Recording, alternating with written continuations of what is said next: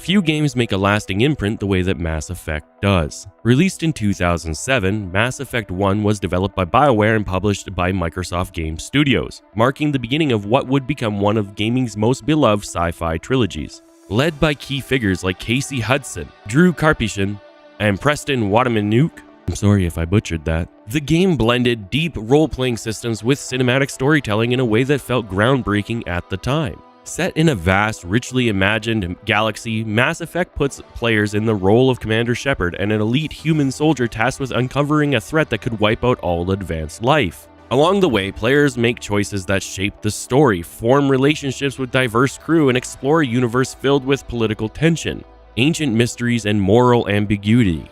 Mass Effect wasn't just a game, it was an experience that made players feel like they were starring in their own space opera. But revisiting a classic like Mass Effect raises an interesting question. How much of what we remember is truly reflective of the game itself? And how much is our memory of Mass Effect been shaped by nostalgia? Over time, our memories can soften rough edges, amplify emotional highs, and paint a picture that may not fully match the reality of the expectation.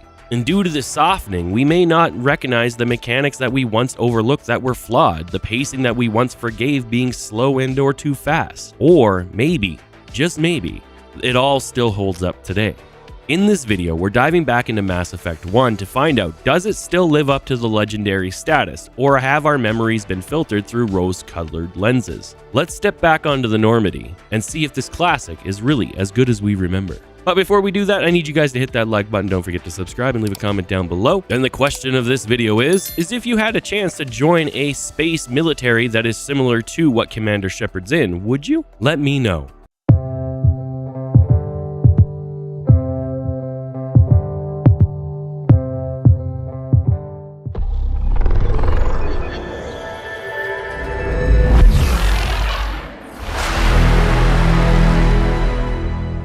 Our journey will start where every Mass Effect journey does, and that's loading into the game. Personally, for me, I enjoy when you load into a new game for the first time, or even if you load into an old game for the millionth time. Think of all the games throughout our history that we remember simply because of the way that it loaded into. Everybody remembers EA Sports. It's in the game. EA Sports. It's in the game. Or Sega. Now, Mass Effect Legendary Edition doesn't have any of those kind of things, but what it does have is that sci-fi feeling that immediately lets you know and sets the tone of what this game is going to share with us. And I do appreciate that. Now, all we're doing here is setting our difficulty, which we'll be playing through on normal. Welcome to Alliance Military Database. Classified information requested. Establishing secure connection. Secure connection confirmed.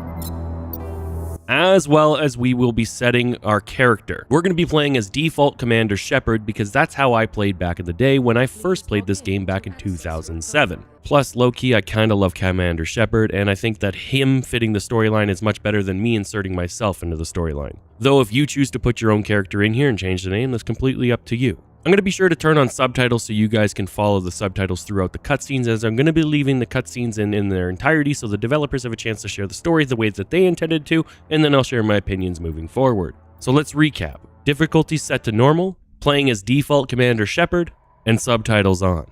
Let's head into our first mission.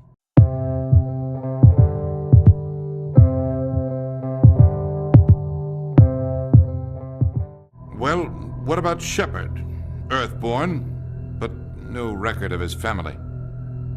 Doesn't have one. He was raised on the streets, learned to look out for himself. He saw his whole unit die on a cruise. He could have some serious emotional scars. Every soldier has scars. Shepard's a survivor. Is that the kind of person we want protecting the galaxy? That's the only kind of person who can protect the galaxy. I'll make the call. The text reads as follows. In the year of 2148, explorers on Mars discovered the remains of an ancient spacefaring civilization. In the decades that followed, these mysterious artifacts revealed startling new technologies enabling travel to the furthest stars. The basis for this incredible technology was a force that controlled the very fabric of space and time. They called it the greatest discovery in human history. The civilizations of the galaxy call it Mass Effect.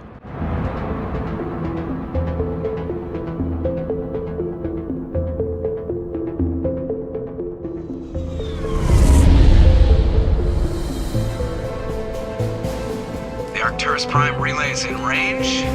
Initiating transmission sequence. Commander?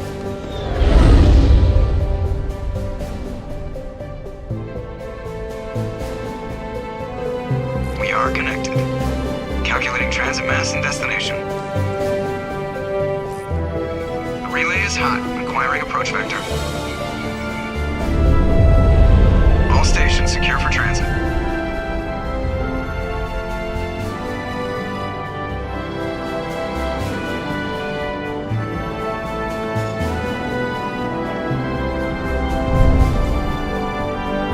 Board is green. Approach run has begun.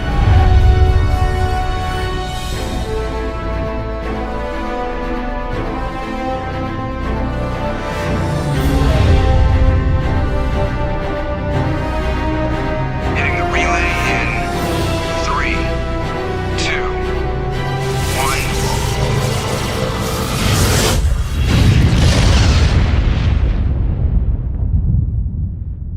1. Thrusters, check. Navigation, check.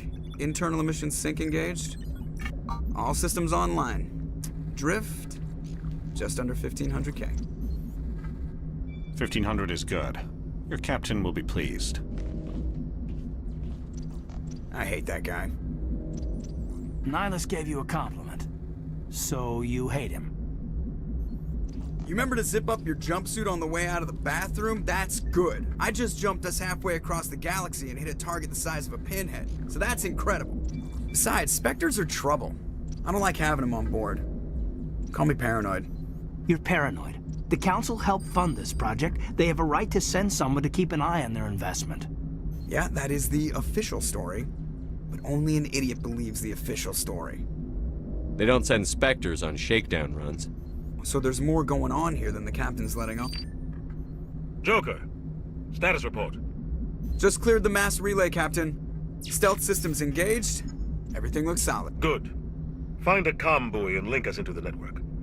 I want mission reports relayed back to Alliance brass before we reach Eden Prime. Aye, aye, Captain. Better brace yourself, sir. I think Nihilus is headed your way. He's already here, Lieutenant. Tell Commander Shepard to meet me in the comm room for a debriefing. You get that, Commander? He sounds angry. Something must have gone wrong with the mission. Captain always sounds like that when he's talking to me. Can't possibly imagine why. This is our first opportunity to take control of Commander Shepard. Few things to note. We will always be choosing the nice and or the least problematic option when it comes to the dialogue choices. In this playthrough, we're going to try our best to be a good guy, making mostly good choices. As we head to the bridge, we're going to hear a lot of conversations from the other people part of the crew of the Normandy. They are all pretty much expressing concerns over the mission, the fact that there is a Spectre Nihilus on board, and how they don't trust either the mission and or the Spectre at all. And for that matter, they don't really trust the mission that was sent from the Council. More on the Council later. Arriving at the bridge, we're going to end up talking to Nihilus first, to which my personal opinion on the guy is he's a pretty stand-up dude. He seems like a trustworthy guy, but nobody else seems to trust him at all. Commander Shepard, I was hoping you'd get here first. It will give us a chance to talk. What about? I'm interested in this world we're going to, Eden Prime. I've heard it's quite beautiful. They say it's a paradise. Yes, a paradise. Serene, tranquil, safe. Eden Prime has become something of a symbol for your people, hasn't it? Proof that humanity can not only establish colonies across the galaxy, but also protect them. But how safe is it really? Do you know something? Your people are still newcomers, Shepard. The galaxy can be a very dangerous place. Is the Alliance truly ready for this? I think it's about time we told the Commander what's really going on. This mission is far more than a simple shakedown run. I figured there was something you weren't telling us. We're making a covert pickup on Eden Prime. That's why we needed the stealth systems operational. What's the payload, Captain? A research team on Eden Prime unearthed some kind of beacon during an excavation. It was Prothean. What else can you tell me?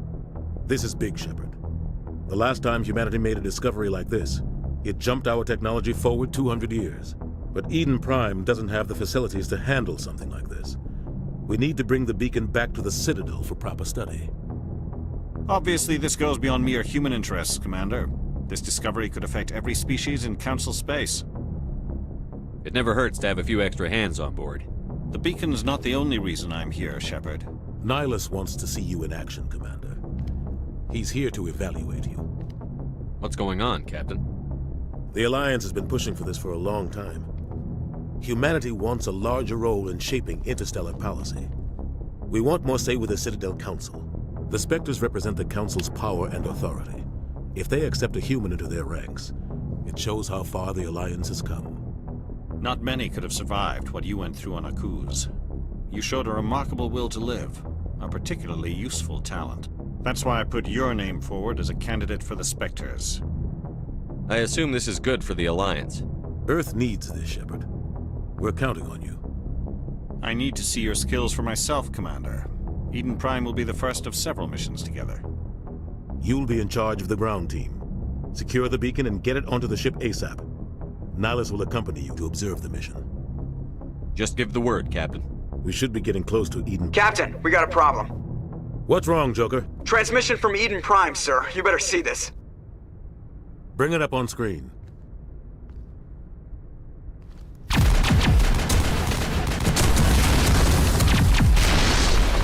Get down!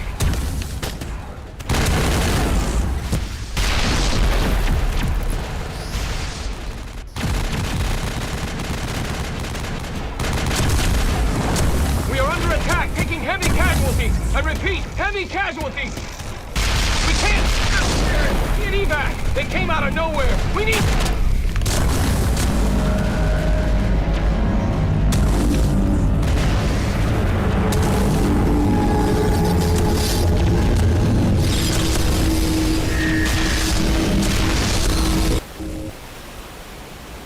Everything cuts out after that. No comm traffic at all.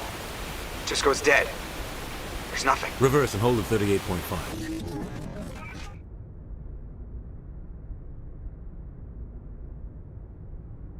Status report. 17 minutes out, Captain. No other Alliance ships in the area. Take us in, Joker, fast and quiet. This mission just got a lot more complicated. A small strike team can move quickly, without drawing attention. It's our best chance to secure the beacon. Grab your gear and meet us in the cargo hold. Tell Alenko and Jenkins to suit up, Commander. You're going in.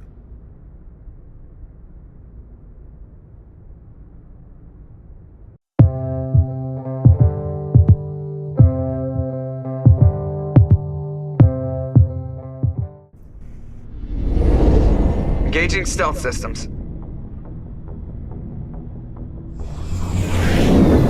Somebody was doing some serious digging here, Captain. Your team's the muscle in this operation, Commander. Go in heavy and head straight for the dig site. What about survivors, Captain? Helping survivors is a secondary objective. The beacon's your top priority. Approaching drop point 1. Nihilus, you coming with us? I move faster on my own. Nihilus will scout out ahead. He'll feed you status reports throughout the mission. Otherwise, I want radio silent. Ready and able, sir. The mission's yours now, Shepard. Good luck! We are approaching drop point 2. This mission works both as a tutorial, as well as the introduction to the story, obviously. Right off the bat, as soon as we land on the planet, we can tell that the graphics look really good. This is how I remember the graphics when I played the original Mass Effect, so that's why we're playing the legendary graphics. As I don't factor graphics into my consideration for nostalgic reviews, as our memories automatically upscale everything to 4K. We initially start by testing out the combat by shooting a bunch of space floating dumplings, to which we learn there is heavy bloom in this game, and I mean it's atrocious. Pushing deeper into the ravine towards the dig site, we'll get another cutscene where we'll be introduced to another enemy type.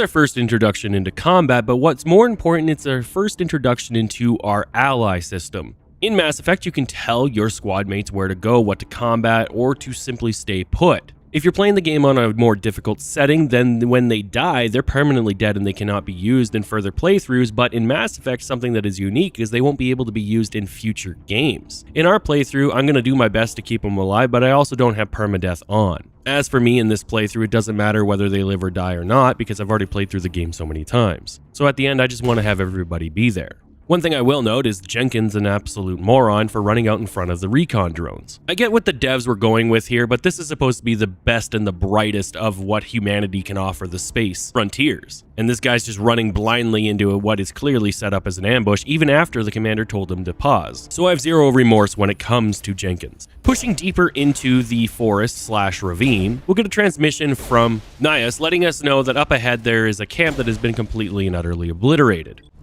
I've got some burned out buildings here, Shepard. A lot of bodies. I'm gonna check it out. I'll try to catch up with you at the dig site. Obliterated. Pushing towards the camp, though, we will stumble across a survivor who is currently being ambushed by what we will find out is the Geth.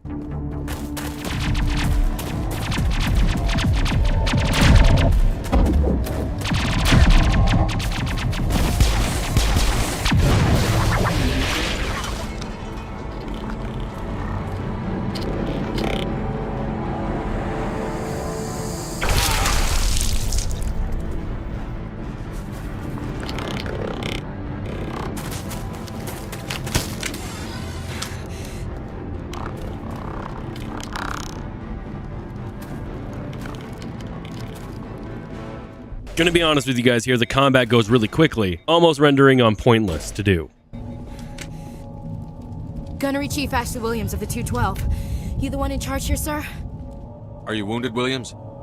A few scrapes and burns, nothing serious. The others weren't so lucky. We were patrolling the perimeter when the attack hit. We tried to get off a distress call, but they cut off our communications. I've been fighting for my life ever since. Any idea what kind of enemy we're facing? I think they're Geth. The Geth haven't been seen outside the Veil in nearly 200 years. Why are they here now? They must have come for the beacon. The dig site is close, just over that rise. It might still be there. We could use your help, Williams. Aye, aye, sir. It's time for payback. Move out. Now that we got our full squad back after the loss of the moronic Jenkins, we can push deeper into the ravine. Originally, the beacon was found at, well, let's call it the uncovering site, which is where we're headed now, but upon arriving there, we're going to be ambushed. This is where the game introduces us to the cover system. If you played games like Gears of War, then you understand how the cover system works. You simply hide behind cover, you don't take any damage, but if you want to shoot at the enemy, you have to breach cover in order to take your shots. Mass Effect does it in a pretty good way where you're not forced to use cover, it's just highly recommended. In fact, a lot of the times I find myself just pushing aggressively through, and sometimes you pay for that choice when you do it. I would rather a game give you the option, unlike a game like Gears of War, where it forces you to do it non-stop. Mass Effect's a nice balance where you should do it, but you're not expected to. Though I will be also honest, the weapons bloom kind of prevents you from feeling like a Billy Badass over here when your rounds just kind of go out in any random direction sometimes. That being said though, there is a level up system inside of the game where you can improve certain features within the game. This doesn't inherently make your recoil better, but guns later on and loot as you find it will improve over time. In our case, we're going to be using the level up to mostly just kind of advance the story as anyone would. I've set my squad mates to be leveled up automatically as I don't want to have to micromanage them throughout our playthrough. The rate in which you get level ups is insanely fast, so you'd spend a lot of time in here choosing what to level up, and the game already knows what needs to be leveled up, so I'm just trusting it to do itself. Though I will be leveling up myself, and on our first level up we did pistols, assault rifles, combat armor, and charm. Every game I ever play that's an RPG, I always put points into charm because I want to be able to talk in any dialogue I want, and not be locked out by a charm check. Now, we've already done the ambush from the Geth where the beacon used to be, but now the beacon's been moved to a different docking station further inland. I don't know if that's the correct term if you come from space, but I'm just going to use that term. So you guessed it, we got to push further inland. This is the dig site. The beacon was right here. It must have been moved. By who? Our side or the Geth? Hard to say. Maybe we'll know more after we check out the research camp. You think anyone got out of here alive? If they were lucky. Maybe hiding up in the camp. It's just on the top of this ridge, up the ramps. So now we gotta head towards the camp. Now remember, we already had a comms come over the radio from Nihilus letting us know that the camp's been completely and utterly destroyed. And when we get there, well, you guessed it, it's been completely and utterly destroyed. But we will be introduced to a new enemy type called the Husk. These are essentially zombies, like in the grand scheme of things, like they're zombies. I know somebody's gonna pretend they're not, but they're zombies. There's no ifs, ands, or buts about it. Oh God, they're still alive. What did the Geth do to them? Husks are synthetic organic zombies created from the bodies of organic beings. I'm going to be 150% honest with you guys right now. I do not remember the Husks looking so silly when moving around the map back in Mass Effect, the original, way back in 2007. In fact, I remember them being a little bit more scary than what they currently are. I don't know if this was a switch from the original into the Legendary Edition, but they just kind of come off as comically bad. But seeing how they're a low-level enemy, it doesn't really matter. It just seems a little bit weird. They run a little bit too slow. The animation's a little bit too jokey. And it's just odd. But we're going to move on past that. Once we kill the Husk, which is super easy to do, we loot the camp, and then we ended up doing a hacking minigame. I really like the way that Mass Effect does its hacking minigame. It's not some elaborate system. It's not some weird minigame. You just simply hit buttons that correspond with the code that you're entering. This will be difficult based off of speed of input presses, but that's about it. It feels like you're actually pressing the panel, which is what I like about it. Where other games have to come up with these weird elaborate systems, like let's say Ubisoft's Watch Dogs, where hacking involves doing a whole bunch of puzzles to simply open a door. This feels better, and I can appreciate that about Mass Effect. Inside of the room though, we do run into a couple survivors who give us the most generic details about what's going on. And to be honest with you, it doesn't really do anything. Humans, thank the Maker. Hurry, close the door before they come back. What are you doing here? I'm Dr. Warren. I was in charge of this excavation. We hid in the shed during the attack. They must have come for the beacon. Luckily, it wasn't here. It was moved to the spaceport earlier this morning. Manuel and I stayed behind to pack up the camp. When the attack came, the Marines held them off long enough for us to hide. They gave their lives to save us. No one is saved. The age of humanity is ended. Soon, only ruin and corpses will remain. Williams, take us to the spaceport. You can't stop it. Nobody can stop it. Night is falling. The darkness of eternity. Hush, Manuel. Go lie down. You'll feel better once the medication kicks in.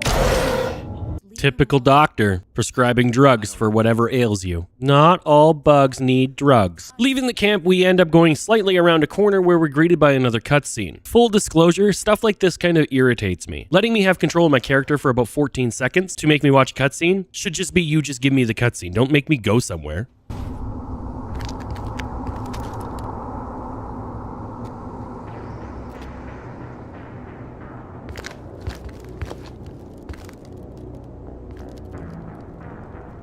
Saren.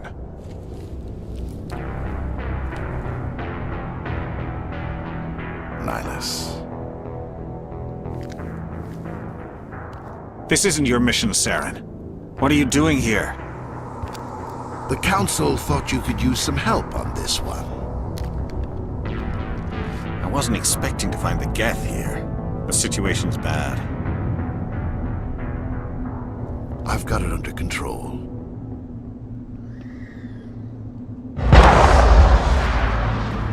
Alright, we've established that there's an evil specter here, and all the distrust placed towards Nihilus was completely and utterly misplaced. I ended up getting distracted by this ship that was taken off. I really like moments like this in games. I can't help but watch. Just the massive scale of it all. But once we got undistracted, we ended up in a massive fight with a bunch of Geth, and a few Husks running around here or there. Let's take a moment just to talk about the early combat in-game. The early combat in the Mass Effect 1 is extremely easy. The AI isn't that good, and let's be very, very clear. In 2007, there was games out there that had amazing AI. For example, some of the games that were released in 2007 were the first Assassin's Creed games. BioShock, Call of Duty, but what Mass Effect had going for it over those other games was simply its scale. So admittedly, even though that the AI is lacking, where it makes up for it is in the world, the lore, and the politics that go into the game. We have to separate ourselves from the new modern technology where we have an extremely very good AI that is absolutely able to keep up with the players. Back in 2007, they had to make sacrifices on this and or that in order to be able to make the game what they intended to make. They wanted to tell a massive space odyssey, so they had to make some sacrifices when it came to the AI. That being said, we do find Nias' dead body.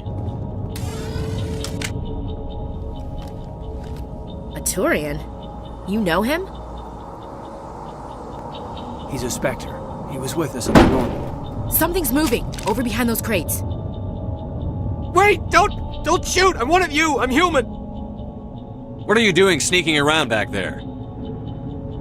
I'm sorry, I was hiding from those creatures. My name's Powell. I saw what happened to that Turian. The other one shot him. I need to know how Nihilus died. The other one got here first. He was waiting when your friend showed up. He called him Saren. I think they knew each other. Your friend seemed to relax. He let his guard down. And Saren killed him. Shot him right in the back. I'm just lucky he didn't see me behind the crates. We were told a Prothean beacon was brought to the spaceport. What happened to it? It's over on the other platform. Probably where that guy Saren was headed. He hopped on the cargo train right after he killed your friend. I knew that beacon was trouble. Everything's gone to hell since we found it. First that damn mothership showed up, then the attack. They killed everyone. Everyone. If I hadn't been behind the crates, I'd be dead too. How come you're the only one who survived? Why didn't anyone else try to hide behind the crates? Had a chance. I was already behind the crates when the attack started. Wait a minute. You were hiding behind the crates before the attack? Sometimes I need a nap to get through my shift. I sneak off behind the crates to grab 40 winks where the supervisor can't find me. You survived because you're lazy? Is there anything else you can tell me about the beacon? They brought it here this morning. We loaded it up onto the train and shipped it to the other platform. Hard to believe that was only a few hours ago. Feels like a whole other life. Tell me about the Geth attack. It was quick. 1 minute that ship was descending, the next, those Geth were swarming over the platform, thousands of them. They must have been inside that mothership. They shot anything that moved. It was a massacre. Tell me about this mothership you saw. I've never seen anything like it before. It was huge. Landed over near that platform. The whole place got dark as it came down. And it was making this noise, this sound that bored right into your brain. That's what woke me up. The attack came a few minutes later. We need to find that beacon before it's too late. Take the cargo train. That's where the other Turian went. I can't stay here. I need to get away from all this. I want you to put yourself into that survivor's shoes. Imagine, because you were lazy, you hid behind crates, and because of that simple laziness, you somehow survived while every single person you know died. Now think of returning home to your wife and having to explain to her that the only reason you're alive is because you're a lazy sack of shit. Imagine looking into the husbands and wives' faces of the people who lost their husbands and wives to the attack, and you're the one survivor, and you have to tell them it's because you hid behind crates. The rest of that guy's life will be miserable, and he frankly deserves it. So what we learned is that they had moved the beacon from the original spot to this spot, and then they had moved it from this spot to a different spot that requires us to use the tram system in order to be able to get there. Unfortunately for us, the Geth are stationed just around the corner from where we were talking to the survivor, and we're going to have to fight our way down a very long single straight hallway with a ton of cover. As I said earlier, this is a cover shooter, so a lot of the fights that you are going to be having are going to be in what I'm going to call hallways. Whether it's outside like this one or inside in an actual hallway, they are shooting hallways. And all you have to do is progress down there. And the way to progress down there is simply to use cover and then bounce up and then use cover and then bounce out. Inherently, there's nothing wrong with this. I'm just noting it for the video. As I said, Mass Effect does a great job of allowing you really to play however you want, with one caveat. That being that you have to make sure that you are constantly monitoring your teammates, especially if you're playing on permadeath mode. A great example of this is in this fight, one of the Geth actually do kill one of our allies, Cade, or Caden.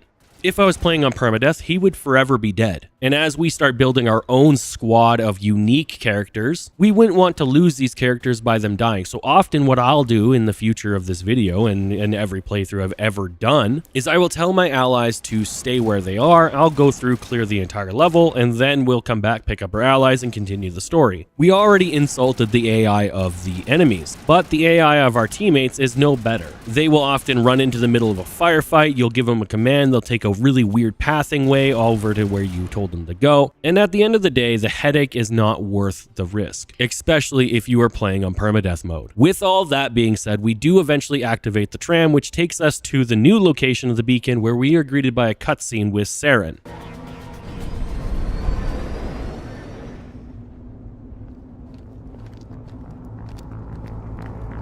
Set the charges. Destroy the entire colony. Leave no evidence that we were here.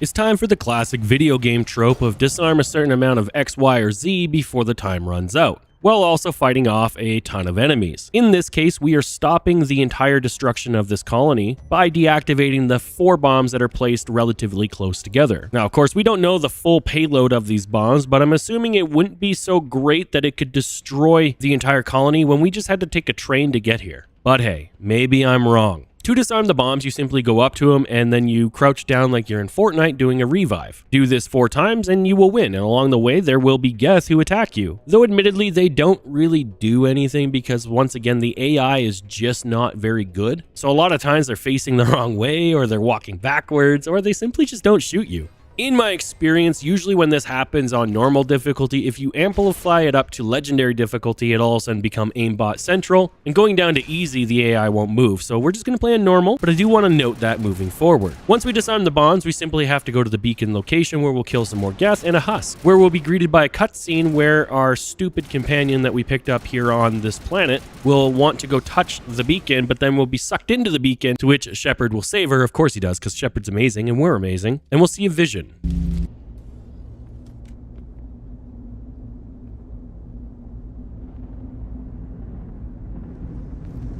Normandy, the beacon is secure. This is amazing. Actual working Prothean technology. Unbelievable. It wasn't doing anything like that when they dug it up. Something must have activated it. Roger, Normandy. Standing by.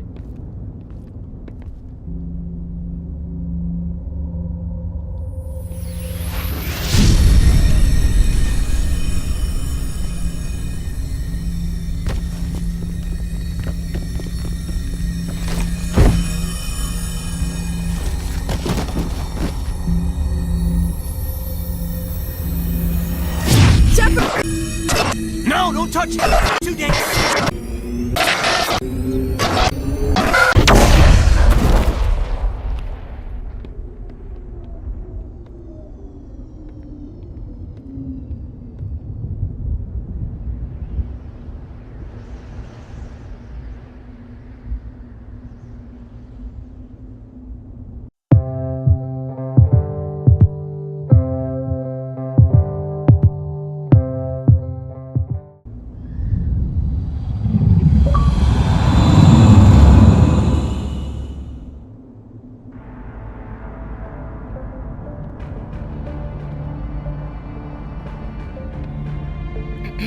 We identified the ship that touched down on Eden Prime, the Normandy, a human alliance vessel.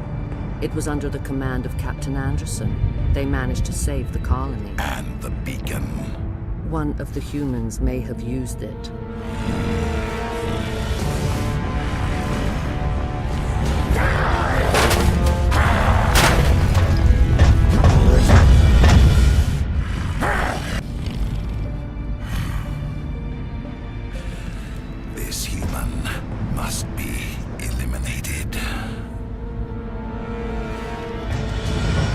Holy alien boobies. Dr. Chakwas, I think he's waking up.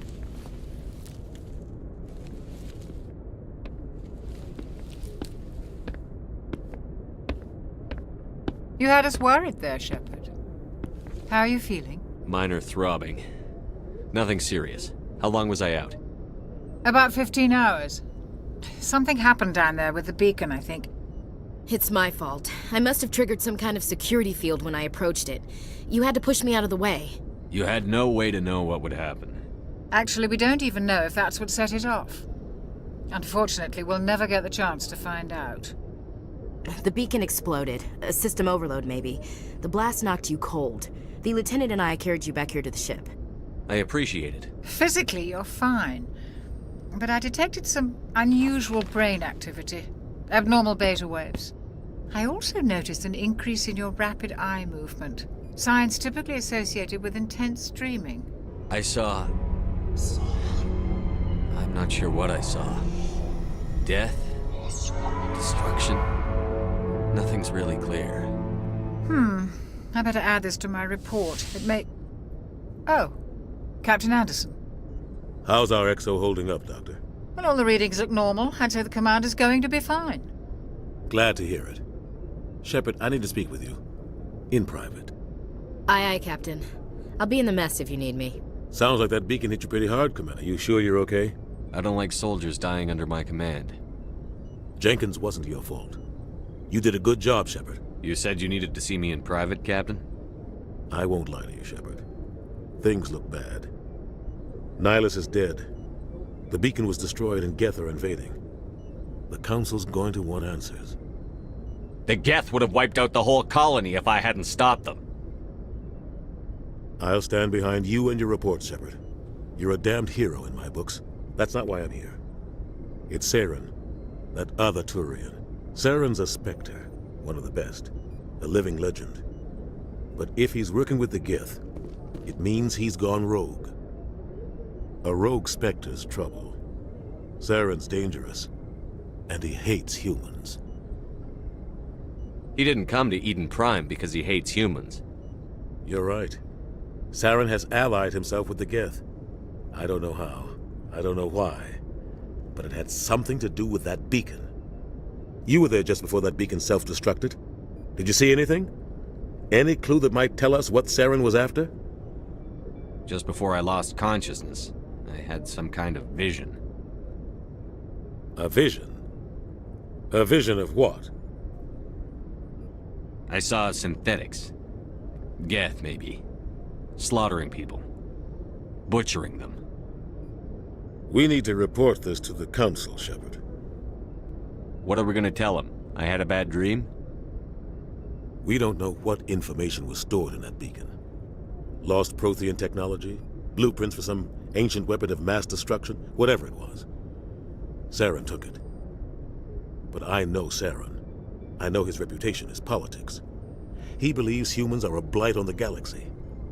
This attack was an act of war. He has the secrets from the beacon.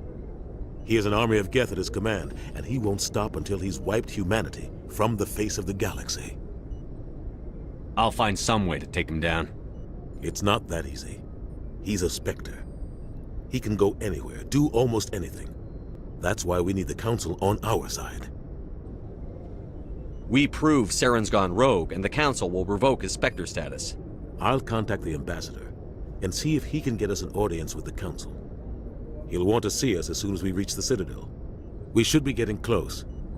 Head up to the bridge and tell Joker to bring us into dock. I love the politics of Mass Effect, but I hate how vague everybody is about everything. I fear that Mass Effect suffers from what every single sitcom TV show, drama TV show, and/or action TV show suffers from. And it's just if the characters would just be open and honest about everything with each other, then a lot of the issues that we're going to have moving forward could be avoided. A lot of the storyline in Mass Effect 1 will be you, as Commander Shepard, facing roadblocks set in place by other people who are trying to look out for their own political interests. And from a player standpoint, this is extremely frustrating because we have the advantage of being outside knowledge. But from a gameplay and story standpoint, it's extremely fun and powerful to kind of navigate the sticky webs that these politicians lay out, or in this case, most prominently would be the Council. I just wish that the people that are working with Commander Shepard would be a little bit more open and honest about what they're achieving. Because even though we're heading to the Citadel, our very first cutscene on the Citadel will literally show us how much politics plays a role into everything that's going to happen, which, once again, from a gameplay and story standpoint, is absolutely phenomenal. From a player standpoint, you're just kind of sitting here like, why is this happening? A lot of the times, what happens in the Mass Effect 1 is Commander Shepard will say, hey, this is what's going on, and some politician will be like, haha, we don't care. Or they will just straight up tell us that we're wrong. Adding a bit to this frustration is when you select a choice when you're giving your dialogue options, a lot of times what you select is not at all what Commander Shepard says. You might pick the innocent answer and Commander Shepard might attack the person. And there's no way for you to know this without preemptively playing the game. That being said, let's head to the Citadel.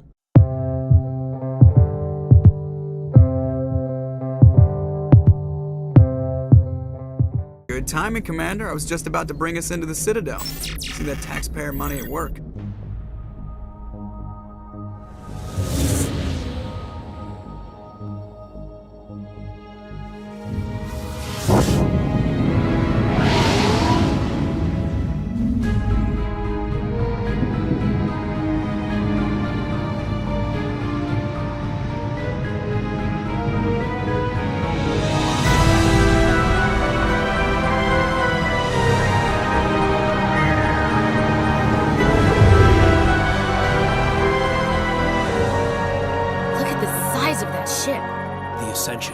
Flagship of the Citadel fleet. Well, size isn't everything.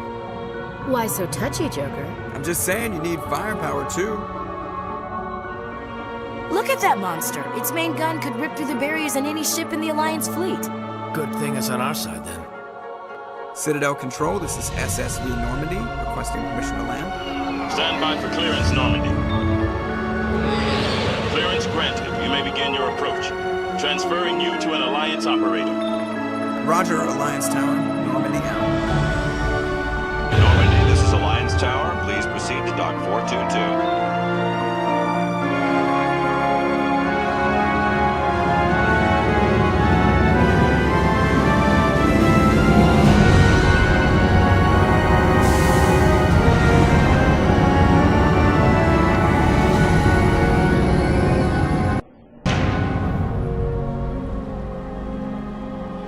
This is an outrage! The Council would step in if the Geth attacked a Turian colony? The Turians don't found colonies on the borders of the Terminus systems, Ambassador. Humanity was well aware of the risks when you went into the Traverse. What about Saren? You can't just ignore a rogue Spectre. I demand action! You don't get to make demands of the Council, Ambassador. Citadel Security is investigating your charges against Saren.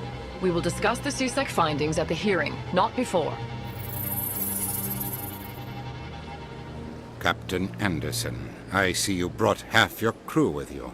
Just the ground team from Eden Prime, in case you had any question. I have the mission reports. I assume they're accurate? They are. Sounds like you convinced the Council to give us an audience. They were not happy about it. Saren's their top agent. They don't like him being accused of treason. Saren's a threat to every human colony out there. If they don't stop him, I will. Settle down, Commander. You've already done more than enough to jeopardize your candidacy for the Spectres. The mission on Eden Prime was a chance to prove you could get the job done. Instead, Nihilus ended up dead and the beacon was destroyed. That's Saren's fault, not his. Then we better hope the CSEC investigation turns up evidence to support our accusations. Otherwise, the Council might use this as an excuse to keep you out of the Spectres. Come with me, Captain. I want to go over a few things before the hearing. Shepard, you and the others can meet us at the Citadel Tower, top level. I'll make sure you have clearance to get in.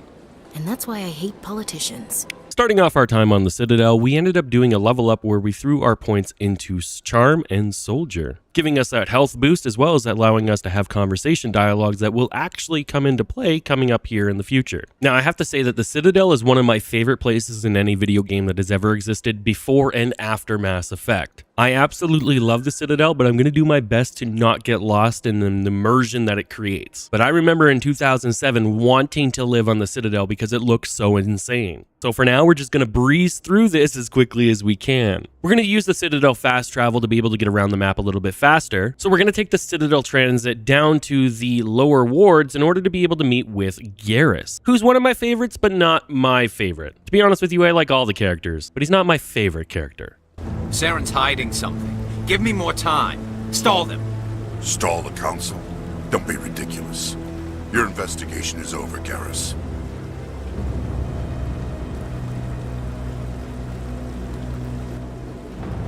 Commander Shepard, Garrus Vicarian. I was the officer in charge of the CSEC investigation into Saren. Come across anything I should know about? Saren's a Spectre. Most of his activities are classified. I couldn't find anything solid. But I know he's up to something. Like you humans say, I feel it in my gut. I think the Council's ready for us, Commander. Good luck, Shepard. Maybe they'll listen to you.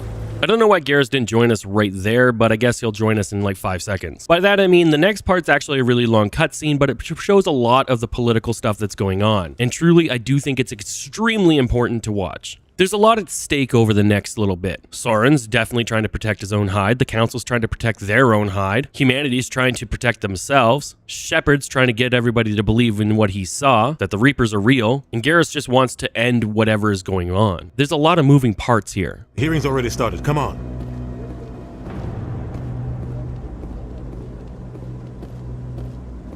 The Geth attack is a matter of some concern, but there is nothing to indicate Saren was involved in any way.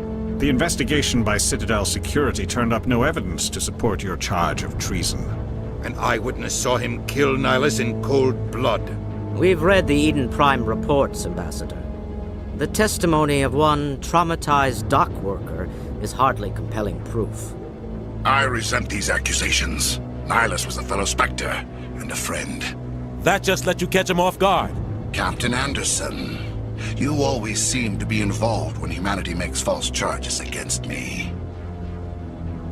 And this must be your protege, Commander Shepard, the one who let the beacon get destroyed. The mission to Eden Prime was top secret. The only way you could know about the beacon was if you were there. With Nihilus gone, his files passed on to me. I read the Eden Prime report. I was unimpressed.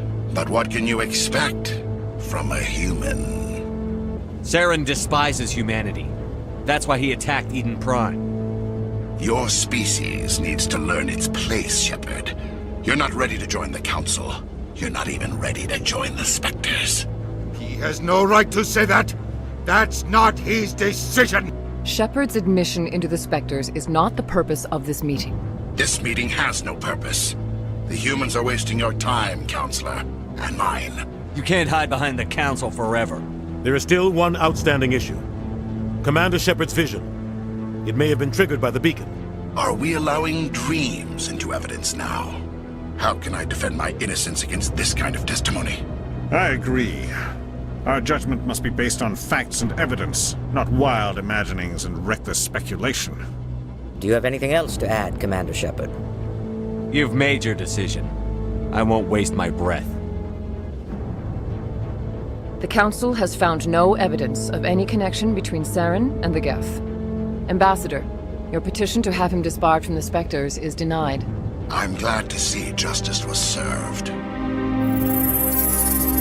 This meeting is adjourned.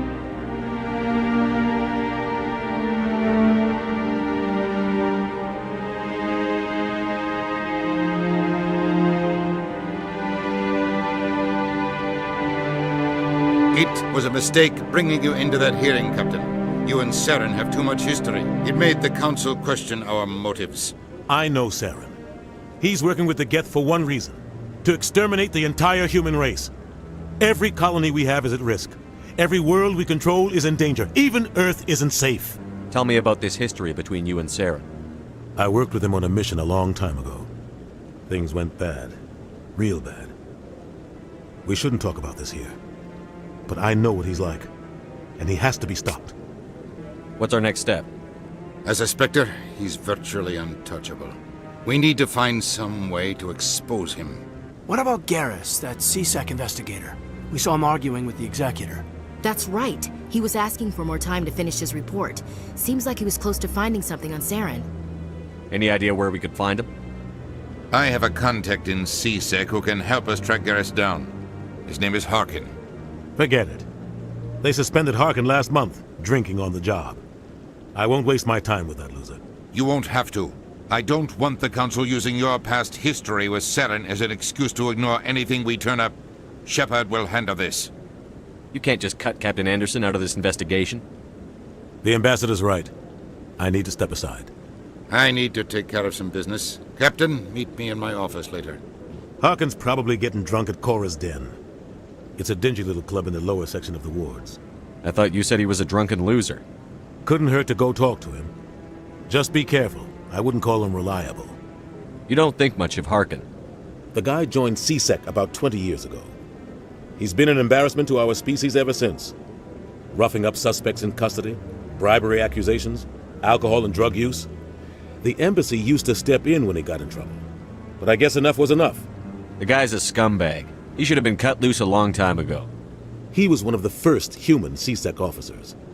Guess it would have looked bad if he got fired. A lot of backroom deals were worked out over the years to keep him on the force. Politics is a dirty business sometimes, but it looks like his time's run out. We've got enough humans in CSEC now to stop protecting him. I should go. Good luck, Shepard. I'll be over in the ambassador's office if you need anything else. See, I told you there's a lot of moving parts. Clearly, the Council does not like the ambassador does not like the captain likes Shepard, but Shepard's not liked by anybody. On top of that, in behind everything's tied to your species. Humans are considered scum, where other races are considered gods. At the end of the day, I really do feel that the Council didn't listen to a single thing that humanity was offering, and for some reason they were casting massive judgment on the one person that actually saw what was happening there for no reason. The survivor on Eden Prime that saw Soren murder Nihilus is absolutely 100% creditable. They weren't drunk, they weren't high, they didn't have any other circumstances, they were just lazy. Yet for some reason, this wise council simply dismisses everything that they said. Now, you could always dumb this down to the fact that Soren has had the ability to kind of infiltrate the mindset of the council and be able to manipulate his way through, but that would be going into a lot of lengths in order to be able to establish the fact that this was all happening in behind the scenes, and we, the player, couldn't possibly know that. Looking at it from a player standpoint, it just looks like the council's deliberately being naive in order to protect their own interests in which we don't fully understand as a player ourselves. But as the story unfolds, we'll start to learn what's going on here. Now, we're going to be finding Garrus, and Garrus is one of my favorite characters, but he's not my favorite character. I know I said that already once. But for some reason, right after the council meeting, rather than hanging out to listen to what it was and be able to inform himself, he decided to take off randomly. And so now the only way we're going to find him is to go talk to a person at a bar who's hammered, who had no idea this council meeting was happening or where Garrus might be. As we head there will be some side quests that we pick up along the way. In this specific playthrough, we won't be really focusing on side quests in the video that you're watching. I might do a couple here or there as we go through, just as B-roll footage like you're seeing here. But in the grand scheme of things, I'm hoping to focus on the main story only, as this video might be 5, 6, 7, 8, 9, 10 hours long if I did all the side quest stuff as well. Just know that on the Citadel and the planets that we go to, there is an immense amount of side content for you to be able to enjoy. But I also need to phrase this and get this out of the way here and now, that because we are focusing on the main story, the story might seem like it's going at an alarmingly fast pace. A lot of times with these RPG games, what they want you to do is do a main quest, do a bunch of side content to pad out the time, and then come back to the main quest. When you happen to just focus on the main quest only, a lot of times it can feel like the storyline is speeding through. If you get that feeling, it's simply because of the fact that I am not showing you guys the side content. I hope that clears it up. Let's get back into the actual meat and gristle of this. When we arrive at Cora's Den, there's a couple of assassins outside heading in to assassinate Harkin, which we stop. As I said before, I like to keep my allies outside of the fights, but for some reason in the Legendary Edition, they keep randomly teleporting to me. So just know that if you see my allies with me, I told them to stay out of the fight, but they ended up joining the fight. Taking out the assassins, we can go inside where we're going to meet Rex, a bounty hunter. Back off, Rex. Fist told us to take you down if you showed up.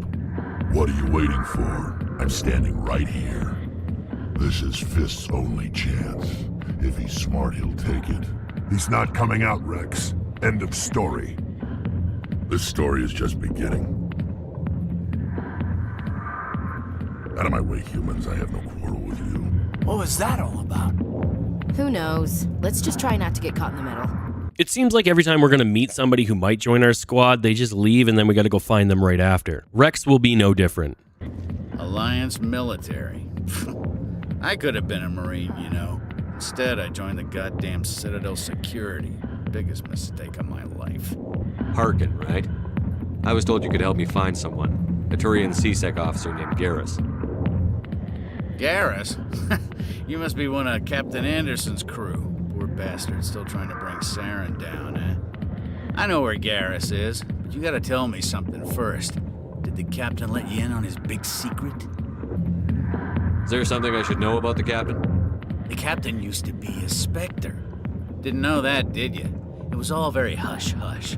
The first human ever given that honor, and then he blew it. Screwed up his mission so bad they kicked him out. Of course, he blames Saren. Says the Turians set him up. Just tell me where Garrus went. Garrus was sniffing around Dr. Michelle's office. She runs the med clinic on the other side of the wards. Last I heard, he was going back there. What do you know about Garrus? Damn hothead is what he is. Still figures he can save the world. Always bucking heads with the Executor. He'll pay for it soon enough. The Executor loves to put us lowly field agents in our place. Just look what happened to me.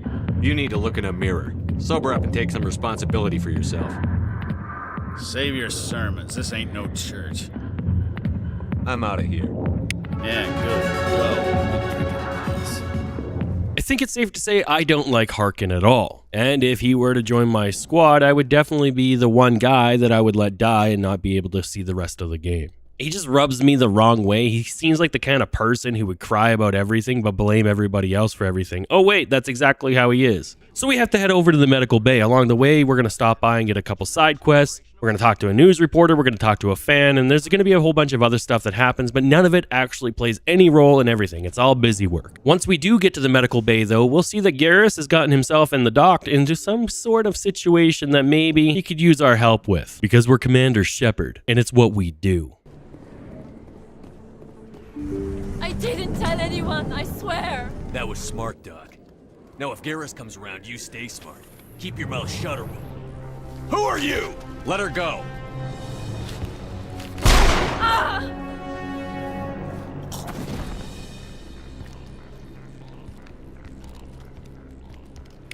If you focus on the main storyline, you're going to go from action piece to action piece like we are. Though this combat scene is, that was a little bit brutal. There wasn't even a hole in his head. Though that being said, in 2007, when everybody was on the ancient CRTVs, you didn't even notice things like that. You were just so enthralled with what's happening, and we're kind of spoiled by modern day games. But even still, everything about Mass Effect 1 holds up better than anything I've played in the last 5 years when it comes to AAA titles, with like 1 or 2 outstanding IPs.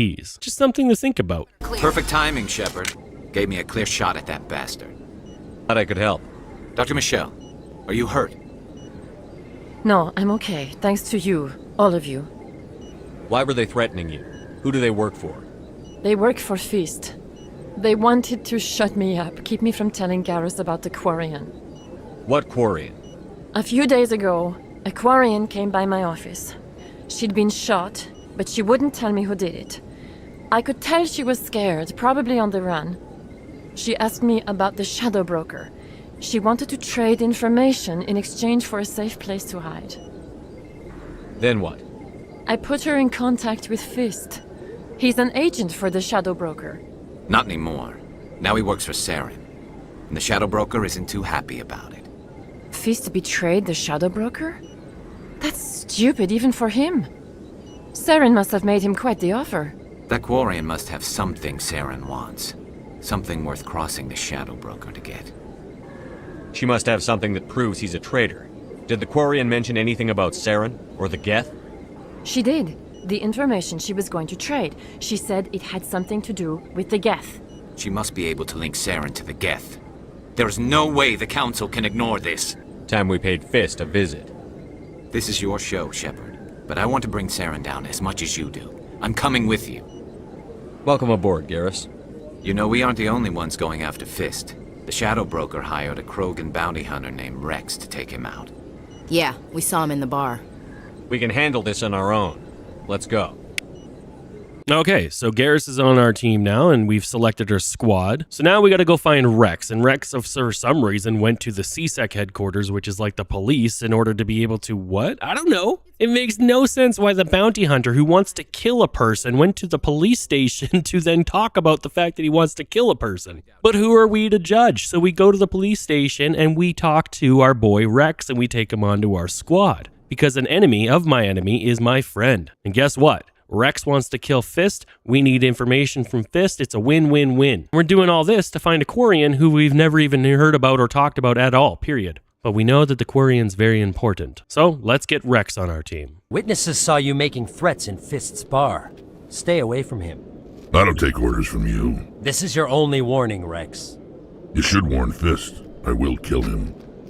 You want me to arrest you? I want you to try. Go on. Get out of here. Do I know you, human? My name's Shepard. I'm going after Fist. Thought you might want to come along. Shepard. Commander Shepard. I've heard a lot about you. We're both warriors, Shepard. Out of respect, I'll give you a fair warning. I'm going to kill Fist. Fist knows you're coming. We'll have a better chance if we all work together. My people have a saying. Seek the enemy of your enemy, and you will find a friend. Glad to have you on the team, Rex. Let's go. I hate to keep Fist waiting.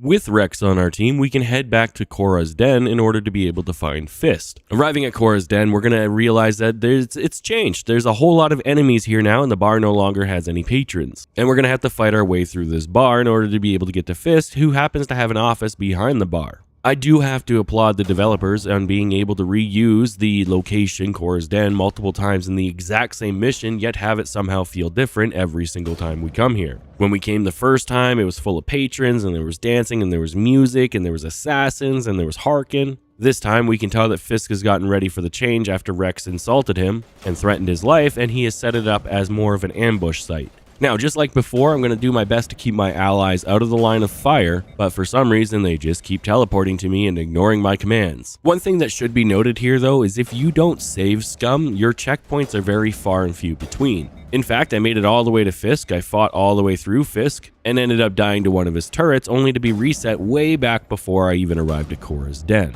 If you're doing one of your own playthroughs, I would highly recommend saving before any big fight, as the checkpoints are extremely unforgiving, and in fact, in typical video game fashion of the era, they will get worse the longer you play the game, as time padding was a major thing that happened back then. I'm not going to bore you with the long combat. Basically what ended up happening is I cleared the room Rainbow Six Siege style, and then we fought Fisk, who's basically a giant bullet sponge, and then we interrogated him about the Turian. Wait! Don't kill me, I surrender! Where's the Quarian? She's not here. I don't know where she is. That's the truth. He's no use to you now. Let me kill him. Wait. I don't know where the Quarian is, but I know where you can find her. The Quarian isn't here. Said she'd only deal with the Shadow Broker himself. Face to face? Impossible. Even I was hired through an agent. Nobody meets the Shadow Broker. Ever. Even I don't know his true identity, but she didn't know that. I told her I'd set a meeting up. But when she shows up, it'll be Saren's men waiting for her. Give me the location. Now. Here on the wards, the back alley by the markets. She's supposed to meet them right now. You can make it if you hurry.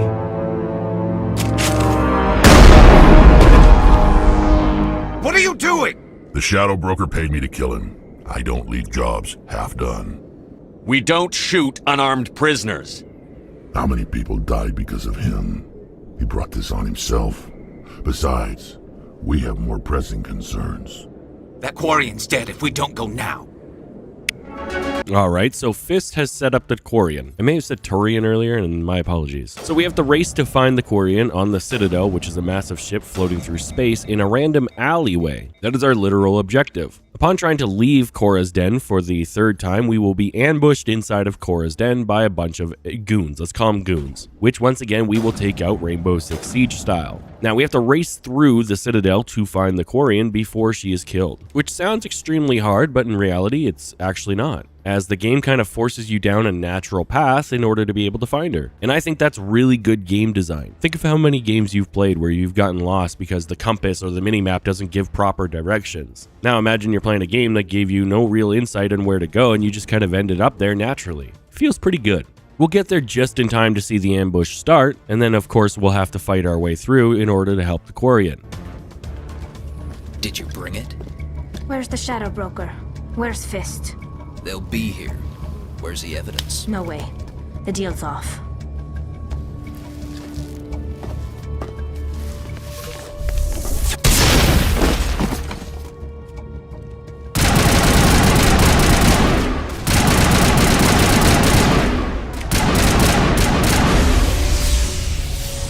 Me up. I knew I couldn't trust him.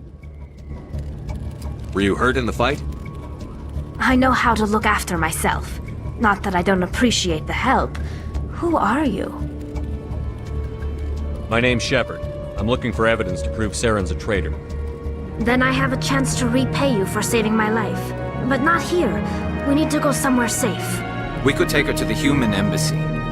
Your ambassador will want to see this anyway. You're not making my life easy, Shepard. Firefights in the wards, an all-out assault on Korra's den. Do you know how many... Who's this? The Quarian? What are you up to, Shepard? You wanted proof Saren's a traitor. This is it. Really? Maybe you better start at the beginning, Miss... My name is Tali. Tali Zora Naraya. We don't see many Quarians here.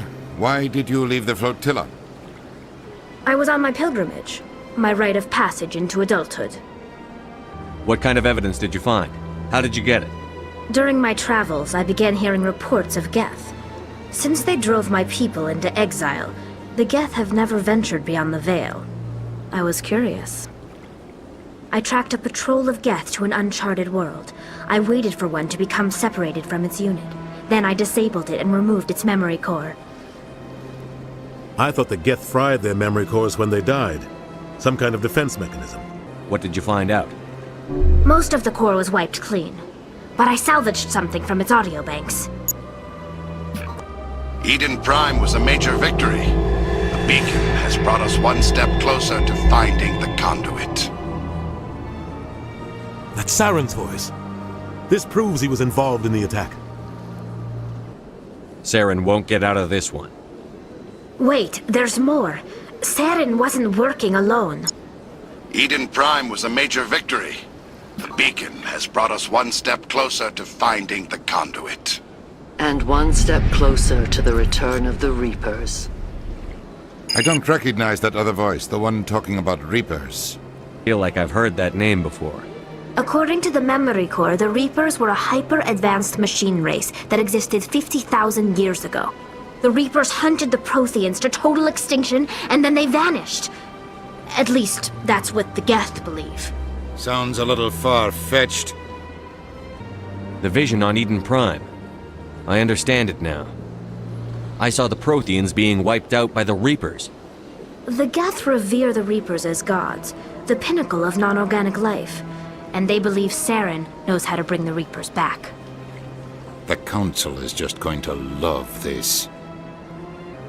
This is a lot to handle. They might just ignore everything we tell them. No matter what they think about the rest of this, those audio files prove Saren's a traitor. The Captain's right. We need to present this to the Council right away. What about her? The Quarian? My name is Tali. You saw me in the alley, Commander. You know what I can do. Let me come with you. I'll take all the help I can get. Thanks. You won't regret this. Anderson and I will go ahead to get things ready with the Council. Take a few minutes to collect yourself, then meet us in the tower. Okay, so we got the evidence that exposes Saren for being a murderer and a treacherous bastard, really. And we're ready to expose this to the Council. Tally also joined our squad, which is awesome because she's one of my favorites, and we will get another one of my favorites very, very quickly. I don't know why she's my favorite. Maybe it's her personality, maybe it's the way she looks. I have no idea, but I've always had a special fondness for her since I was a child. Now, this next cutscene with the council is going to be extremely long. We're going to present our evidence, and then they're going to say basically, yep, we agree with you, and then we're going to become a Spectre. The one thing I found kind of funny about this is at one point the cutscene all kind of makes it seem like it's going to be this big triumphant moment, Commander Shepard becoming a Spectre. But then just as you think it's going to be this big epic moment, it just kind of falls with a dull thud. It just kind of ends and you're now a Spectre. No changes, no new armor, no new special Spectre weapon. You're just a Spectre now, but still the exact same person. Come on. Udina's presenting the Quarians' evidence to the Council. Eden Prime was a major victory. The beacon has brought us one step closer to finding the conduit. And one step closer to the return of the Reapers. You wanted proof? There it is. This evidence is irrefutable, Ambassador. Saren will be stripped of his Spectre status, and all efforts will be made to bring him in to answer for his crimes. I recognize the other voice, the one speaking with Saren. Matriarch Benezia. Who's she? Matriarchs are powerful Asari who have entered the final stage of their lives. Revered for their wisdom and experience, they serve as guides and mentors to my people. Matriarch Benezia is a powerful biotic, and she had many followers. She will make a formidable ally for Saren. I'm more interested in the Reapers. What do you know about them? Only what was extracted from the Geth's memory core. The Reapers were an ancient race of machines that wiped out the Protheans. Then they vanished. The Geth believe the Reapers are gods, and Saren is the prophet for their return.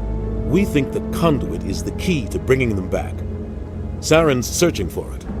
That's why he attacked Eden Prime. Do we even know what this conduit is? Saren thinks it can bring back the Reapers. That's bad enough. Listen to what you're saying. Saren wants to bring back the machines that wiped out all life in the galaxy? Impossible. It has to be. Where did the Reapers go?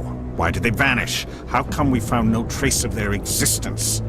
If they were real, we'd have found something. I tried to warn you about Saren, and you refused to face the truth. Don't make the same mistake again. This is different. You proved Saren betrayed the Council. We all agree he's using the Geth to search for the conduit, but we don't really know why. The Reapers are obviously just a myth, Commander. A convenient lie to cover Saren's true purpose. A legend he is using to bend the Geth to his will. 50,000 years ago, the Reapers wiped out all galactic civilization. If Saren finds the conduit, it will happen again. Saren is a rogue agent on the run for his life. He no longer has the rights or resources of a Spectre. The Council has stripped him of his position. That is not good enough. You know he's hiding somewhere in the Traverse. Send your fleet in! A fleet cannot track down one man. A Citadel fleet could secure the entire region, keep the Geth from attacking any more of our colonies. Or it could trigger a war with the Terminus systems. We won't be dragged into a galactic confrontation over a few dozen human colonies. I can take Saren down. The Commander's right. There is a way to stop Saren that doesn't require fleets or armies. No, it's too soon. Humanity is not ready for the responsibilities that come with joining the Spectres. I faced Saren on Eden Prime and exposed him for a traitor. I've proven myself. Commander Shepard, step forward.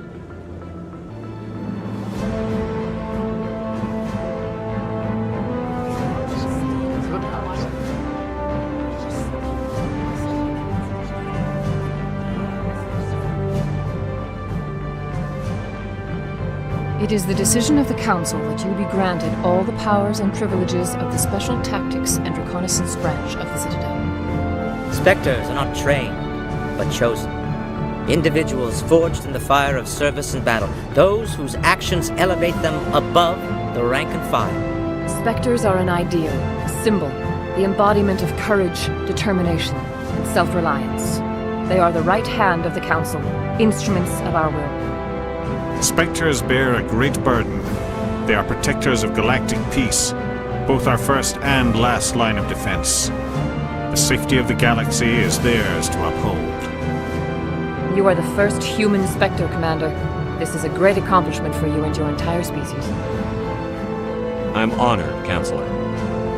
We're sending you into the Traverse after Saren. He's a fugitive from justice, so you are authorized to use any means necessary to apprehend or eliminate him. Any idea where to find him? We will forward any relevant files to Ambassador Udina. This meeting of the Council is adjourned. Congratulations, Commander. We've got a lot of work to do, Shepard. You're going to need a ship, a crew, supplies. You'll get access to special equipment and training now. You should go down to the CSEC Academy and speak to the Spectre Requisitions Officer. Anderson, come with me.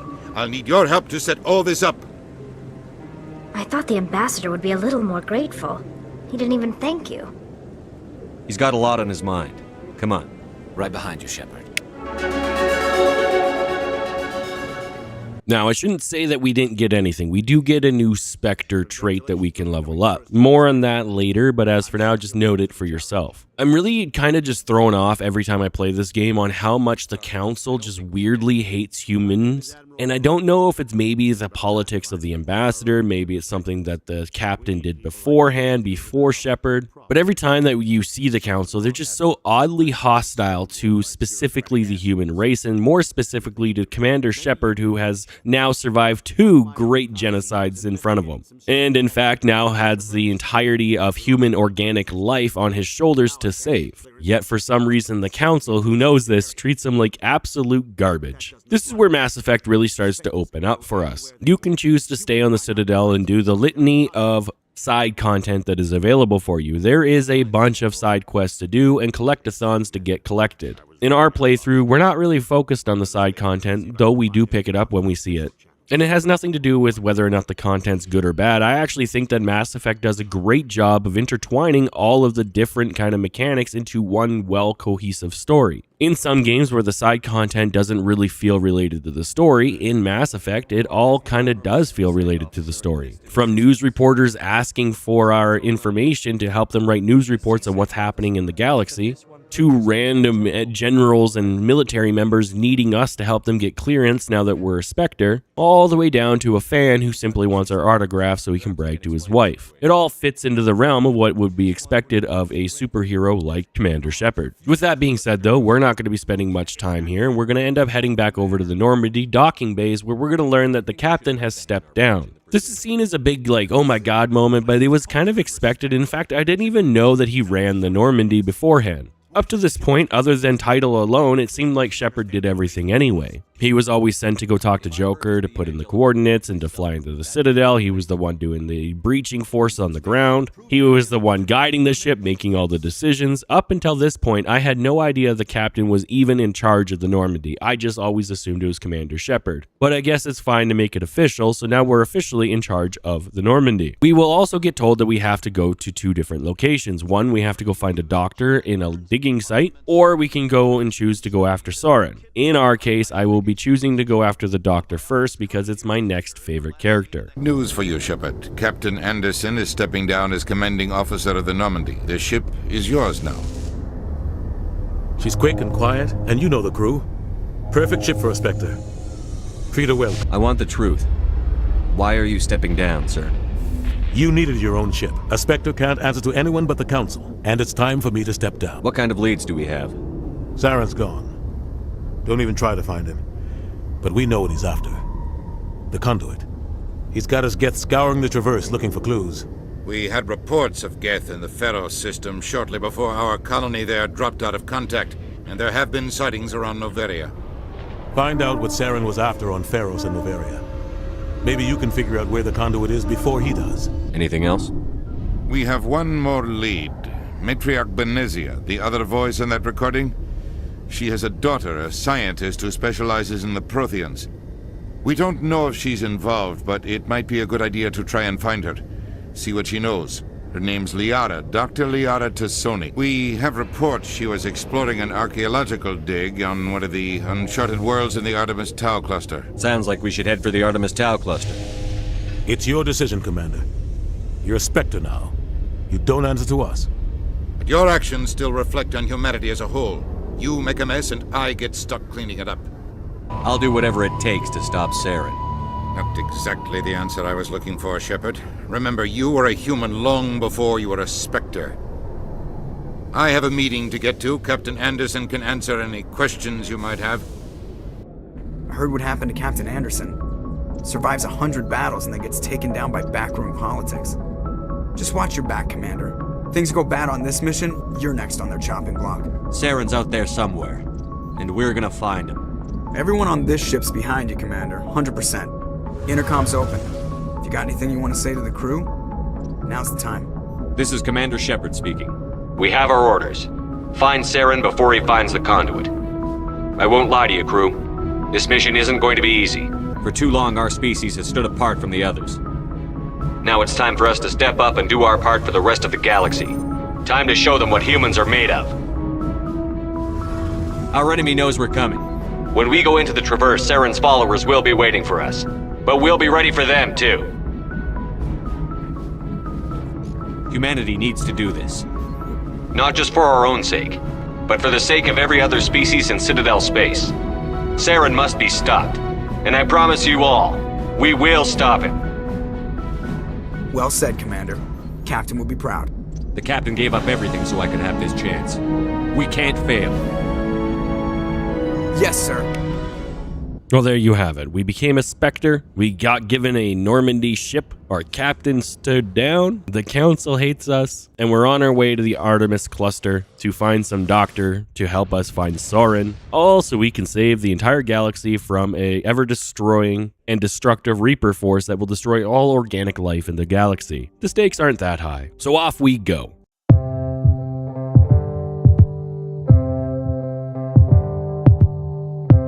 Okay, so we need to get the Doctor. The Doctor is in the Knossos galaxy on the planet of Therum. So we quickly whip over there in space terms, which I'm guessing is pretty fast, but it also could take months. I don't actually know. But for the sake of the story, we're going to assume it's instant. Arriving there, we land on the planet's surface. For our squad, we're taking Garrus and Tally. This is also the first time that we ever get to drive the Mako. The Mako being the land rover that you can pilot when on planet surfaces. This moment always feels very similar to the first time we ever got given a Warthog in Halo. They both handle the same, they both have machine guns the player can use, and overall it just has the exact same vibe, but that doesn't necessarily mean it's a bad thing. In fact, I would argue it's the different thing because I'm absolutely enthralled by the Mako. As we whip across the planet's surface, there's a few things to note about the Mako. One, it's kind of a little bit annoying to drive at first until you get used to it, the exact same as the Warthog.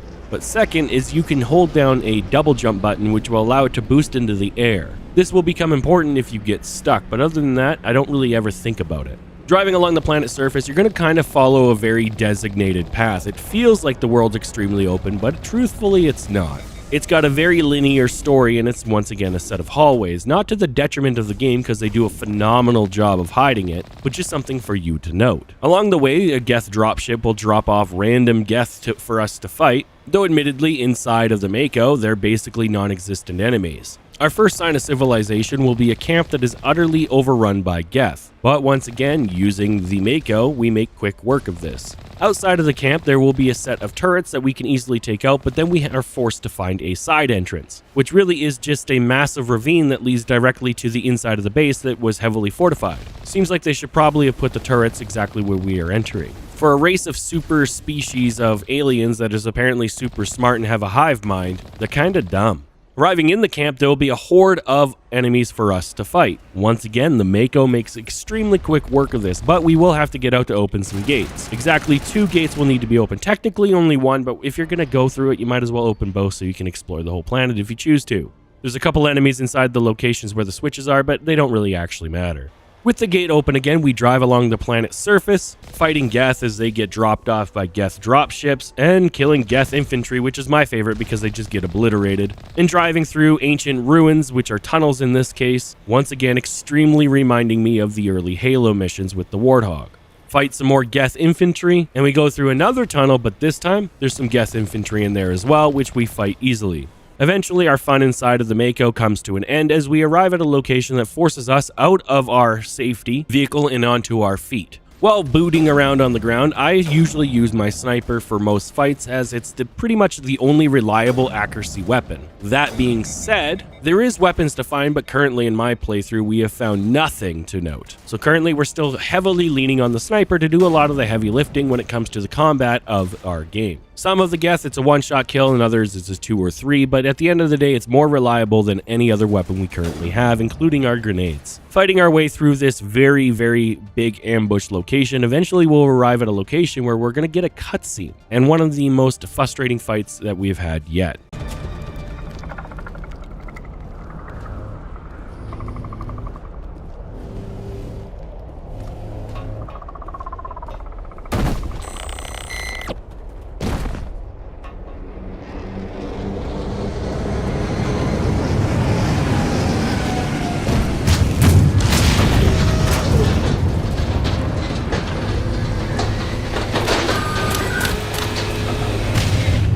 Welcome to one of the most annoying fights that you're going to have inside of Mass Effect up to this point. There's 2 different enemies here that aren't the normal ones. We have the Geth Stalker and then we have the Geth Armature. Let's start with the Armature, which is the big giant thing in the background. This thing is just a bullet sponge. Like, I mean, it just takes rounds and rounds and rounds and rounds and rounds and grenades and grenades and grenades, and you don't seem to do any damage. Amplifying this feeling is the fact that if you're too far away from the enemy, you can do damage to it, but you don't see the damage you're doing in a health bar form like every other enemy.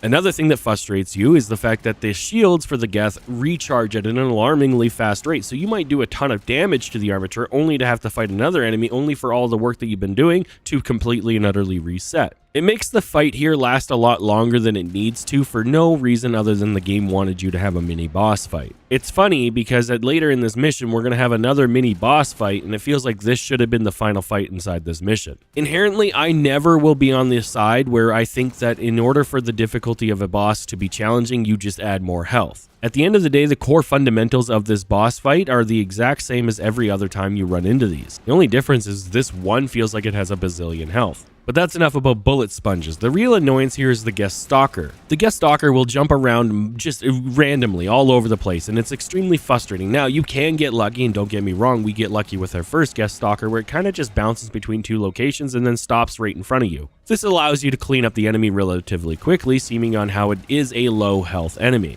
But later in this fight, I end up fighting a Geth Stalker that just bounces around non-stop like a bouncy ball, and it's so frustrating, especially playing on controller. You simply do not have the reaction speed to keep up with this thing, so it once again just draws out the fight for no reason. When you add the bullet sponge Armature and then the absolutely audacity of this bouncing around Geth Stalker, it just becomes an overly frustrating fight. If you were playing this on permadeath mode, which we are not, most likely your allies will die here. Unless you get lucky and for some reason they actually listen to your commands, which for some reason for us, I've just given up. They don't listen at all. There's just simply too many enemies here for you to keep up with. The Geth Stalker will push you aggressively and fast. The rest of the Geth infantry will move towards you at a relatively slow rate but steady. The Armature for the most part will stay very far back and just kind of rain hellfire on you. But then adding to that, you also have the snipers to deal with. Now, I'm not saying it cannot be done. It obviously can be done. I'm saying that this fight is very frustrating in comparison to the rest of the fights that we've had up till this point.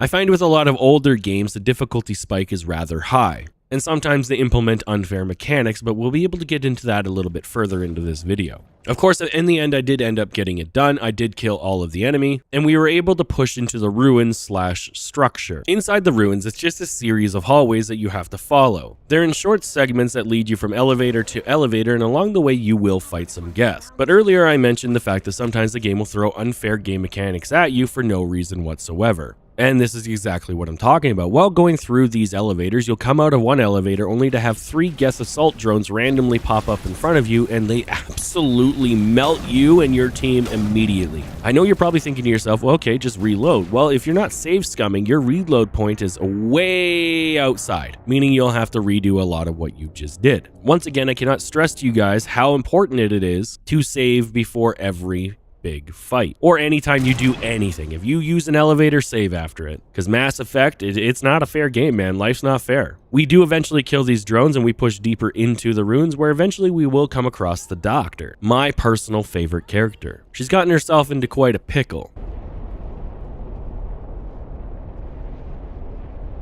Can you hear me out there? I'm trapped. I need help. Liara Tassoni, I presume. Thank the goddess. I did not think anyone would come looking for me. Listen, this thing I'm in is a Prothean security device. I cannot move, so I need you to get me out of it, all right? There's some kind of repulsion field in the way. It's a Prothean barrier curtain.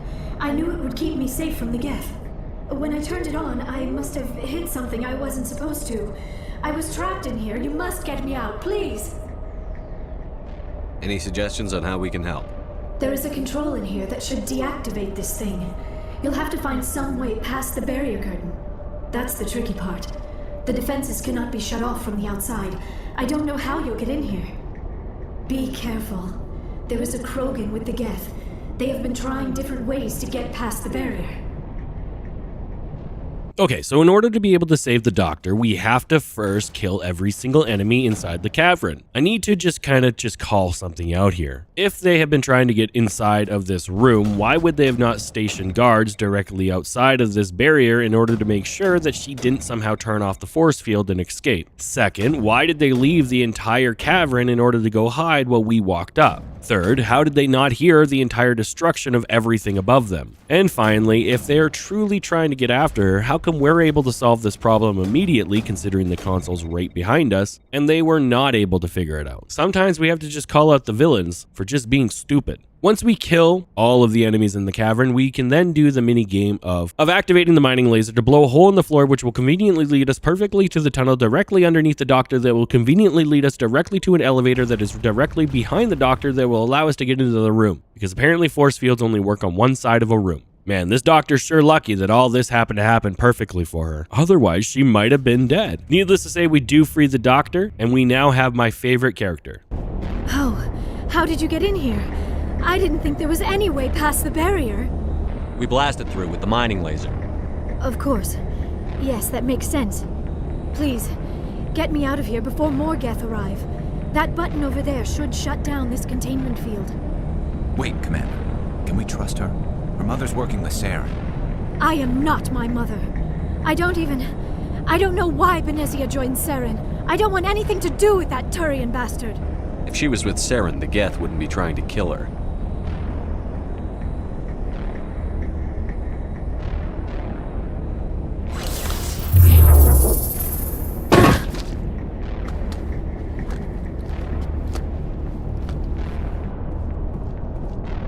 Any idea how we get out of this place?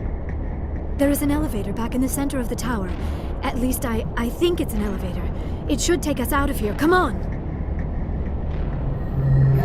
I still cannot believe all this. Why would the Geth come after me? Do you think Benezia's involved? Saren's looking for the conduit. You're a Prothean expert. He probably wants you to help him find it. The conduit? But I don't know... What the hell was that? These ruins are not stable. That mining laser must have triggered a seismic event. We have to hurry. The whole place is caving in. Joker, get the Normandy airborne and lock in on my signal. On the double, mister. Aye, aye, Commander. Secure and away. ETA 8 minutes. He needs to move faster.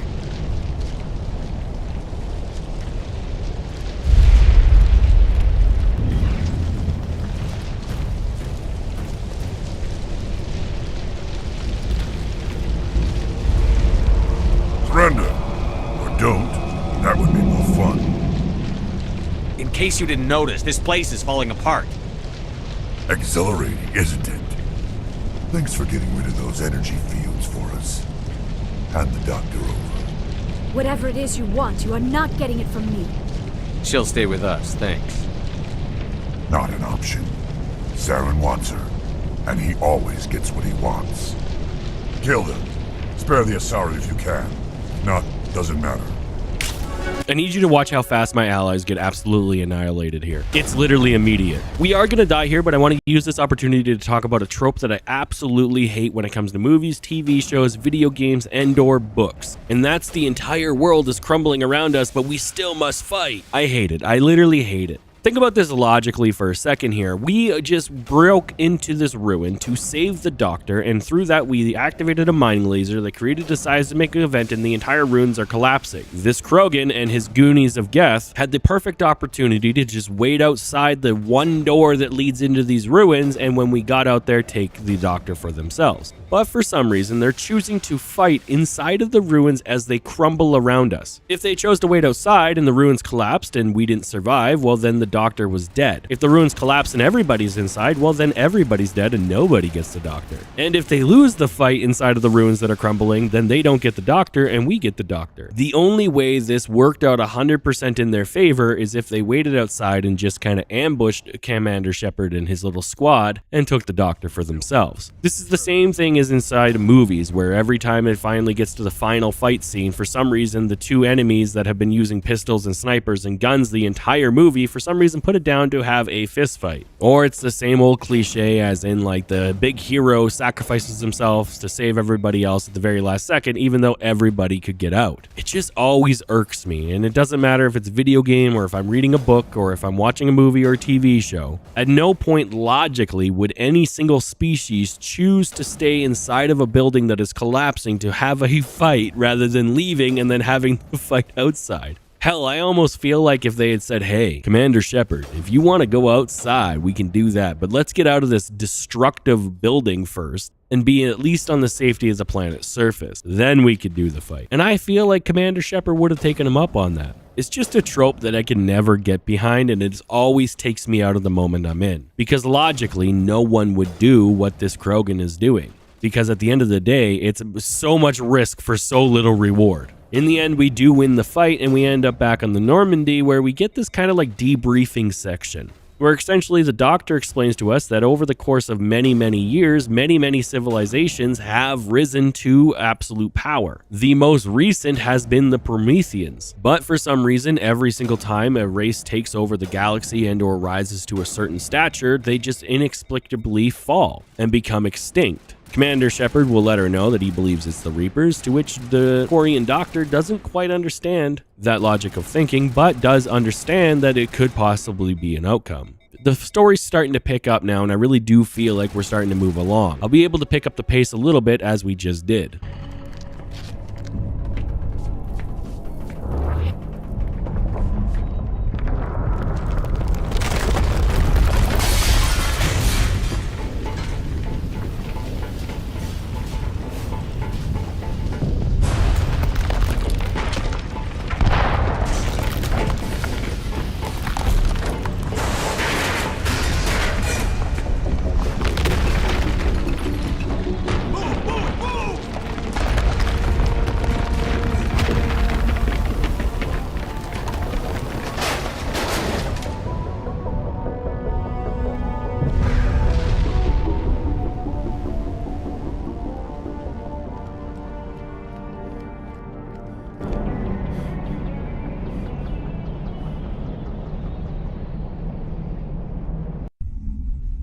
Too close, Commander. 10 more seconds we would have been swimming in molten sulfur.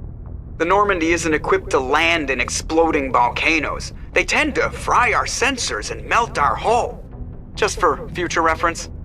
We almost died out there and your pilot is making jokes?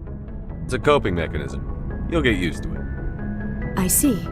It must be a human thing. I don't have a lot of experience dealing with your species, Commander. But I am grateful to you. You saved my life back there, and not just from the volcano. Those Geth would have killed me or dragged me off to Saren. What did Saren want with you? Do you know something about the conduit? Only that it was somehow connected to the Prothean extinction. That is my real area of expertise. I have spent the past 50 years trying to figure out what happened to them. How old are you exactly? I hate to admit it, but I am only 106. Damn! I hope I look that good when I'm your age.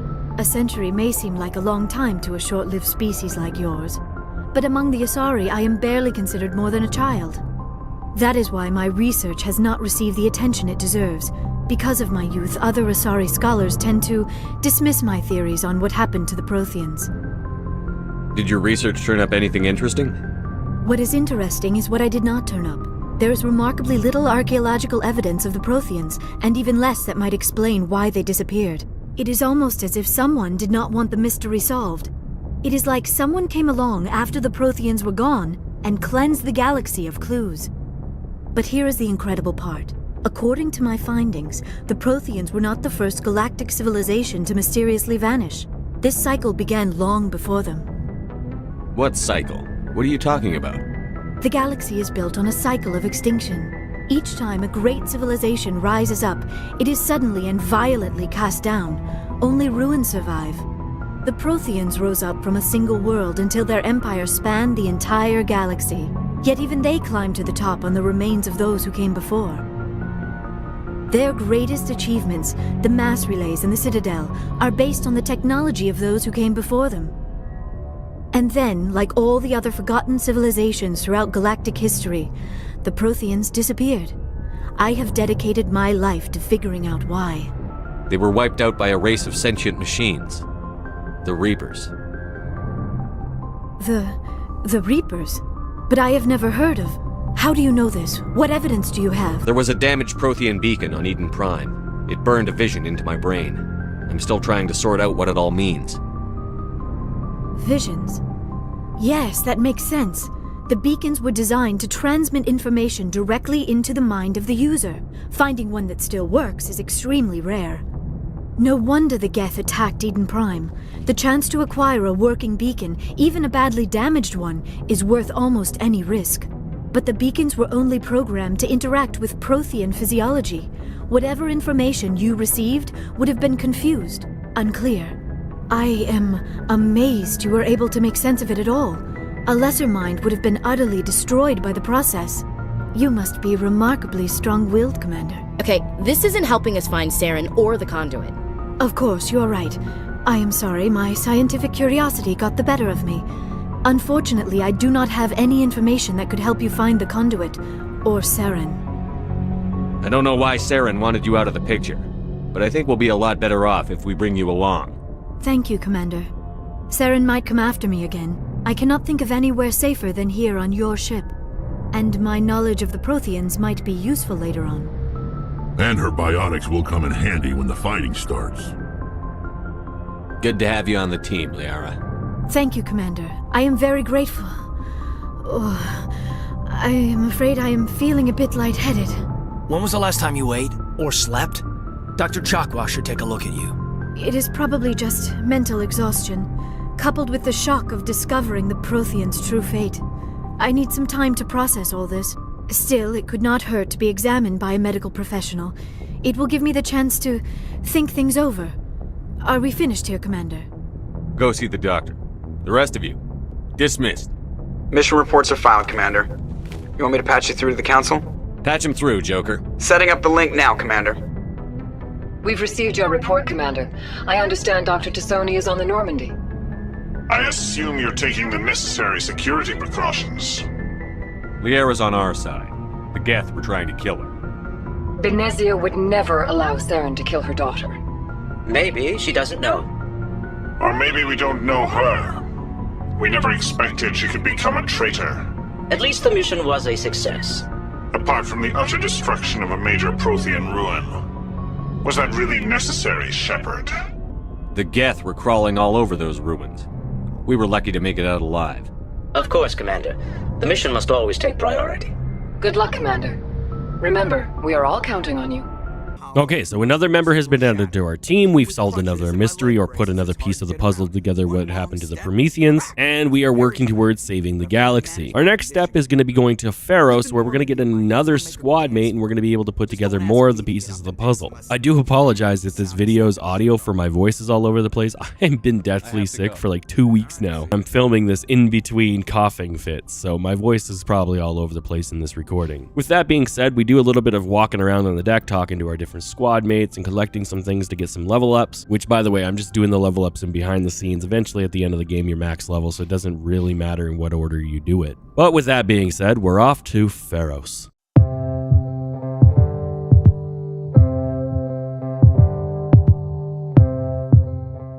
So we're off to Pharos, and when we get there, we're going to be immediately yelled at and then ambushed from behind the people who came to greet us at the docking bay, which is also conveniently between us and the colony. How did the Geth get here? We saw your ship. Faidan wants to speak with you immediately. What's so important he needs to see me right away? The Geth are making another push. Faidan is preparing our defenses, but he needs your help. Please, up the stairs past the freighter. No, like for real. The Geth are ambushing us on a staircase that is between us and the colony. I refuse to believe that they snuck past an entire colony to attack us at the docking bay. Needless to say, we're going to be able to take them out relatively easily, and then we're going to head up to the colony. Now, I got to be honest with you guys, the colony's got a very odd vibe to it. If you played the game before, you know why, but if you haven't, I'm not going to spoil it for you yet. It's just like everyone here is kind of a little bit odd. So when we do find Faidan, well, you guess what? Once again, there's another ambush of the Geth. This time they're attacking from the tower, which is just left of the hallway we're standing beside. Oh, Commander. I'm glad they finally sent somebody to help us. You're a bit late, aren't you? Arcelia. Sorry, Commander. Everyone's on edge since... Watch out! We've got Geth in the tower! Protect the heart of the colony! These ambushes are not from far away, like they're literally right beside us. The ambushes consist of just regular Geth and infantry troops. You got the shock trooper, you got the regular assault one, you got the assault drone, you got Geth snipers, and then you got the annoying Geth stalkers. Out of all the enemies we fight inside of this game, I hate the Geth stalkers the most. They just move too much for console players. When I play Mass Effect on PC, super duper easy. But when I play on console, it's the most frustrating thing ever. It's like playing Call of Duty Black Ops 6 with Omni movement. It's just too chaotic for a controller to keep up with. I did have to turn up my brightness on this planet because a lot of the rooms are completely and utterly pitch black and I couldn't see nothing. So if you're wondering why it looks a little bit different after a while, it's because I literally had to up the brightness about 7 times in order to be able to see anything. I'm playing in my living room on my TV and apparently I have a massive glare, but I don't think it really changes anything that much. With the Geth ambush done, we can go back and talk to Faidan. The tower's secure. Thanks to you, Commander. I just did what I had to. Well, I'm glad you're on our side then. They may have been slowed, but they'll be back. They always come back. What do they want? If you want answers, go ask them yourselves. We don't know what they're after. They came, they attacked us, that's all we know. Their main base is at the ExoGeni headquarters. A good place to start looking if you want answers. How do I get there? The Skyway leads directly to ExoGeni headquarters. You can't miss it. Of course, there's an army of Geth between here and there. I didn't expect this would be easy. Then maybe I can get this colony operational again. We'll get going then. Okay, so we gotta head to the Sky Highway, which is just a highway in the sky. I have to draw the correlation between Halo and the Warthog mission where you also drive on a highway that's in the sky. I think it was just a trope for the time, and to be honest with you here again, Halo did it a hell of a lot better. This mission, as far as the actual impact of it all goes, it's very kind of bleh. It has a really cool ending and everything on foot's really fun, but this driving segment just seems like it was here to pad time. When you're driving, you're going to go through vast areas of nothingness and then fight a very small pod of Geth, which you can easily take out from a distance. I would have personally have liked to have seen some sort of bigger enemy here, similar to a brute from Halo, or maybe a tank, or even something that was flying that we had to fight. In fact, we're literally going to go and destroy a ship later in this mission. I would have liked to have been able to fight a couple ships as we go. The truth of the matter is this part just kind of comes off as time filling, as there's no real purpose to this, and then they even get you to get out and go do some looting for very subpar loot. So not to waste your time, I'm going to skip to the part where we end up fighting another group of survivors who are hunkered down in some sort of, like, let's call it a parking garage, where we're going to meet Julian, who's missing her daughter, and she's also going to give us a little bit of insight on something called the Thorian. That's close enough! Relax, Jong. They're obviously not Geth. Get back, Juliana. Who are you? What do you want? Commander Shepard. I'm here to remove your Geth problem. You see? You worry too much. And you trust too easily, Juliana. I'm just glad to see a friendly face. I thought we were the only humans left on this planet. Faidan and some of the members of Zoo's Hope are still alive. I thought you said they were all dead. I said they were probably all dead. They're surviving despite everything the Geth have done to them. We know what that's like. Those damn synthetics are relentless. Are we getting close to their base? You're almost there. They're holed up in the ExoGeni headquarters, just a bit further down the Skyway. Those headquarters are private property, soldier. Remove the Geth and nothing else. I can't stay here. I need to move on. Commander, before you go, my daughter, Lisbeth, she's missing. They shouldn't waste time poking around. We can do a proper accounting of our casualties after the Geth are gone. That's my daughter you're talking about. She's still alive. Stay bunkered down until I find out what the Geth are after. We don't really have to look for the daughter that much. It's forced upon you, so I'm not even going to stress about it. We're going to head back onto the Sky Highway, and we're going to drive towards the Geth base. It's a literal repeat of before, so I'm just going to skip to the part where we get to the end of the Sky Highway and we're forced out of our Mako. Before we do kill all of the enemies with our Mako instead of having to get out and using our bullets, and then we're going to enter into a room where there's an armature as well as a chest. Even up close, these armatures are absolute bullet sponges, and I regret coming into this room. With that being said, we ended up leaving the room and I dropped down into what I'm going to call the sewers or the catacomb. I don't know what you'd call it. The city's in the sky. And this is where we're going to meet the daughter. Damn it! I'm so sorry. I thought you were Geth, or one of those Baron. Who are you, and what are you doing in here? It's my own fault. Everyone else was running, and I stayed to back up data. Next thing I knew, the Geth ship latched on, and the power went out. I was trapped. I tried to get out, but the way was blocked. A few Geth won't stop me. It's not the Geth, it's the energy field they put up. They don't want anyone else getting access to the... I'm here for the Geth. It's very important I find out what they're after. I don't know for certain, but I'm guessing they're here for the thorium. Thorium? What is that exactly? It's an indigenous life form. ExoGenny was studying it. I need more information. I need to know why the Geth are after this thorium. I might be able to, but not with those Geth crawling around everywhere. Look, we need to get out of here, past that field. Any suggestions? No, not exactly. But I think the Geth ship is powering it. I've noticed the Geth laying power cables everywhere. You could follow those cables, but there's Geth all over the place. All right. I'll look into it. Stay put until the field is down. Yeah, you don't have to tell me twice. I'll just find a small hole to hide in until the field is down. Oh, here, take my ID. This should get you past any locked doors. Good luck with that field. I have no idea why Shepard was so hostile to this woman. I wasn't picking the hostile, comments. It's just the way it worked out. It's one of the frustrating things about Mass Effect is that you can select what you think is a harmless answer and your character's just like, well, screw you too. With the conversation done, we're going to have to kill a horde of dogs. That's what I'm going to call them. They're alien puppies. And then we're going to start pushing through the ruined structure. Not too far into the structure, we start to hear a Krogan commander arguing with an AI. This is way back in 2007. If only they knew in 2026 we'd actually be arguing with AI. Please contact your supervisor. Damn it! Tell me what I want or I'll blast your virtual ass into actual dust! Please contact your supervisor for a level 4 security exemption or make an appointment with... Stupid machine! If there is nothing else, please step aside. There is a queue forming behind you for the use of this console. I very much like the comment about the queue. What a great way to announce our presence to the Krogan. With the Krogan dead though, we're able to talk to the AI ourselves and figure out what they were trying to learn. ExoGenny Corporation reminds all staff that the discharging of weapons while on company property is strictly forbidden. Welcome back, Research Assistant Elizabeth Bainham. What can I do for you? What information was the last user attempting to access? Fetching data. The previous user was attempting to access details on the study of subject species 37, the Thorian. What did you tell him? I was unable to provide the previous user with any relevant data. Aside from lacking proper access, there has been no new data available on species 37. All sensors monitoring the observation post at Zoo's Hope have been inactive for several cycles. What does Zoo's Hope have to do with the Thorian? Species 37 is located within the substructure of the Zoo's Hope outpost.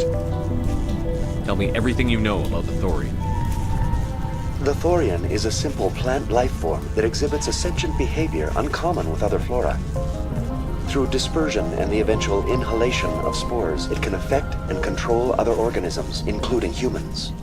The Zoo's Hope control group has yielded interesting results. Before sensors went offline, almost 85% of all test subjects were infected. Are you saying ExoGenny knew its people were getting infected? It was deemed necessary to assess the true potential of species 37. That explains their strange behavior. Your pilot should be warned. Joker. Come in, Joker. Damn it, that field's blocking us. We must find a way around the field. We must get back to Zoo's Hope. BI, What can you tell me about the Geth ship and the field it's generating? I have limited data on the Geth. They have effectively blocked all sensors within the facility.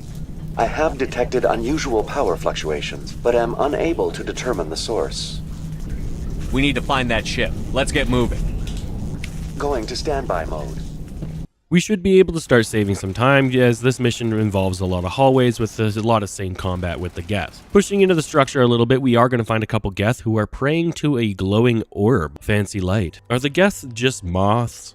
Needless to say, we kill them for this, and we push deeper into the structure in looking for the ship. The way this will break down is hallway, room, fighting room, go through hallway, room, fighting room, go through hallway. So I'm just going to skip to the part where we end up finding the landing pad for the ship, because apparently the way the Geth ships work is they land on a structure and kind of like become a parasite on the side of that structure. They don't land like, say, we think a ship would land. They land vertically and then insert themselves into the structure. In the room with the landing pad, we do find a little bit of information about the Therian, the organic life form living underneath the settlement in which we first walked through. And it turns out that the X-Geology or whatever they are called were absolutely aware that this thing was not very good. Essentially, like, think of it like a virus, but for the mind, and it takes over its hosts. And instead of, eradicating the problem or finding a different way around the Therian, they just decided to kind of like capture it and then use it, not fully understanding the full potential of it. Nonetheless, we have to carry on into the structure because we can't even go back and deal with this Therian problem until we get rid of the Geth ship.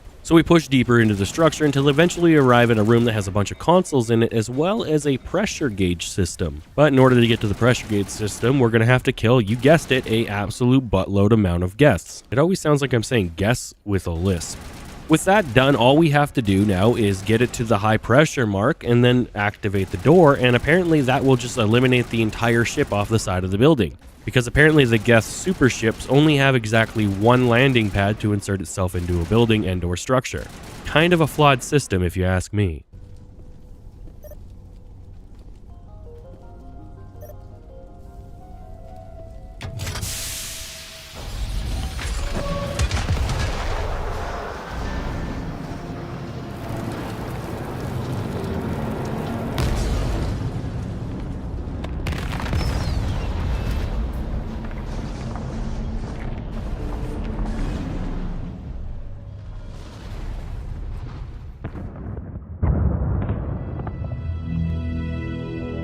Very good.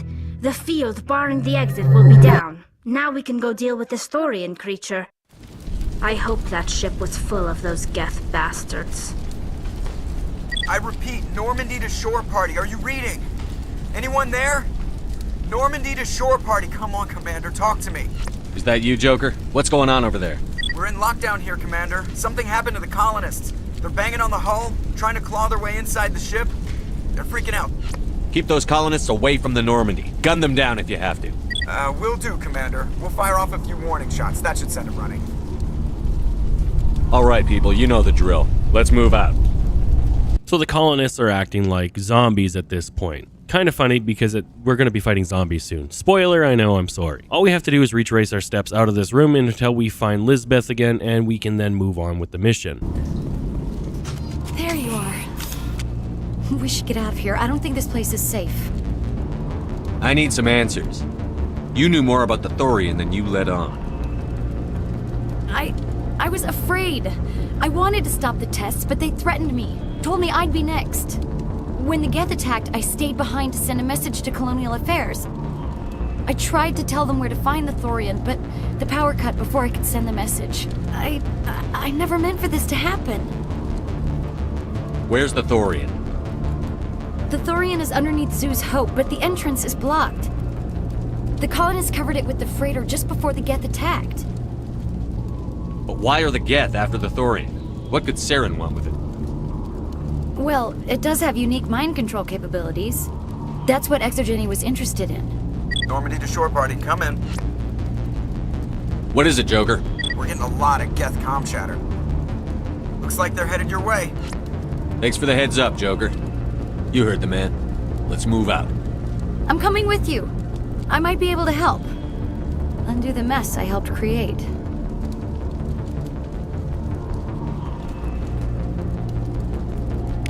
So the Thorian, the weird organic mind-controlling bug thing, is underneath the settlement that we went through at the very beginning of the mission. Kind of explains why all those people were acting weird. Now to get back there, we're going to have to retrace our steps yet again down the Sky Highway, stopping over at the first survivor camp that we ran into after the settlement in order to drop off our daughter with the mother. I gotta be honest with you, this is why I called it time padding, because it's a lot of just going in circles and then retracing your steps and going in circles and retracing your steps. And this doesn't just stop here, like it's not just here. In fact, the final boss fight is that times 5. So stopping by the fortified survivor location, we drop the daughter off and we realize that there is something going on here. If you ask me, I smell betrayal.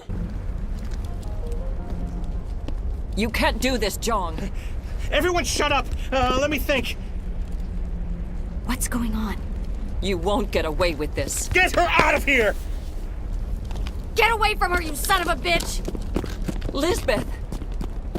Damn it! Come out where I can see you! All of you! Shepard, damn it. I knew it was too much to hope the Geth would kill you. I found some interesting facts about you in the Exogeny database. I know what happened on Akuz. This doesn't have to end like that. What do you think you're doing, Jong? Communications are back up. Exogeny wants this place purged. This is a human colony, Jong. You can't just repurpose us. It's not just you.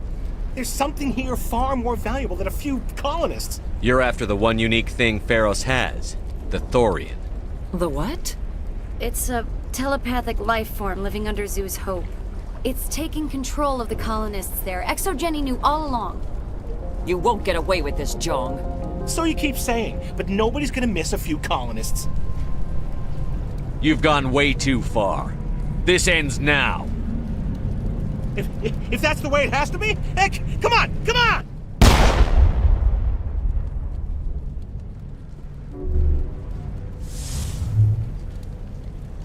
As if we don't have enough problems. Now we're shooting each other in the back. It's my fault. I knew what was going on and I didn't do anything. Don't you start. You do good work, and you know it. So what now, Commander? I need to find out why the Geth are after the Thorian. The colonists won't let you near the Thorian. They die first. They're under its control. What else am I supposed to do? There's gotta be another way. I think there is. You could safely use a nerve agent to neutralize the colonists. Like a gas grenade. Sounds good. I'll do what I can. Excellent. Thank you so much, Commander. I need to be fully transparent with you guys here. I do try to do the gas grenade thing, but I only have 3 grenades, and I end up throwing them at 3 different groups of survivors / settlement people, but there's 16 in total, and I never get another grenade again. More on that later. I'm just being fully transparent here and now. We're going to retrace our steps along the sky bridge until we get to the original garage, where we find out that all the civilians are now under the Therian's mind control, and for some reason there's now massive hordes of zombies here, to which we have to fight them. Basically what they'll do is they'll run at you and then puke on you like a toddler. I wouldn't say they're hard. In fact, they're extremely easy. It's just the sheer amount of them just starts to wane on you after a while. Considering our first introduction to these Thorian zombie things is like 45 of the things. And then we just fight hundreds of them for the rest of this mission. Like, I can't explain it to you, but it just becomes super tedious after a while. And I couldn't imagine doing this on Legendary difficulty where every enemy's a bullet sponge. It would drive me absolutely mental. As we push towards the settlement, we're going to run into different groups of survivors that are under the mind control of the Thorian. Originally, I start by throwing my gas grenades at them to inoculate them so then they don't have to be killed. But the game doesn't give you any more grenades, and I quickly run out, and I end up being forced to have to kill all of the survivors except for 6. As you cannot activate the crane because apparently the crane controls are too difficult for you to activate when you are under combat fire. This is part of the replayability side of it. I understand that you're supposed to keep replaying it until you figure it out, but I just don't have time for that. Truth be told, I kind of blew my wad early on the first 2 guys, and then I didn't have enough grenades for the rest of them. Needless to say, I'm going to have to kill a bunch of the survivor / settlement people that are under the mind control in order to activate the crane, which will allow us to go underneath the settlement.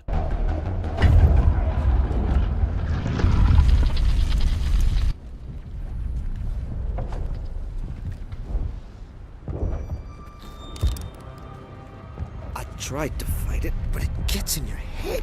You can't imagine the pain. I was supposed to be their leader.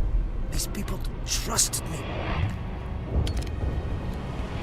It wants me to stop you, but I won't. I won't!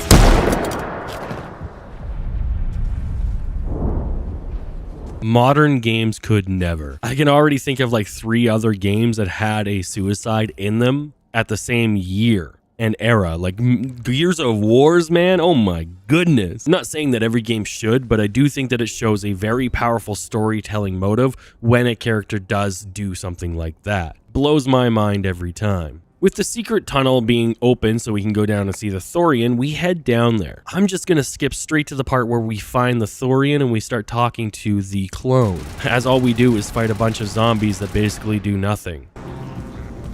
Alright, we just need to find this creature and determine what it... Kira, what is that? We are going to need bigger guns.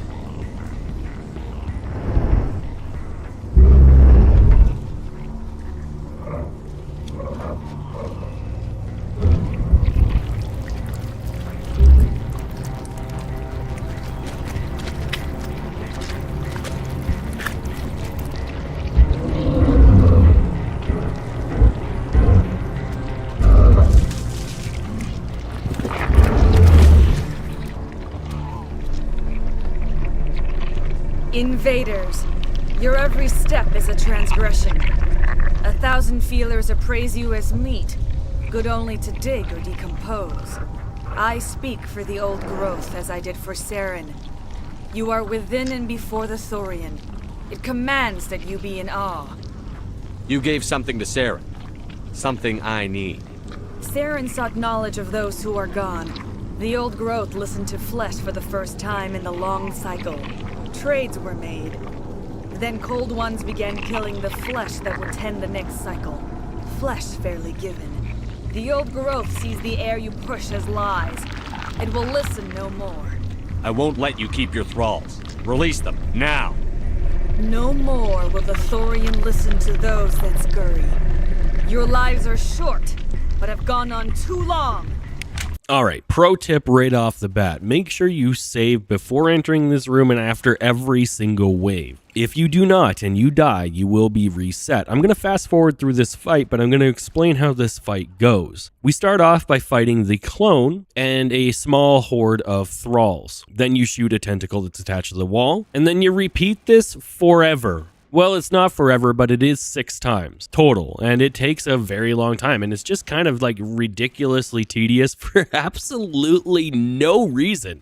I don't mind having the clone here, but what I would have liked to have seen is the Thorian itself actually try to stop us from doing anything. And the devs could have done this in a few different ways. They could have used the mind power side of it to invert the player's controls, or to randomly make it so the player moves slowly, or maybe they crouch, or whatever, just to mess with the controls. This would have been an amazing way for the mind control to be able to be reflected on the player. Another way they could have done it without doing the mind control side of it is they could have had the Thorian actually use its tentacles to try to combat us. Remember, it's in tune with the entire building. It's able to activate force fields. It's able to do a whole bunch of stuff. So we could have closed and opened doors and made a whole path that we had to follow. Finally, the third way that they could have done this is had us actually have to fight the Thorian after dealing with the clone and dealing with the tentacles. Sadly, this is not the case. As soon as we deal with the tentacles, it just kind of falls just like the ship did. So in this story, in this mission already, we've just literally watched 2 things fall. I love Mass Effect. I love Mass Effect 1, 2, 3, and I don't really care for Andromeda, but I'll play it. But I have to admit, as far as missions go and storytelling goes, Pharos is one of the weaker points. And once again, it's all just showing how absolutely infantile humanity is in the grand scheme of the galaxy. Humanity finds this thing underneath the ground, this organic being that's able to communicate through its mind. And we go, yep, we're not going to tell anybody else about this, even though other races actually know what this is and what it can do. No, we're instead going to study it for ourselves, just in case it's the next evolutionary jump in humanity's,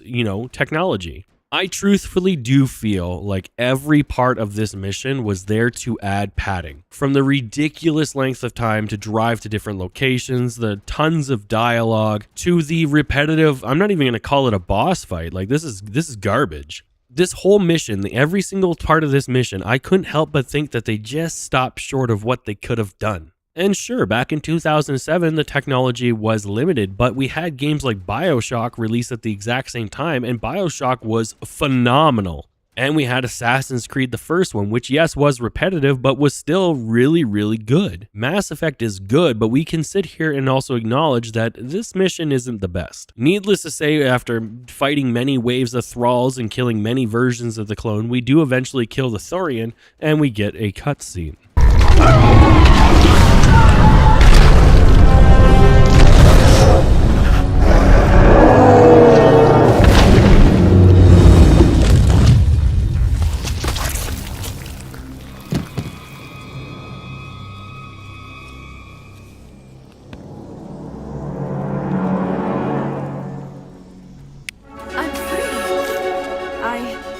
I suppose I should thank you for releasing me. How did you end up inside that thing? My name is Shiala. I served Matriarch Benezia. When she allied herself with Saren, so did I. Benezia foresaw the influence Saren would have. She joined him to guide him down a gentler path. But Saren is compelling. Benezia lost her way. Are you saying Saren can control minds? Benezia underestimated Saren, as I did. We came to believe in his cause and his goals. The strength of his influence is troubling. Benezia sought to turn the river and was swept away. Sorry, matriarchs are among the most intelligent and powerful beings in the galaxy. How could one fall under Saren's control? Saren has a vessel, an enormous warship unlike anything I've ever seen. He calls it Sovereign. It can dominate the minds of his followers. They become indoctrinated to Saren's will. The process is subtle. It can take days, weeks, but in the end, it is absolute. I was a willing slave when Saren brought me to this world. He needed my biotics to communicate with the Thorian, to learn its secrets. Saren offered me in trade. I was sacrificed to secure an alliance between Saren and the Thorian. Then why were the Geth trying to destroy the Thorian? After Saren had what he needed, the Thorian became a liability. Saren knows you are searching for the conduit. He knows you are following his steps. He attacked the Thorian so you could not gain the cipher.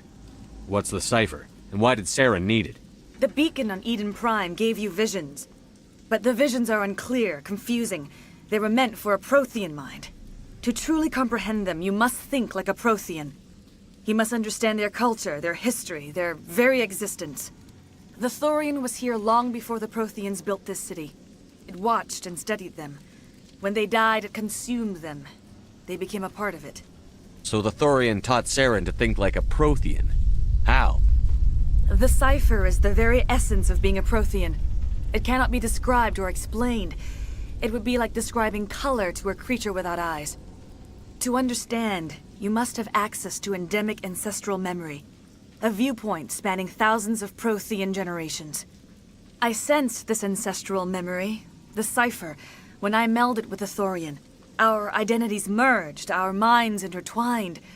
Such knowledge cannot be taught. It simply exists. I need the cipher. There is a way. I can transfer the knowledge from my mind to yours, as I did with Saren. Try to relax, Commander. Slow, deep breaths. Let go of your physical shell. Reach out to grasp the threads that bind us, one to another. Every action sends ripples across the galaxy. Every idea must touch another mind to live. Each emotion must mark another's spirit. We are all connected. Every living being united in a single glorious existence. Open yourself to the universe, Commander. Embrace eternity.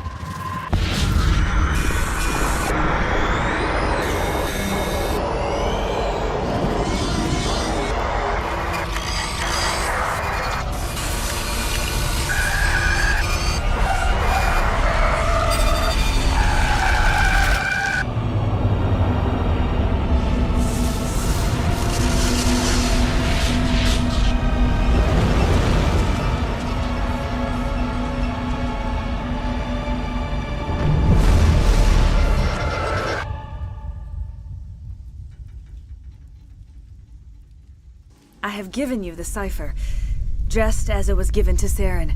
The ancestral memories of the Protheans are part of you now. What was that? Commander Shepard, are you all right? I saw... something. It still didn't make any sense.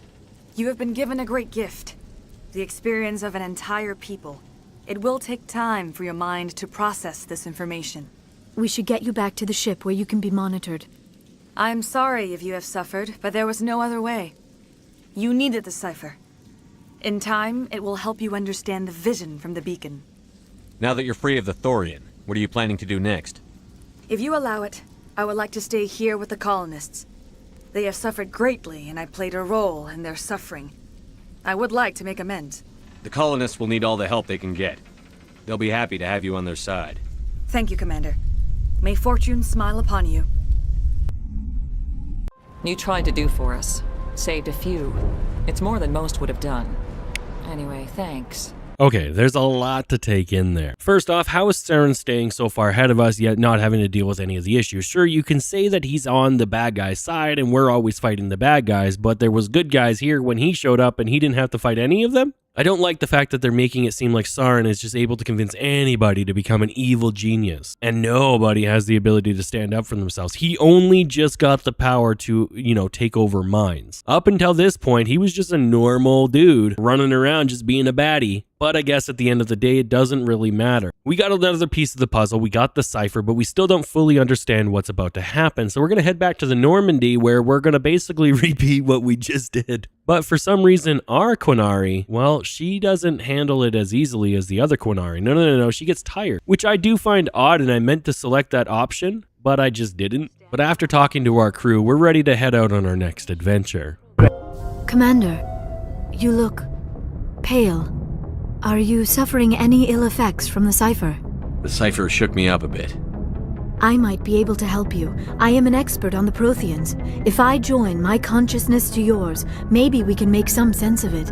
Do it. Hurry. We don't have much time. Relax, Commander. Embrace eternity.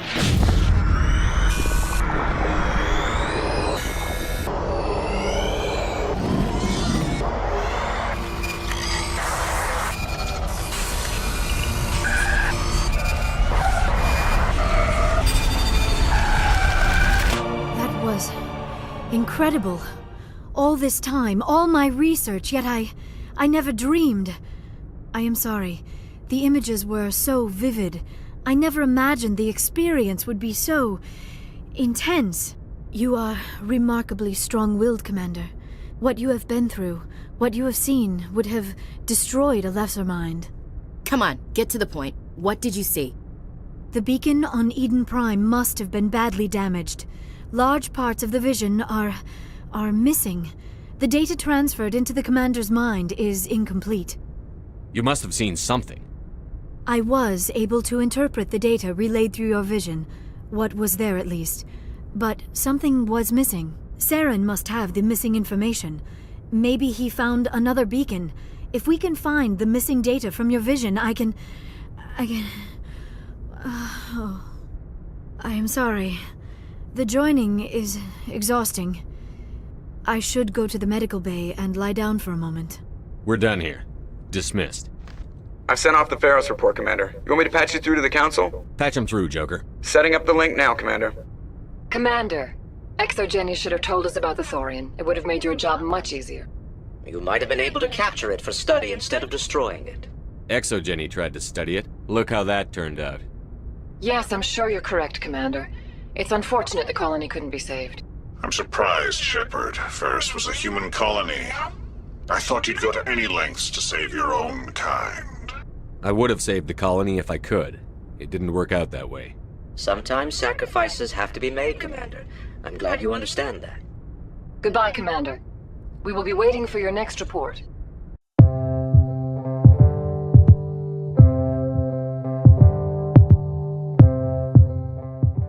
Commander Shepard, we've received information that may be critical to your mission against Saren. What kind of information? We've received an urgent message from one of our infiltration regiments in the Traverse. I'm listening. We currently have several infiltration units scattered throughout the border regions of Citadel space. This particular unit was gathering intel on Saren.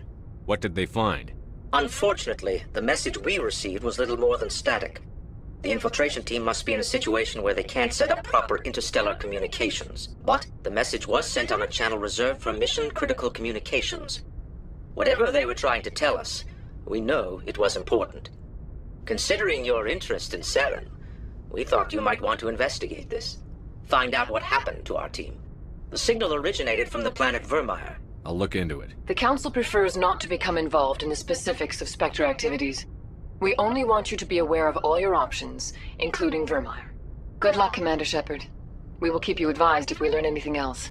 Okay, that's all cool and all, Council, but we're not going there. We're going to Novera. There's a few things we need to get clear about this portion of the video. One, this mission takes a very, very long time. I'm going to do my absolute best to speed through the kind of boring parts, but truth be told, it's a lot of exploration and a lot of looping back to the exact same location. With that being said though, there is also a lot of talking segments. So let me give you the rundown. Novera has the Matriarch on it, and the Matriarch is up to Saren's no good. We are going to rediscover an ancient alien race known as the Arachnids, who were apparently eradicated millennia ago by the Krogan. But Saren is reactivating them as they found an egg thousands of years old and hatched it on the peak of the mountains in Noveria. But before that, we got to do a bunch of mundane political stuff to be able to get the pass that allows us to enter the garage. It's a lot, but I really also do enjoy this mission quite a lot. But for transparency, I'm being honest with you guys here and now. With all that being said, we land on the planet of Novera. Commander, urgent message from Alliance Command coming in. I'll patch it through. Shepard, this is Admiral Hackett from Alliance Command. We've got a situation here and you're the only one that can handle it. What do you need, Admiral? There's an Alliance training ground where we test weapons and technology in live fire simulations. One of the VIs we use to simulate enemy tactics in the drills is no longer responding to our override commands. It's gone rogue. Just tell me how to stop it, Admiral. We need you to fight your way through the training ground to the VI core and manually disable it. Don't worry, Admiral. I'll take that thing out. I know Spectres answer the Council, but you're still human. You're still part of the Alliance military, and right now we need you. The VI controls all the facility's weapons, drones, and automated defenses. You're the only one that can pull this off, Shepard. Good luck. That's all cool, Alliance Command, but I don't care. We're landing on Novera, which turns out to be an extremely hostile planet. Novera is like what capitalism looks like if it were an entire planet. Everybody's in it for the money, and everybody's got their hands in everybody else's pockets. And the politics always boil down to who has the most permits and who has the most money, which will be the first half of our adventure here on Novera. As soon as we land, we realize how hostile this planet is to outsiders who might not follow their corporate policies. That's far enough. Something wrong, officer? You better hope there isn't. This is an unscheduled arrival. I need your credentials. You first. We're the law here. Show some respect. I'm Captain Maiko Matsuo, Ilanis Risk Control Services. I'm a Spectre. My name is Shepard. Load of horse crap, man. We will need to confirm that. Also, I must advise you that firearms are not permitted on Noveria. Sergeant Sterling, secure their weapons. It would not be wise to search for the Geth unarmed. Stand down. Their house, their rules. I'll be behind you. That armor's in good condition? Captain Matsuo, stand down. We confirmed their identity. Spectres are authorized to carry weapons here, Captain. You may proceed, Spectre. I hope the rest of your visit will be less confrontational. Parasini-san will meet you upstairs. I am Gianna Parasini, assistant to Administrator Analeus. We apologize for the incident in the docking bay. I appreciate your help. You're welcome. You understand our security chief was only doing her job. One of my duties is orientation of new arrivals. Do you have any questions? Pretty heavy security for such a small port. The executive board does everything in its power to protect the privacy of our client corporations. I can't have my investigation hampered. Tread lightly. The board can bury you in litigation. You'd need an Asari lawyer to see the case through. Has anyone unusual passed through here recently? Unusual? An Asari matriarch passed through a few days ago. Lady Benezia. Benezia? She is here? Can I speak with her? Benezia left for the Peak 15 research complex days ago. To the best of my knowledge, she's still there. Could you tell me how to get there? You'll need to ask Administrator Analeas for clearance to leave this port. Where can I find the Administrator? His office is on the main level, left at the top of the elevator. Understood. Can we go in now? Of course. If you need any help, you can ask me at the Administrator's office. She is here. I can't believe it. I imagine you want to talk to me, Shepard. About my mother. We talked about her before. But things change when you're up against something. If it's her or me, who would you shoot? I meant what I said before. Her actions are wrong. If you would feel safer leaving me on the Normandy, I will stay. But I would like to see her. Maybe I can persuade her to come peacefully. I don't think that's likely. But you can try. Thank you, Shepard.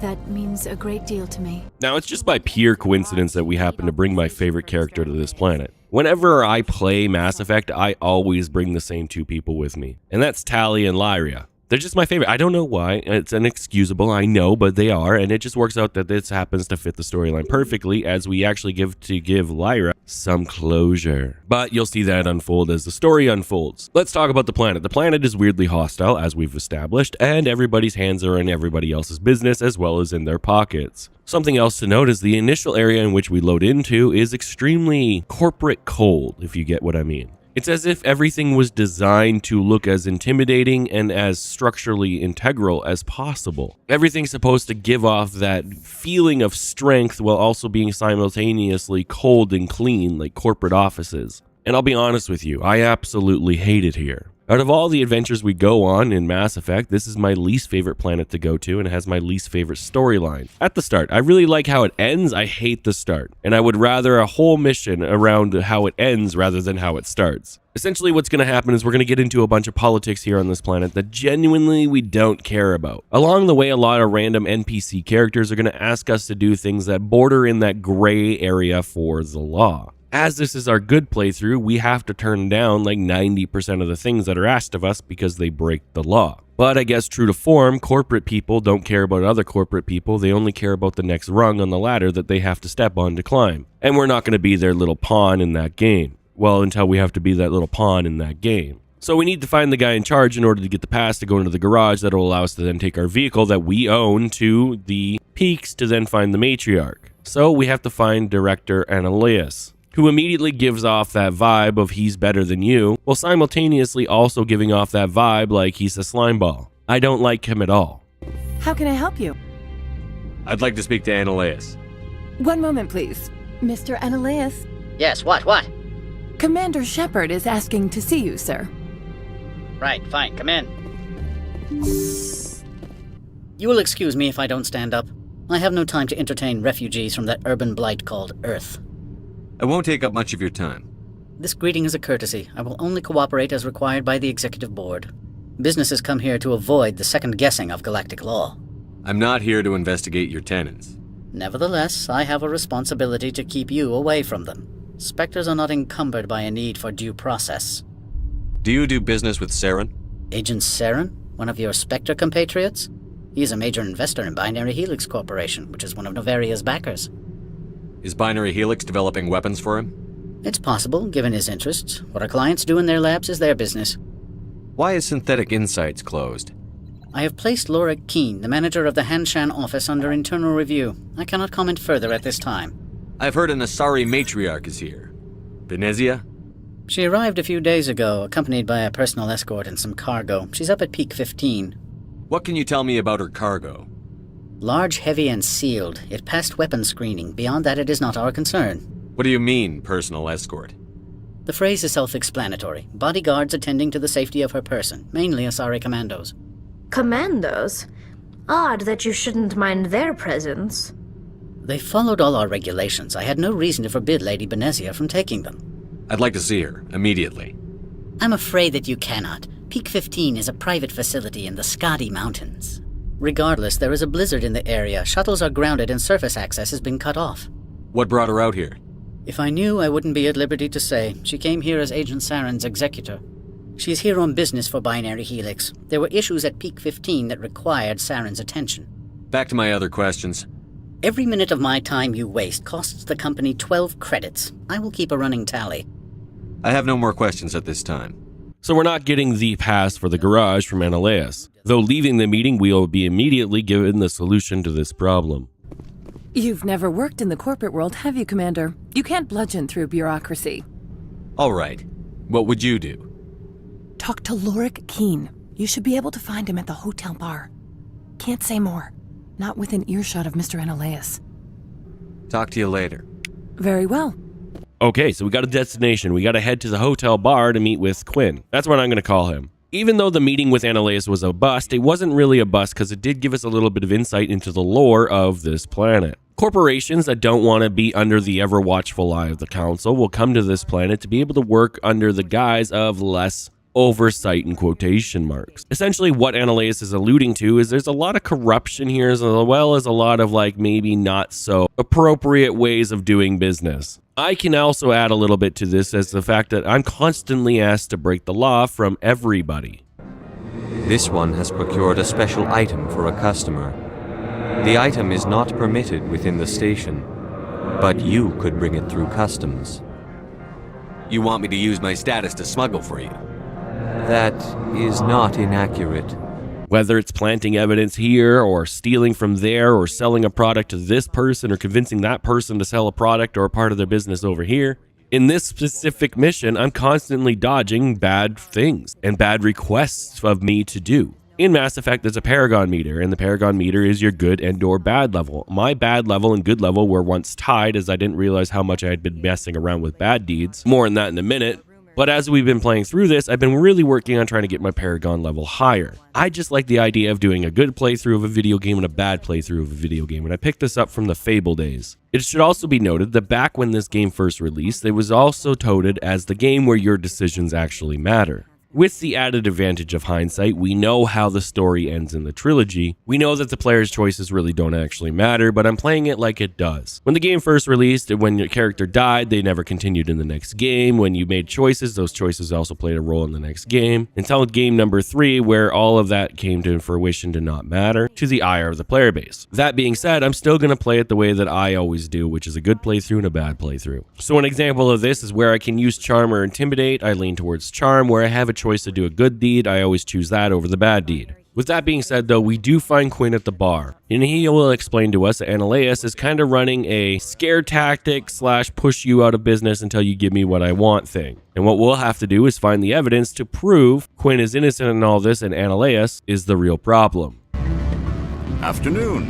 Sit down, have a drink. What can I do for you? Are you Lorik Keen? I've heard you might be able to help me. You are the Spectre that just arrived, are you not? What can an old Turian like me possibly help you with? I'm trying to find a way into the garage. I have places to go. You need a pass. How fortuitous. I'm the manager of the local Synthetic Insights office. For the moment, at least. Mr. Analeus closed my office. He claims to be investigating reports of my corruption. The administrator is an interesting man. He's become quite wealthy since he took direct control of rents. I sense a connection there. Indeed. I acquired evidence of Analeus' actions. His hired goons are ransacking my office to find it. I suspect your goal lies outside this port. Mr. Analeus would be disinclined to let you wander. If you recover the evidence from my office, I will give you my garage pass, as well as a sum of credits. That sounds like a fair trade. Violence against Mr. Analeus' thugs may be necessary.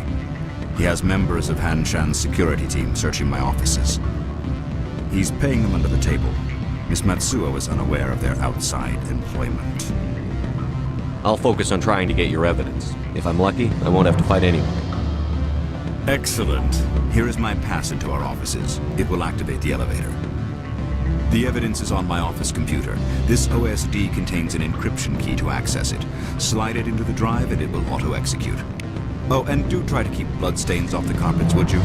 Well, for the 575,600th time, we're being sent to find some evidence. And to do so, we're going to have to kill a whole bunch of guards. Now, here's a bit of a problem that I do have with Mass Effect, and that's the fact that it'll give you the choice, right? For example, we're going to run into a group of guards. The guards are going to get mad at us. We're going to use our charm to get them to go away. They're going to agree to go away, but it changes nothing because the second the conversation's done, we get attacked. I've always had this problem, like why even give me the option to dissolve the situation or to mitigate it when you're just going to make me fight them anyway? At that point, don't waste my time with the dialogue and just let me fight them. See, here's the proof.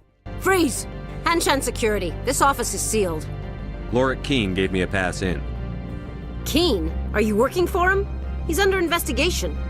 Analeas is paying you to shake this place down. Does Captain Matsuo know you're here? Hey, I'm not the one who wants Keen. Analeas has a Varen up his ass about this guy. How about this? You pretend you didn't see us, we'll pretend we didn't see you.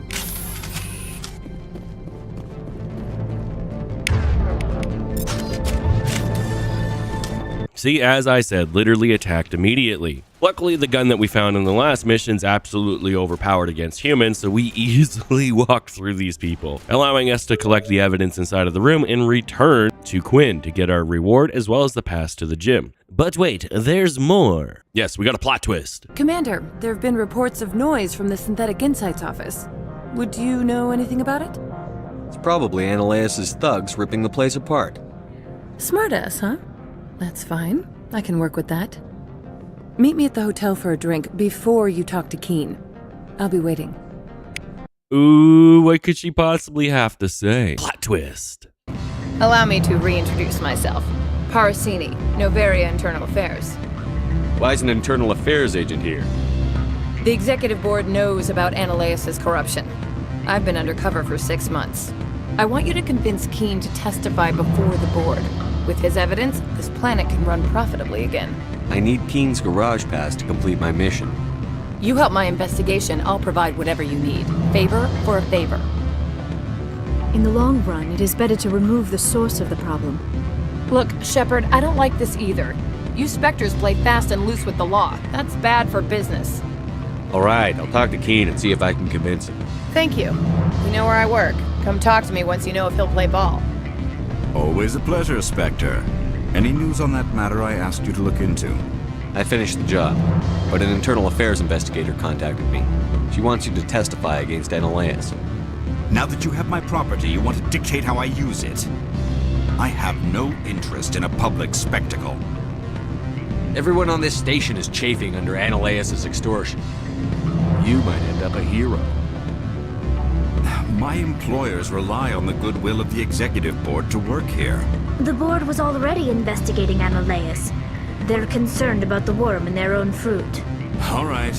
It is obvious that I cannot dissuade you. Very well. I will testify. Now, I gotta be honest with you guys here and now. Along the way, there's been a lot of other spider webs that we've been navigating. It's all side content, and it was all people asking us to do illegal activities, which we're not doing because this is once again our good playthrough. That being said, I have to give credit where credit's due, and Mass Effect does a great job of just showing how corrupt this corporate world is. From corporate overseers to corporate employees to corporate just regular goons, just all in it for themselves. Every single individual that we met here is okay with backstabbing another individual if it means that they get to take another step up that ladder. So much so that the council has literally sent internal affairs agents to be able to kind of infiltrate this corrupt planet. So even in a technology advanced future, corporate greed will always be there, and it will always be the deciding factor of who or what is what or who. Just something to note. With Quinn's agreement to testify, we go see Gianna, who will give us a garage pass. Remember, we did all of this, which took me a couple hours, to get a pass to enter a garage. Which, ironically, when we enter the garage, is going to be filled with enemies who apparently all also got the pass. I don't know what's going on. Spectre, have you given any more consideration to my offer? It took some persuasion, but Keen has agreed to testify. That's a world of stress off my back. I'll take the evidence for safe transport.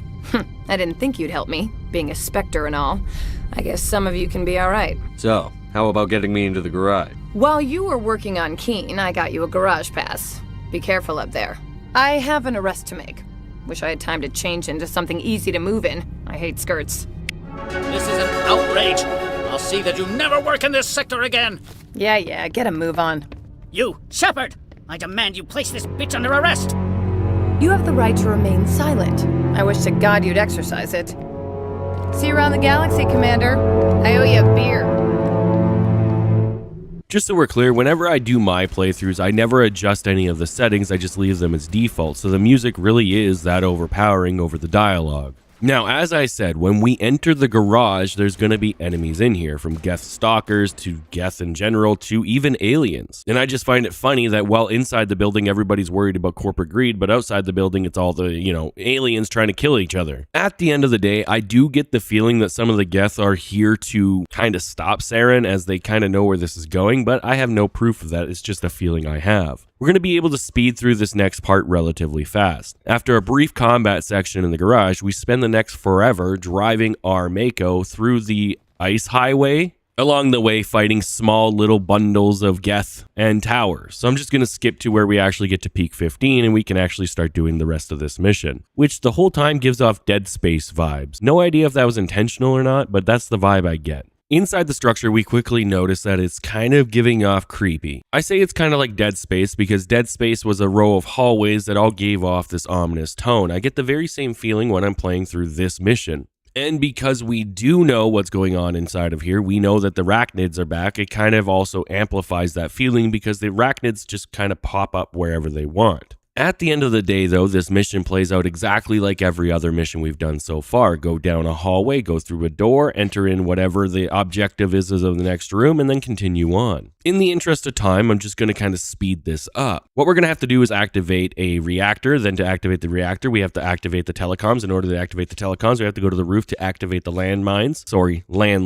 Then we have to go do X and Y, and it's just a whole bunch of mundane going in circles to eventually end up at the conclusion, which is the matriarch. We're just going to skip to that part because everything else is just time filler. It doesn't actually matter at all. You do not know the privilege of being a mother. There is power in creation. To shape a life, turn it toward happiness or despair. Her children were to be ours, raised to hunt and slay Saren's enemies. I won't be moved by sympathy, no matter who you bring into this confrontation. Liara's here because she wants to be, not because I asked her to. Indeed. What have you told him about me, Liara? What could I say, Mother? That you're insane? Evil? Should I explain how to kill you? What could I say? Have you faced an Asari commando unit before? Few humans have. There's obviously no peaceful way to settle this. Indeed.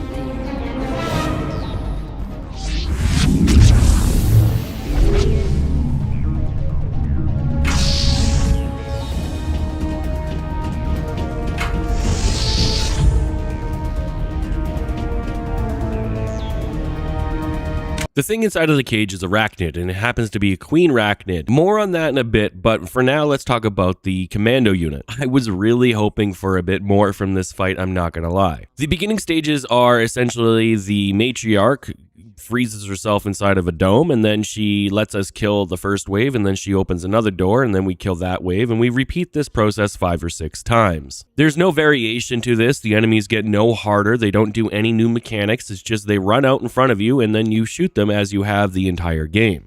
Inherently, is there anything wrong with this? No. But this is one of those missions where somebody's going to come into the comment section and said if you played it on a harder difficulty, it would be better. And I would argue no, it wouldn't. It would just be more bullets being fired at each other. Mass Effect doesn't suffer from a lore perspective or from a gameplay perspective. It suffers from a mechanic perspective. Every single enemy that we run into, no matter what race, all play out the exact same, with a few caveats here or there, like for instance the Krogans will berserk run at you, and once they go down once, they have the ability to regenerate their health, or the Geth Stalker being able to bounce around like crazy. But at the end of the day, they all fight generally the same. They all look for cover, and then once they're in cover, they just kind of stand there half exposed. You, the player, are able to deal a lot of damage without ever actually having to see the enemy, simply by the way the hitboxes work and the way the AI works. And to me, adding extra layers of health is not a difficulty setting. If you increase the difficulty, you should get increased mechanics. Like maybe on legendary difficulty, the commandos use their powers a lot more than they don't use at all in my difficulty. But at the end of the day, the way that Mass Effect works is increased difficulty is increased health, and that's not a good gameplay loop. A lot of the mini bosses as well as boss fights already break into a bullet sponge contest, and I am a person who has never found bullet sponge bosses fun at all. I especially don't like it when it's the exact same enemy I've fought a million times but with 15 times the health. Sadly, once we kill the waves of commandos, we take out the matriarch extremely easily. But we will learn after taking her out that she's under the control of Saren just like everybody else. And in fact, she distrusted Saren so much that she actually locked away a part of her brain so he couldn't access it. And she gives us a bit of information dump on the arachnid that's inside of the cage and what they plan to use the arachnid for. Now, before, arachnids absolutely devastated the galaxy by overrunning planets and genociding entire civilizations. But there was a reason for that, and we'll get to that in a minute. And the arachnids that we've encountered on the ship are simply, for lack of a better term, they're lost. They have no idea what's going on because of the way that the human had separated the queen's eggs from the queen. There's an important part that has to happen when the arachnid queen lays her eggs in order to have the arachnids actually listen. Once again, more on that in a minute. This is not over. Saren is unstoppable. My mind is filled with his light. Everything is clear. Start talking, Benezia. What's Saren's next move? I will not betray him. You will. You must listen. Saren still whispers in my mind. I can fight his compulsions. Briefly, but the indoctrination is strong. Why are you able to break free of his control now? I sealed a part of my mind away from the indoctrination, saving it for a moment when I could help destroy him. It will not last long. We met Shiala on Pharos. She told us about Sovereign's indoctrination. It is a terror to be trapped in your mind, to beat upon the glass as your hands torture and murder. I was powerless, nothing but a tool for Saren. He sent me here to find the location of the Mu relay. Its position was lost thousands of years ago. How does something that big go missing? 4,000 years ago, a star nearby went supernova. The shockwave propelled the relay out of its system, but did not damage it. Its precise vector and speed are impossible to determine. As millennia passed, the nebula created by the nova enveloped the relay. It is difficult to find any cold object in interstellar space, particularly something swathed in hot dust and radiation. Can I assume you found the coordinates? 2,000 years ago, the Rachni inhabited that region of our galaxy. They discovered the relay. The Rachni can share memories across generations. Queens inherit the knowledge of their mothers. I took the location of the relay from the Queen's mind. I was not gentle. You can still make it right. Give me the information. I was not myself, but I should have been stronger. I transcribed the data to an OSD. Take it, please. Knowing the relay's coordinates is not enough. Do you know where he planned to go from there? Saren wouldn't tell me his destination. But you must find out quickly. I transmitted the coordinates to him before you arrived. You have to stop me. I can't. His teeth are at my ear. Fingers on my spine. You should. Oh, you should. Mother, don't leave. Fight him. You've always made me proud, Liara.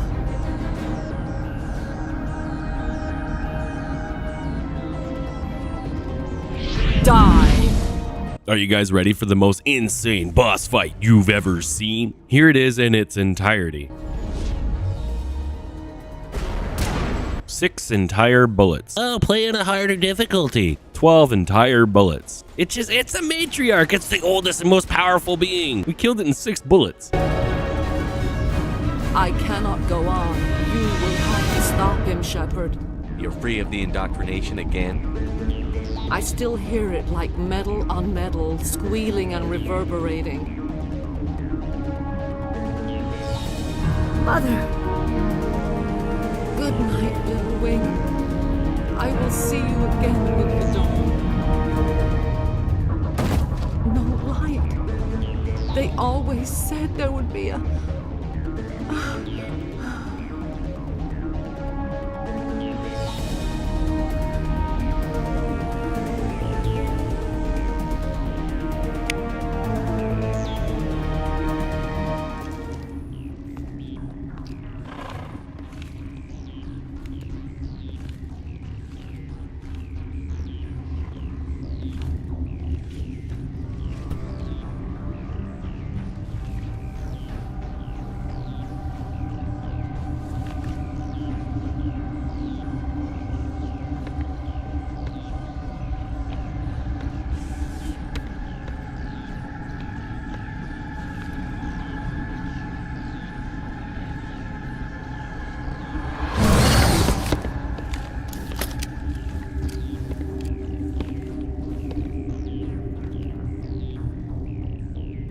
This one serves as our voice. We cannot sing. Not in these low spaces. Your musics are colorless. We filled you with enough plasma to pop a tank. This vessel is at the edge, yet she struggles. You cannot. We are breathing on the embers. We are the mother. We sing for those left behind, the children you thought silenced. We are Rachni. The Krogan wiped the Rachni out 1,000 years ago. The sky is quiet now. Our mother's songs are lost. And those who slew us now walk to meet the same fate. The children we birthed were stolen from us before they could learn to sing. They are lost to silence. And their suffering, they cannot be saved. They will only cause harm as they are. I don't understand. Why are your children killing people? These needlemen, they stole our eggs from us. They sought to turn our children into beasts of war, claws with no songs of their own. Our elders are comfortable with silence. Children know only fear if no one sings to them. Fear has shattered their minds. I understand. A child left alone in a closet until she is 16 would not be sane. All right. I don't think they'll give me much choice anyway. Before you deal with our children, we stand before you. What will you sing? Will you release us? Are we to fade away once more? Look, those tanks? Acid. Strong enough to kill anything, no matter its biology. They wouldn't have installed that if they weren't afraid of the consequences of her getting loose. They made a mistake. They let the Krogan go too far. This is a chance for us to atone. She has done nothing to us. Your companions hear the truth. You have the power to free us, or return our people to the silence of memory. I won't destroy your entire race. You'll go free.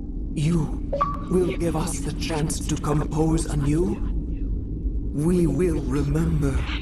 We will sing of your forgiveness to our children. So in our playthrough, due to the fact that we're a good guy, we decide to let the Rachni go. Now, to be honest with you, you could look at this either way. If the Rachni really are, universe-destroying parasites that go from planet to planet, devouring everything, then I'm in fact a bad guy. But if humanity simply misunderstood the Rachnids and what they were doing, then we are the good guy by letting them survive. This is one of those gray areas where you really don't understand what you're doing at the time unless you really dive deep into the lore of Mass Effect. And back in 2007, we didn't have a ton of lore, we just had to go over whatever the game offered. I looked at this more as a choice between what would I do in real life. Would I destroy an entire species simply for my own benefit or not? And I simply wouldn't. I think every single creature on this planet and universe deserves life, because every single species fits into the puzzle that is the circle of life. And to eliminate one piece of the puzzle would mean the puzzle can no longer be a complete puzzle. You see this happen in everyday real world stuff where creatures go extinct all the time here on our planet to never be seen again. And it always saddens me that we can never see the stupidity of the dodo bird. With that being said, basically, essentially what was said is that as long as the brood, the eggs that are hatched, listen to the queen and they get their song, they will be able to be, functioning members of the arachnid society. Essentially, they'll be able to be controlled by the queen. The previous arachnids were just kind of war hungry because the queen at the time was also war hungry, and that's why the arachnids acted the way they did, and this queen's promising to do the opposite. The queen also lets us know that the arachnids that are here on this current planet were taken away from her before she was able to sing to them to get them to listen. So they're basically free range. They're not guided by the laws of the queen. They can just do whatever they want, and they're just choosing to murder everything. So the queen herself has asked us to eradicate the arachnids that are here, her own babies. Essentially, this queen just asked us to kill her own children, which we will oblige happily by going down to the decontamination room, where we're going to meet a doctor who tells us that he could kill them all right now. All we need to do is enter the code. Are you here to secure the situation? That's right. I'm a council specter. Who are you? I am Yaroslav Tartakovsky, the operations director. I would stand and shake hand, but you must listen to me. If we do not contain our mistake, they will drop bombs from the battle stations. You understand? I understand that we'll be dead soon. Talk fast. Binary Helix found an egg. It was on a derelict ship, thousands of years drifting. This was Rachni's ship. Inside they find many eggs in cryogenic suspension. 1,000-year-old egg hatched? Yes. Very tough to be so long frozen. That it survived the centuries. This is miraculous. Binary Helix planned to clone Rachni, mass-produce them, create an army. But when they get here, they find this egg is not a common Rachni. It is a queen. After she lays eggs, they move her to Rift Station. They are thinking that without her, they can raise the babies to be obedient. Obviously, they were wrong. This was exactly the wrong thing to do. I am thinking that without a queen, Rachni do not develop properly. Her mind is shaping theirs. These Rachni are uncontrollable. Then all we need to do is bring her here. No, I am sorry, but this will not work. These Rachni are beyond saving. It is a sad thing, but they must be euthanized. I am thinking that the neutron purge must be set off. I'm not familiar with the purge system. It creates bursts of neutron radiation, kills everything within the station. Things beyond get genetic damage of varying degree. How do we set off the purge? Arming controls are nearby. All you do is insert the key. Then I will give Clara the start.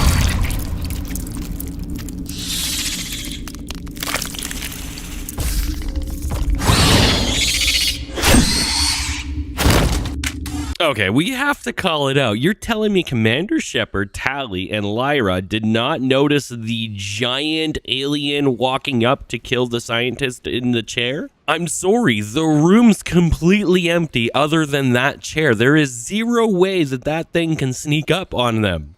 Also, I have to ask, why is Shepard so rude to everybody? I don't know what happened when we got to this planet, but his entire attitudes changed no matter what selection I choose, and we do have a higher Paragon level than we do a bad level. But no matter what I seem to choose, it always seems to be like the most passive-aggressive way to phrase something. And it's rather irritating simply because I don't want it to be that way, so why give me the dialogue options if Shepard's just gonna randomly say whatever he wants, however he wants, whenever he wants? I swear to God, the thing can be like, I love you, and then I select it, and Shepard would be like, I really hope you die and you get tied up by your own intestines, and you're just like, what? That's not what I was trying to say. Essentially what we got to do though is we got to get the codes off the dead scientist, and then we got to escape the labs. Now a little something to note about escaping the labs, the prompt will be to run to the doors. The mini-map will show hundreds and hundreds and hundreds of Rachni. So as a player looking at that insurmountable odds with the guns that we have, you assume that the prompt is right and you're supposed to simply run towards the door. This couldn't be further from the truth as we do die. What the game wants you to do is kill all the Rachni in the room, which should be obvious, but when you're playing a video game, you never know if it's a never-ending horde. Think of how many games you played where you've been told to do X, Y, or Z, and you stop to fight the enemies trying to clear out each room only to have the enemy constantly refill the room. Call of Duty does this all the time where they have trigger points that you have to hit, or otherwise the enemy will never stop coming. Hence why I saw the prompt to run to the door and assumed that that's what I was supposed to do. Now, before we end this mission, I have to say, once we get to the elevator, we don't get a cutscene of the Rachni dying, we're just instead thrown on the Normandy. I both appreciate this from the developer because it took us a very long time to get here,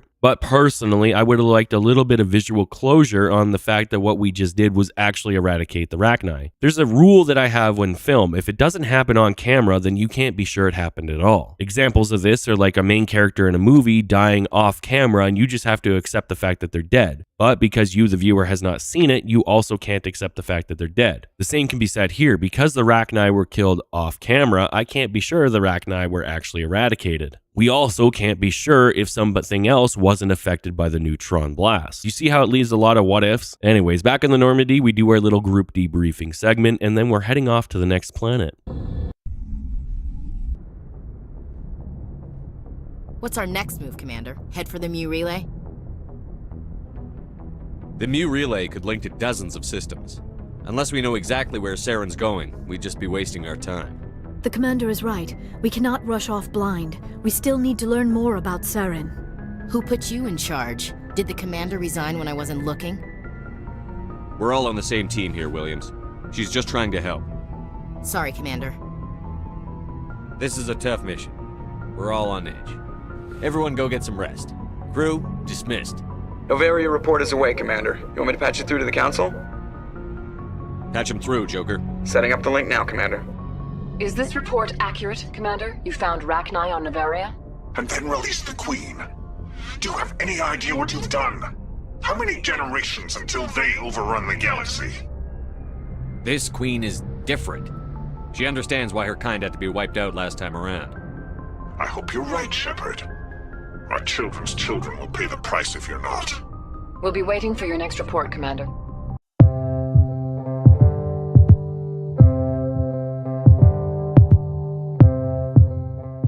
We got good news and bad news. The good news is we can speed through this next section because it's a lot of just repeating the same steps. The bad news is we're almost done the game. Let's head to Vermeer. Commander, I'm reading a signal. Must be our Solarian infiltration team. Check out those defense towers. Drop the Mako. We'll go in hot and take them out. I'll get you in underneath their radar, Commander.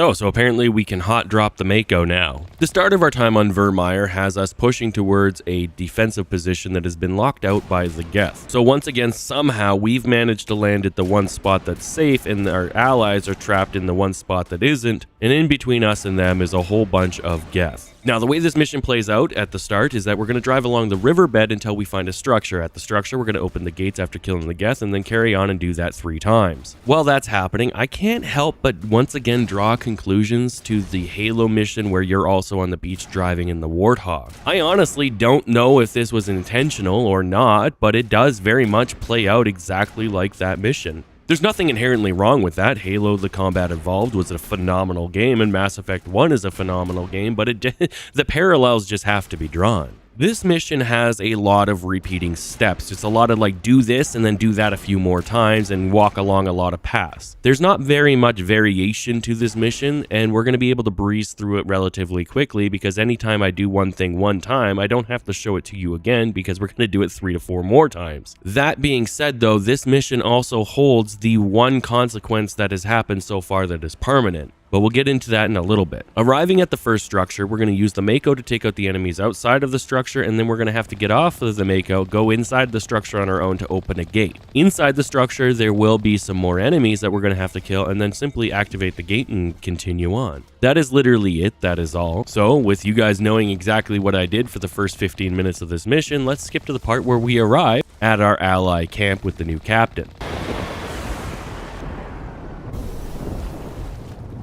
So what are we supposed to do now?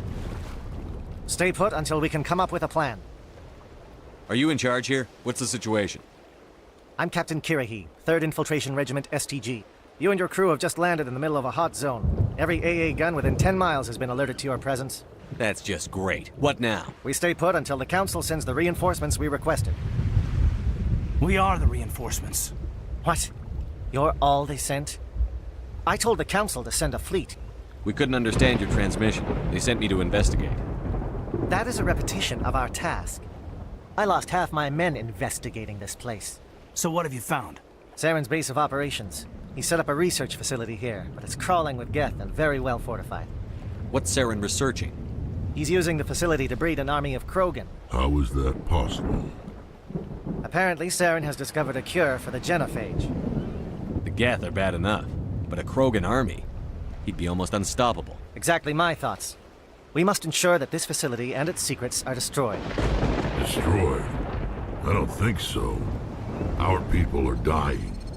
This cure can save them. If that cure leaves this planet, the Krogan will become unstoppable. We can't make the same mistake again. We are not a mistake. Is he going to be a problem? We already have enough angry Krogan to deal with. He'll be fine. I'll talk to him. I'd appreciate that, Commander. My men and I need to rethink our plan of attack. Can you give us some time? Go ahead, Captain. I'll come back soon. We won't be long, Commander. In the meantime, if you need any supplies, you can talk to Commander Rentola. He's in one of the tents nearby. Looks like things are a bit of a mess. Yeah. I wouldn't be so worried if it wasn't for Rex. It looks like he's gonna blow a gasket. Just drop it. He'll be fine. If you say so. But I'm gonna keep my eye on him, if it's all the same to you. The Krogan were stopped from being able to reproduce because they're so powerful and they're kind of like war hungry. So it makes sense that Rex would be upset that there's now a cure for this castration, yet he can't use it. So it's going to be our job to explain to him why this has to happen and why the Krogan that have been bred here have to die. It's a bit sad, but at the same time, I think Rex understands. He's not a stupid person. This isn't right, Shepard. If there's a cure for the genophage, we can't destroy it. I understand you're upset, but we both know Saren's the enemy here. He's the one you should be angry with. Really? Saren created a cure for my people. You want to destroy it. Help me out here, Shepard. The lines between friend and foe are getting a little blurry where I stand. This isn't a cure, it's a weapon. And if Saren is allowed to use it, you won't be around to reap the benefits. None of us will. That's a chance we should be willing to take. This is the fate of my entire people we're talking about. If you can't give me a better reason than this to destroy the hopes of my people, then I'm done with you. I can't let you jeopardize the mission. So that's it. All this time, and that's all I get from you. How can you not see what this means to the Krogan? This base can't be destroyed. I won't allow it. These Krogan are slaves of Saren. Puppets. Tools to be used and discarded. Is that what you want for your people? No, we were tools for the Council once. Thank us for wiping out the Rachni. They neutered us all. I doubt Saren will be as generous. All right, Shepard. You've made your point. I don't like this, but I trust you enough to follow your lead. Just one thing. When we find Saren, I want his head. Thank you for speaking with the Krogan. The assault on Saren's base will be difficult enough as it is. I assume that means you've come up with a plan. Of sorts. We can convert our ship's drive system into a 20-kiloton ordnance. Crude, but effective. Nice. Drop that nuke from orbit, and Saren can kiss his Turian ass goodbye. Unfortunately, the facility is too well fortified for that. We'll need to place the bomb at a precise location. Where do we take the nuke? And how do we get there? The bomb must be taken to the far side of the facility. Your ship can drop it off, but we'll need to infiltrate the base, disable the AA guns, and pacify any ground forces first. You want us to go in on foot? We don't have enough men. We won't be able to meet their force head-on. Definitely not. But I think we can work around that. I'm going to divide my men into 3 teams and hit the front of the facility. While we've got their attention, you can sneak your shadow team in the back. It's a good idea, but your people are gonna get slaughtered. We're tougher than we look, Commander. But it's true. I don't expect many of us will make it out alive. And that makes what I'm going to ask even more difficult. I need one of your men to accompany me, to help coordinate the teams. You expect me to commit one of my people to your command? We are all soldiers by trade. If your people are not prepared to face such a risk, would you really want them by your side? He's right, Commander. We can't do this without both teams at their best. I volunteer. Not so fast, LT. Commander Shepard will need you to arm the nuke. I'll go with the Solarians. With all due respect, Gunnery Chief, it's not your place to decide. Why is it that whenever someone says, with all due respect, they really mean kiss my ass? Elenko, you're with the captain. Keep it simple, understood? Aye, aye, Commander. I will have the ordnance loaded onto the Normandy and brief your crew on its detonation sequencing. Do you have any questions before we go, Commander? Let's do this. Excellent. Then if you'll excuse me, I need to prepare my men. Well, this is it. Don't do anything foolish while I'm gone, Ash. And that goes for you too, Commander. We'll be fine, LT. Yeah, good luck. It's a dangerous situation. Keep your eyes open and be ready for anything. You bet, Commander. You all know the mission and what is at stake.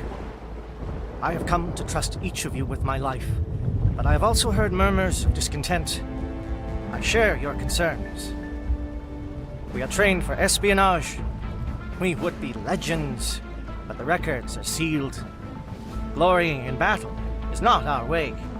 Think of our heroes. A silent step who defeated a nation with a single shot.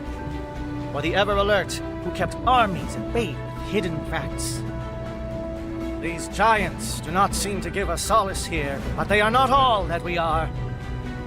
Before the network, there was the fleet. Before diplomacy, there were soldiers. Our influence stopped the Rachni, but before that, we held the line. Our influence stopped the Krogan, but before that, we held the line. Our influence will stop Saren. In the battle today, we will hold the line. Good luck, Commander. I hope we will meet again.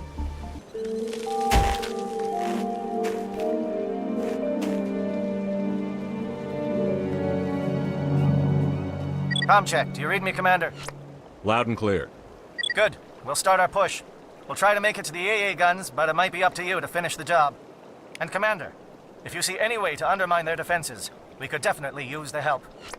Okay, so we got a bunch of stuff to go over here. I'm going to do my best to speed through this process. Let me explain what's going to happen. We're going to work our way through this ravine, and then the ravine's going to lead to a group of catwalks where we're going to fight the enemy there, and then we're going to go through another ravine, and then on more catwalk. We're going to do this until eventually we are able to breach into the facility from the back side. Until we get to that point, let me explain some things to you. One, the game's kind of being a little bit deceptive here, and if it's your first time playing through the game, you would never actually know what's going on here. The way it was set up when the captain asked for one of our troops to go with him was that it was a guaranteed suicide mission, so you felt at the time that you had to choose between Ashley and or Kaidan to go and die. For me personally, I don't really like Kaidan, so I always choose Ashley to stay with me. I also know how this plays out, but the way it's set up was that the people that were going to go with the captain were basically essentially on a suicide mission to destroy the AA guns. And throughout our assault on this base, we're going to be getting constant radio comms from the captain as well as Kaidan himself about how they're being overrun, or they're taking out the objective, or they're being pinned down. And truth be told, it sounds like what they're doing is a hell of a lot more interesting than what we're doing, because they're doing the frontal assault. Basically, they have all of the enemy forces' attention, so what they are doing is in fact more interesting than what we're doing. The whole time that you're listening to the radio comms come through, you get the feeling that what you're listening to is the final moments of Cade and the captain as they fight to secure the objective. And in truth, this is exactly what would happen if you choose Kaidan to die later on in the mission, where you have to choose between either saving Cade and his team or saving Ashley and the nuke, or vice versa, depending on who you chose to go where. Truthfully, I believe that this could have been a much more impactful moment if the developers had just allowed the choice that you made originally right now to exist throughout the entire mission. They could have had the operator that you chose to go with the captain leaving messages for each individual person in your crew as the mission unfolded, and you could slowly hear the demise as different individuals on that attack team dying. This could have allowed for an amazing story to be happening that you're not a part of, but you wish you could stop. We're already listening to them get pinned down, but it always seems like they're always moving forward. There doesn't seem to be any real stakes in it. And for us, I'm assuming that the person that was with us would be completely and utterly fine. But truth be told, we have to make another choice later on in the mission, which we will get there. I'm just wishing that they had done a little bit more with this and just allowed the choice we made there to be the choice that we had made. Because later, when we get the option to reset the choice that we made, it has no impact. And on a first-time playthrough, we should always have that impact. Now, I'm going to be honest with you when it comes to the story part of this mission. I both like it and don't like it at the same time. I would have really liked to have seen us been able to do a little bit more with the attacking force.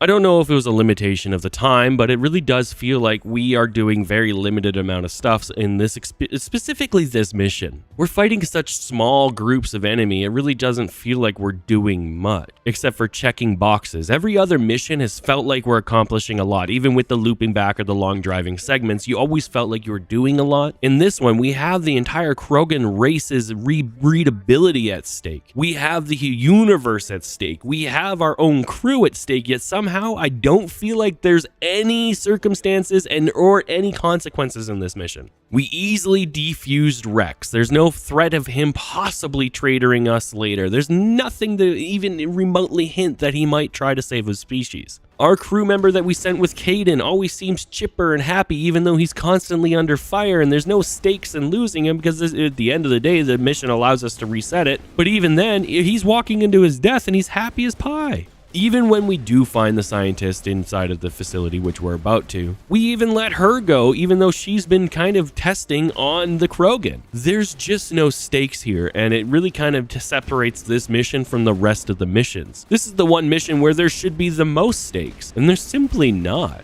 Arriving at the door, we end up breaching into the lab where we fight a bunch of scientists and different guards. It's not that hard, but I will be honest with you, for some reason this one just kept chasing me around in circles, and because I'm on controller, it was running at the same speed as I turned, so I was just doing these weird loops like a dog chasing its tail. But with the guards initially dead, we can push in deeper and talk to the scientist in the lab, who will let us know that this is a secret entrance into Soren's secret laboratory, which is conveniently right through this door. Crazy, I know. Don't shoot! Please, I just want to get out of here before it's too late. Let's hear it. Who are you? What do you want? Ranathanoptis, neurospecialist. But this job isn't worth dying over, or worse. You think the indoctrination only affects prisoners? Sooner or later, Saren will want to dissect my brain too. Give me one reason I should help you. I can help you. This elevator behind me goes to Saren's private lab. I can get you in. See? Full access. All of Saren's private files. Are we good? Can I go? What were you studying here? It's that ship, Sovereign. It emits some kind of signal. Undetectable, but it's there. I've seen the effects. Saren uses it to influence his followers, to control them. It's called indoctrination. Direct exposure to the signal turns you into a mindless slave, like the Solarian test subjects. But there's collateral damage, too. What do you mean by collateral damage? Sovereign's signal is too strong. Spend too much time near the ship and you feel it, like a tingle at the back of the skull. It's like a whisper you can't quite hear. You're compelled to do things, but you don't know why. You just obey. Eventually, you just stop thinking for yourself. It happens to everyone at the facility. My first test subject was the man I replaced. Now I just want to get out of here before it happens to me. Why is Saren researching this? Isn't he the one controlling it? The signal comes from the ship. It makes us obey Saren, but I don't think he controls it. Not exactly. I think he's scared it might be affecting him. Indoctrination is subtle. By the time the effects become noticeable, it's usually too late. You conducted brutal experiments on helpless test subjects. You helped Saren. You don't get to live. I just did what I was told. I didn't have a choice. I'm sorry. I'm gonna blow this place to hell and gone. If you want to make it out alive, you better start running. What? You can't. But I'll never. Ah!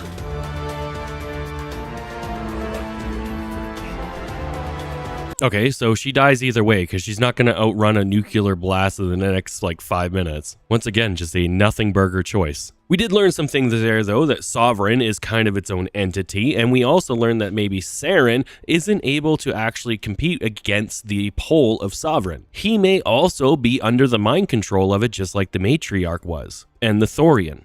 It's just extremely interesting to understand how this alien technology is able to take over everybody. And though we don't fully understand it, we can also sympathize with Soren, who may not be fully in control of his own mind. He may never have wanted to do the things that he's done, but because of his own selfish pride, he won't ever admit that he's not in control, so he'll take ownership of those actions whether he supports them or not. Just something to think about moving forward. Once in Soren's lab, we find a beacon, and another surprise.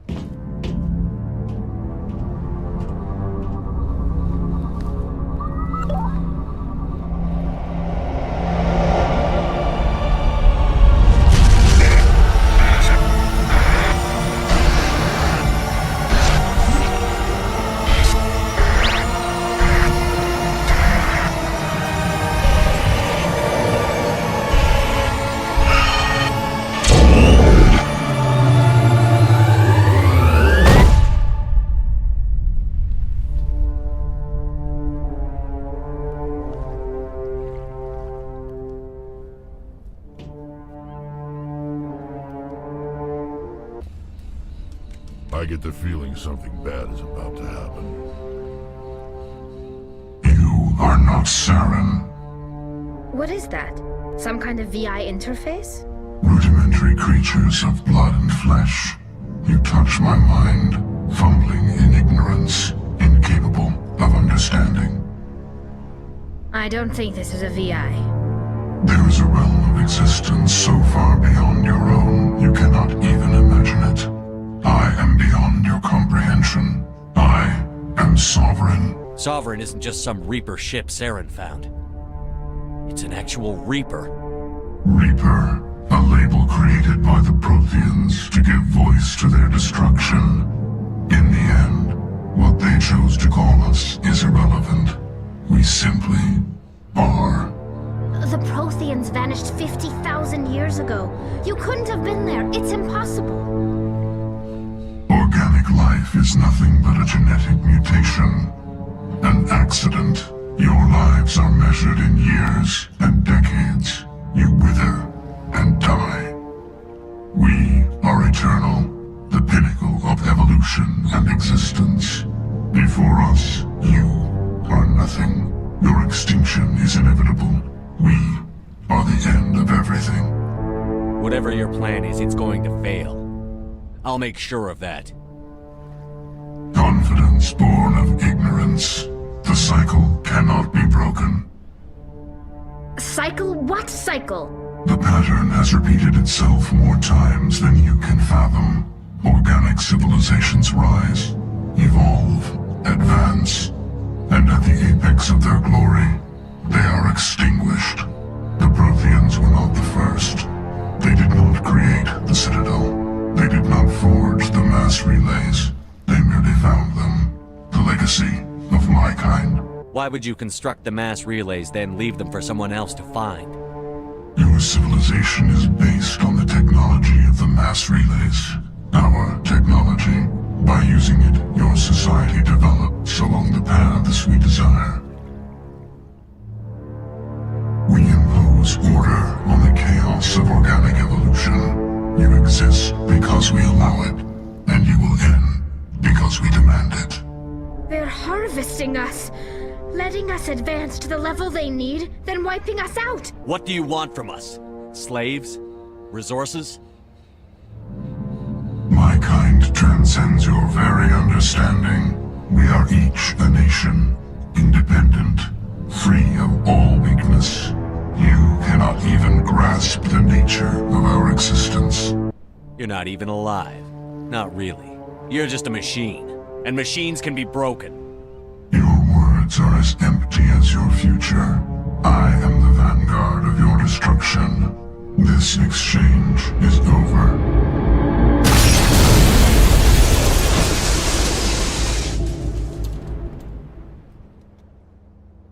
Commander, we got trouble. Hit me, Joker. That ship's Sovereign? It's moving. I don't know what you did down there, but that thing just pulled a turn that would shear any of our ships in half. It's coming your way and it's coming hard. You need to wrap things up in there fast. There's nothing we can do here. Ideas, Shepard? Let's head to the breeding facility. Joker can pick us up after we set the nuke. Interesting stuff. Our fight to the breeding facility will go very much the same as everything else in this mission. We're going to fight down a bunch of catwalks, end up in a big area, fight a bunch of enemies there. Along the way, though, we can contemplate everything that was said by Sovereign. He told us that I don't even know if he's a he, but he told us that along the way, throughout the entire history of the universe, many different species have risen up to power only to be absolutely annihilated by the Reapers at the peak of their apex. And that every civilization that has risen to power has risen so because the Reapers have allowed it. And the technology advancements that they've gotten have simply been found and left behind by the Reapers. There's a couple ways that you can look at this. The first way is that you could look at it like the Reapers were the first species to ever advance technology as far as they had. Obviously, one species had to do it, or a combination of many species, and through that technology advancement, they slowly learned that they could use other species to advance their technologies without having to use their own resources. Essentially, leave it a trail of breadcrumbs until they make an advancement that the Reapers haven't, and then kill off that species and claim that advancement as their own. The second way to look at it is that the Reapers are nothing more than a parasite who are harvesting other species at the pinnacle of their advancement in order to advance themselves. And everything that he said is a lie, and that none of it's actually true. As a player playing the game for the first time, this is really up to you on how you perceive that information. And without using our advanced knowledge of, 20/20 vision looking in hindsight, I'm just going to leave it at that and let you form your own opinion either way. It's just something extremely interesting about the entire thing. Now, let's get back to doing what we were doing here. We're heading to the breeding facility where we're going to plant a nuke to annihilate the entire facility and remove all of the artificially bred Krogan. Of course, this plan won't go off without a hitch. It's going to have a bunch of complications along the way. But for the most part, it's just another stepping stone in the grand scheme of the galaxy. On the rooftop, which I want to be extremely clear here, we most definitely could have dropped a nuke from our ship's safety in this rooftop. It's not even hidden, and it's not even covered, and there's not even anything up here. We could have literally flew over, dropped off the nuke, and left. And we didn't have to do any of this other stuff once the AA guns were removed. In fact, we could have put all our forces together to fight the AA guns and then done this exact same thing. I understand why we had to do this from a gameplay standpoint, but from a logical standpoint, it doesn't really make sense. As if the AA guns were never taken out by the advanced team, then we never would have been able to fly in the Normandy anyway. And if we failed, well then the nuke never would have gotten placed. To me, it makes more sense to have combined our forces and worked on one problem at a time. Take out the AA guns, get everybody on the ship, plant the nuke, everybody flies away to safety, no one has to die. But I guess we never would have gotten to talk to Sovereign, which if you really think about it, he didn't really offer us any information that we didn't already know, like at all. So we didn't even need to talk to Sovereign at all. But on the roof, the Normandy will arrive and we will plant the nuke, which is literally just putting it on the roof.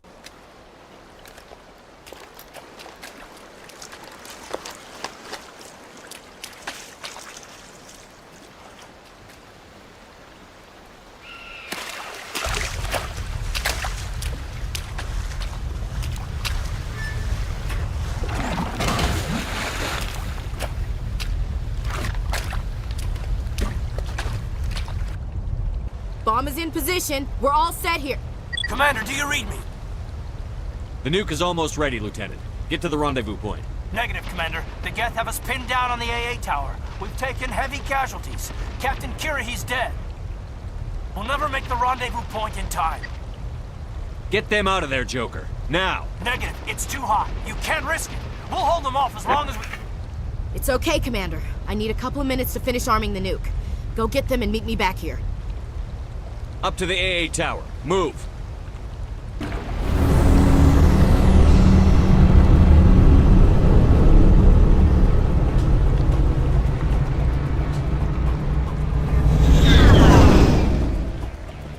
Okay, so the nuke's on the roof, and we know that Kaidan is being pinned down. This would have been a great opportunity for the devs to let Kaidan die and let us own that choice that we made at the beginning of this mission. But instead, they send us up to the roof to go to an AA gun for some reason, only for us to get up here and have to then again make the choice on who lives or dies, Ashley or Kaidan. Now, I'm going to honor my first original opinion, which is that Kaidan should die. That's why I sent him with the captain. But I just find it a little bit frustrating that they couldn't just let that choice sit. One of the most impactful things in video games is getting attached to a character and then having to choose whether or not they survive. You can make this choice harder by having them pick between two characters, where one is destined to die. This is why the Telltale Walking Dead games were so great. All that happened with this choice was that there was never any stakes because we could always have the chance to fix it. I'm just going to choose not to. If you choose to fix it in your own playthrough, that's on you.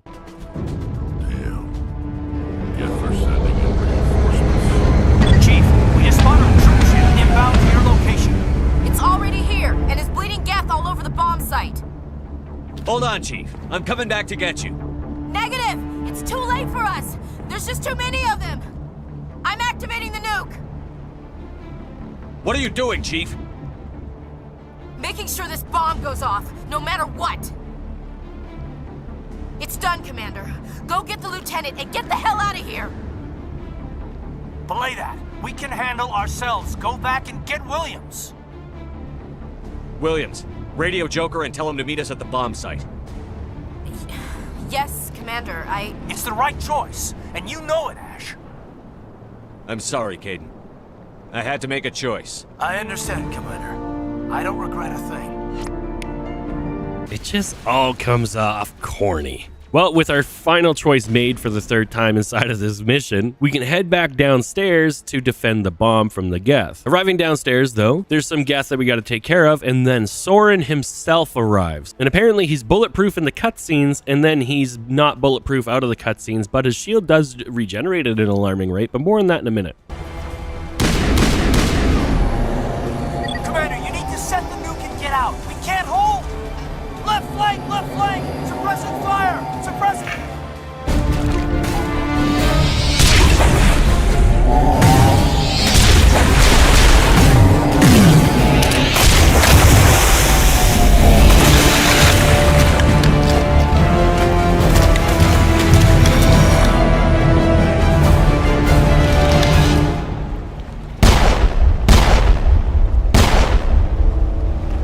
I applaud you, Shepard. My Geth were utterly convinced the Solarians were the real threat. An impressive diversion. Of course, it was all for nothing. I can't let you disrupt what I've accomplished here. You can't possibly understand what's really at stake. Sovereign and its kind destroyed the Protheans. What else is there to understand? You've seen the vision from the beacons, Shepard. You of all people should understand what the Reapers are capable of. They cannot be stopped. Do not mire yourself in pointless revolt. Do not sacrifice everything for the sake of petty freedoms. The Protheans tried to fight, and they were utterly destroyed. Trillions dead. But what if they had bowed before the invaders? Would the Protheans still exist? Is submission not preferable to extinction? You really believe the Reapers will let us live? Now you see why I never came forward with this to the Council. We organics are driven by emotion instead of logic.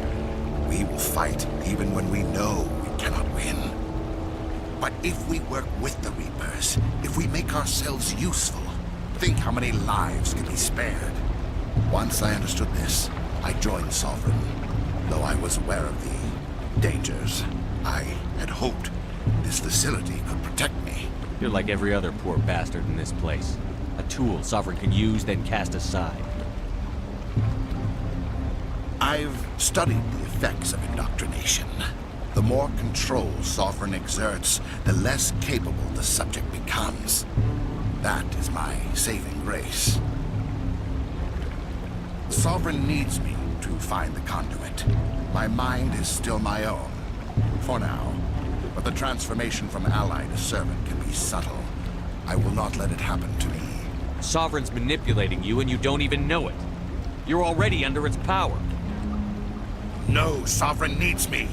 If I find the conduit, I've been promised a reprieve from the inevitable. This is my only hope. Together we can stop Sovereign. We don't have to submit to the Reapers. We can beat them. I no longer believe that, Shepard. Visions cannot be denied. The Reapers are too powerful. The only hope of survival is to join with them. Sovereign is a machine. It thinks like a machine. If I can prove my value, I become a resource worth maintaining. There is no other logical conclusion. You were a Spectre. You were sworn to defend the galaxy. Then you broke that vow to save yourself. I'm not doing this for myself. Don't you see? Sovereign will succeed. It is inevitable. My way is the only way any of us will survive.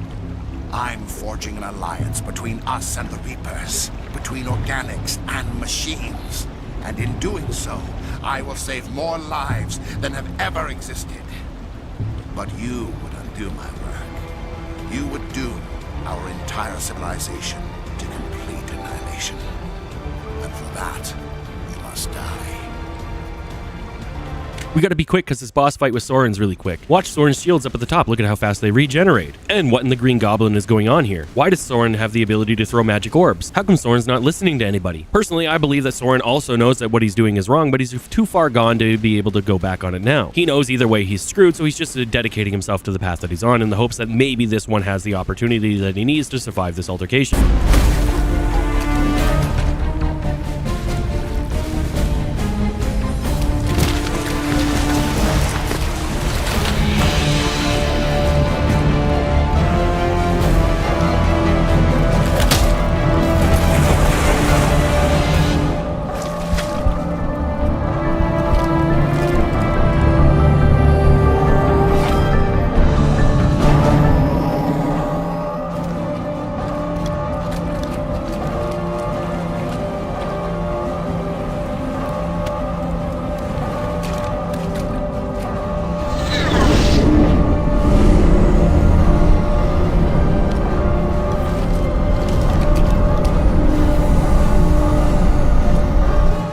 Everybody, hang on!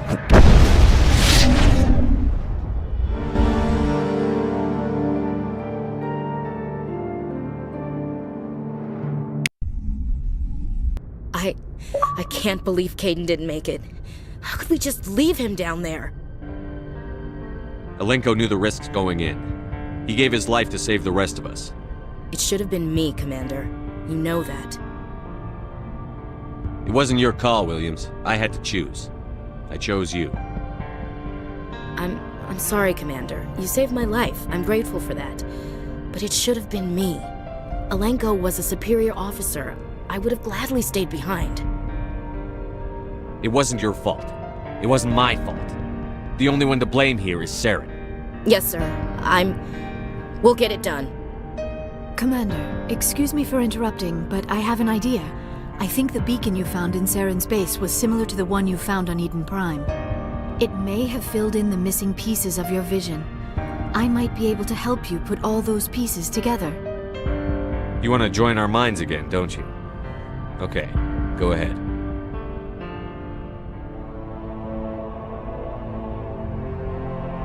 Relax, Commander. Embrace eternity.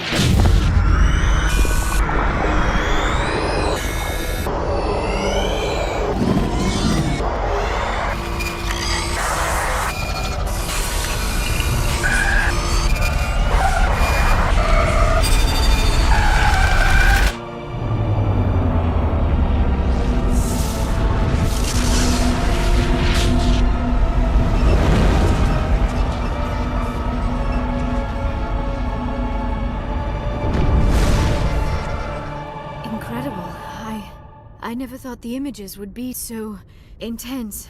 I need a moment to collect myself. Did the vision make any sense to you? It's a distress call. A message sent out across the Prothean Empire. A warning against the Reapers, but the warning came too late. What about the conduit? There were other images, locations, places I recognized from my research. Ilos! The conduit is on Ilos! That is why Saren needed to find the Mu relay. It is the only way to get to Ilos. We need to get to Ilos. Forget it. The Mu relay's inside the Terminus systems.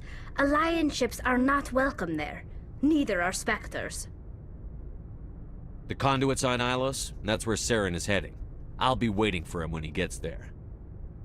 Saren will have his entire fleet orbiting Ilos. You will never make it down to the surface without reinforcements. You must alert the Council. We need a fleet to... I am sorry. The joining is exhausting. I should go to the medical bay and lie down for a moment. Are you sure it was the joining? I feel fine. Your role in our communion is passive. I am the one who must submerge myself in your mind, drown myself in your thoughts. It is more difficult than it looks. The human subconscious instinctively resists the joining, Commander. A strong personality like yours makes it even harder. I just need some time to recover. We're done here. Dismissed. Commander, there's a comm buoy nearby. I can link us in if you want to report back to the Citadel Council. You know, to warn them about Sovereign. Set the link up, Joker. They need to know. Patching it through. Commander Shepard, I'm pleased to see your mission on Vermeer was a success. Saren is formidable enough without an army of Krogan serving under him. The Krogan would have served Sovereign. A Reaper. Yes, we saw mention of this on your report. Sovereign, Ascension machine, a true artificial intelligence. This news is quite alarming, if it turns out to be accurate. Sovereign's a Reaper. Saren admitted it. He's playing you, Shepard. Saren still has contacts on the Citadel. He probably saw your earlier reports, the ones talking about your vision and the Reapers. It's highly possible Saren is using false information to throw you off balance. Our own intelligence has never turned up any corroborating information. Sooner or later, you're gonna have to take something I say on faith, Counselor. Try to see this from our perspective, Commander. Saren is a threat we can recognize. However, as far as we know, the Reapers only exist in your visions. Our decisions affect trillions of lives. We cannot act on the accusations of a single person, even a Spectre. Not without solid evidence. The Council cannot take any official action here. That is why we created the Spectres. You have the authority to act as you see fit.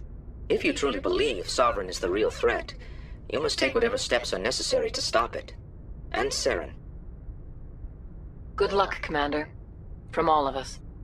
Oh my, long cutscene. I know, but I do think it's important to leave cutscenes in their entire length so you guys get the story from the developer side, then I offer my opinions after. My opinion is that the Council's a bunch of idiots. I don't know how many more times I have to stop a planet from being destroyed or stop something from happening before the Council will actually listen to me, but every time I send them my reports, they simply just dismiss it as some sort of conjecture that humans are just too stupid to understand. Let's think about it this way. What do I gain by saying that Sovereign, the ship that Soren is on, is somehow not a Reaper? Like, what is my gain from that? There's no gain, there's no upside, there's nothing for me there, so why would I lie about it? Yet for some reason the Council has to do that annoying thing where they're going to play devil's advocate and think about it from all possible angles when really the angle is that they're not doing anything. They're a governing body that doesn't even govern. Seems how in that own cutscene they simply say that we have the power to do whatever we want as a Spectre and decide whatever we want to do. If that's the case, then why do we even report back to the Council at all when they don't actually listen to us and they don't have any governing control and they don't make any decisions? It really does seem like the Council's there for absolutely no reason whatsoever. Making it worse is the Council's made up of 3 specific races and it ignores the vast majority of other races. There's no human on the Council. There's none of those floating brain dumpling things on the Council. There's none of the slow-talking Hulk guys on the Council. There's none of those small fat robots on the Council. Just these 3 individuals who refuse to make a choice and sit on the fence the entire time. I actually hate talking to the Council with every bit of my being. But it's a part of the game, so that's what we have to do. With all that being said, we can finally go to the final planet before the final mission of Mass Effect 1. Onwards to the next.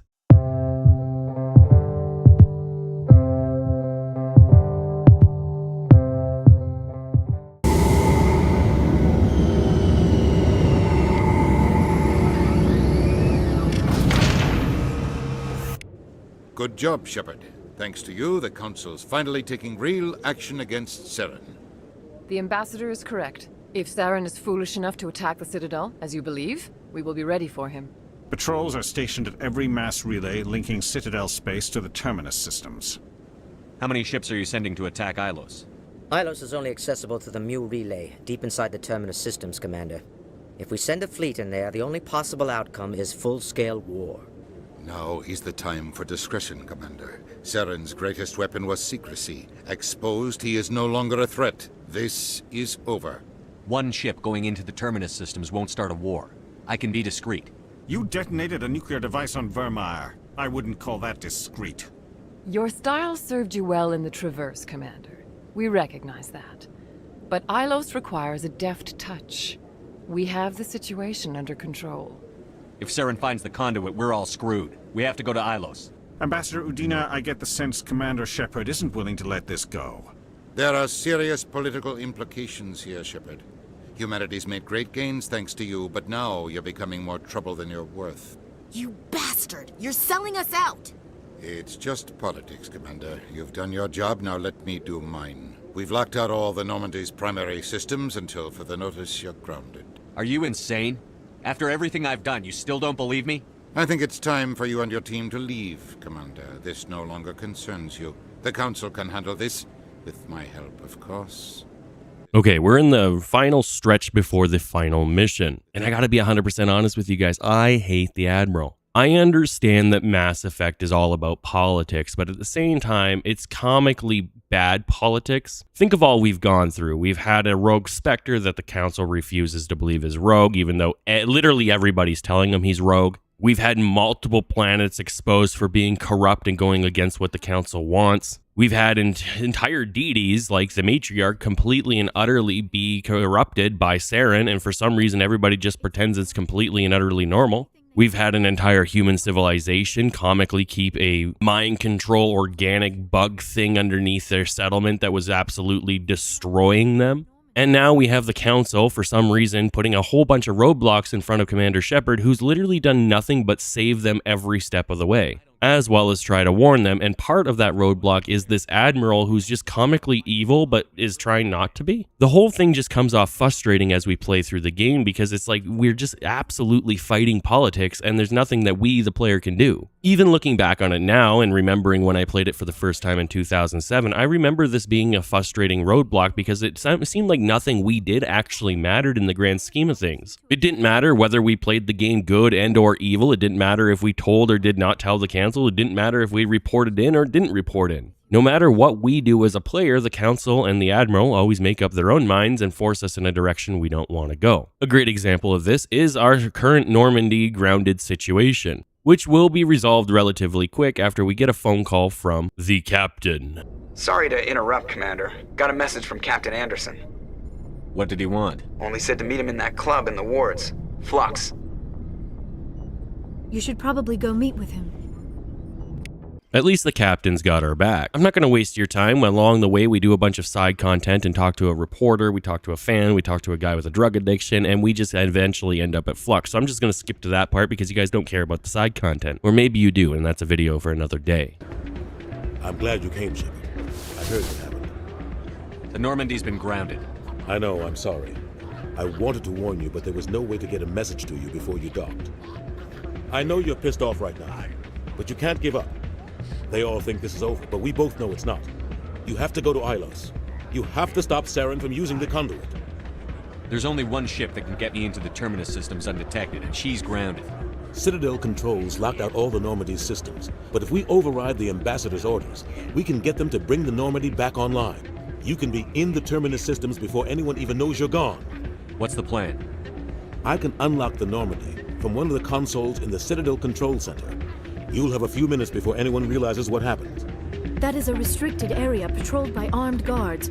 How are you going to get in? Leave that to me. Just make sure you're in the Normandy when the systems come back online. There's got to be a better way. Ambassador Udina issued the lockdown order. If I can hack into the computer in his office, maybe I can override it. He won't just stand by while you use his computer. Hopefully he won't be there. If he is, I'll just have to think of something. The Ambassador will not forgive this, Captain. You will be charged with treason, a capital offense. We don't have a lot of options. I break into the Ambassador's computer, or I take my chances with the patrols in Citadel Control. It's your call, Captain. I'll break into the Ambassador's office. He made this personal. You ready to get the hell off this station, Commander? Let's do it. I'll take care of the lockdown. You get down to the Normandy and tell Joker to stand by. I love Captain Anderson, and I love Captain Anderson in all the games where he plays Captain Anderson. He's just always a morally good guy who's willing to put himself, in danger to protect the overall cause of the story. And that's what I appreciate about him. So we're going to race off to the Normandy, where we're going to wait with anticipation to see if the captain can pull it off. And shockingly, he does.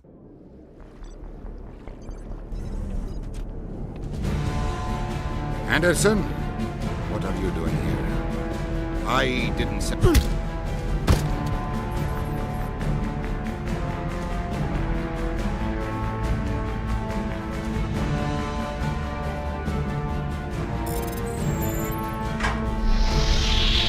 Get us out of here, Joker. Now!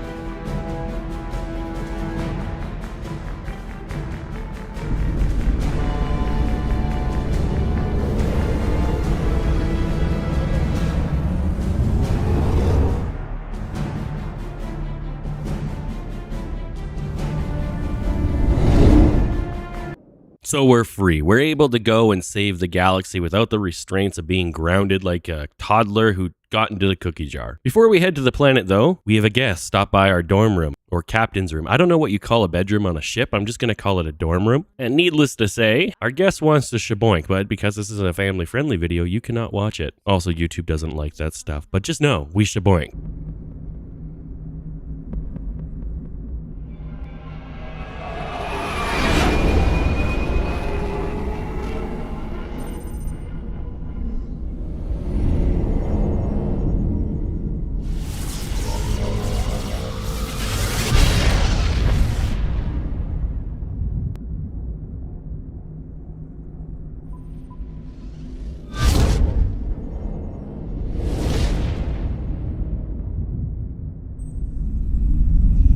Commander? We've got company. Have their sensors picked us up yet? Well, stealth systems are engaged. Unless we get close enough for a visual, they won't have any idea we're here. Picking up some strange readings from the planet's surface. Take us down, Joker. Lock in on the coordinates. Negative on that, Commander. The nearest landing zone's 2 clicks away. We'll never make it in time on foot. Get us something closer. There is nowhere closer. I've looked. Drop us in the Mako. You need at least 100 meters of open terrain to pull off a drop like that. The most I can find near Saren is 20. 20 meters? No way we can make a drop in there. We have to try. Find another landing zone! There is no other landing zone! The descent angle's too steep. It's our only option. It's not an option, it's a suicide run. We don't... I can do it. Joker? I can do it. Gear up and head down to the Mako. Joker! Drop us right on top of that bastard.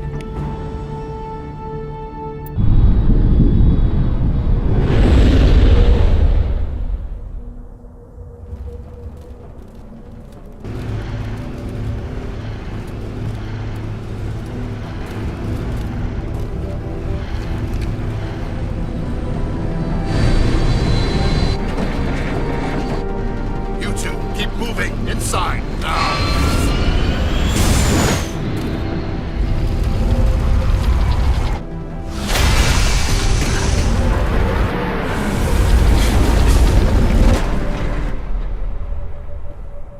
We have to get inside this bunker before Saren finds the conduit. There's no way we're getting past that door with brute force. Saren found some way to open it. There must be some kind of security override somewhere in this complex. We'll have to find some way to get it up and running again.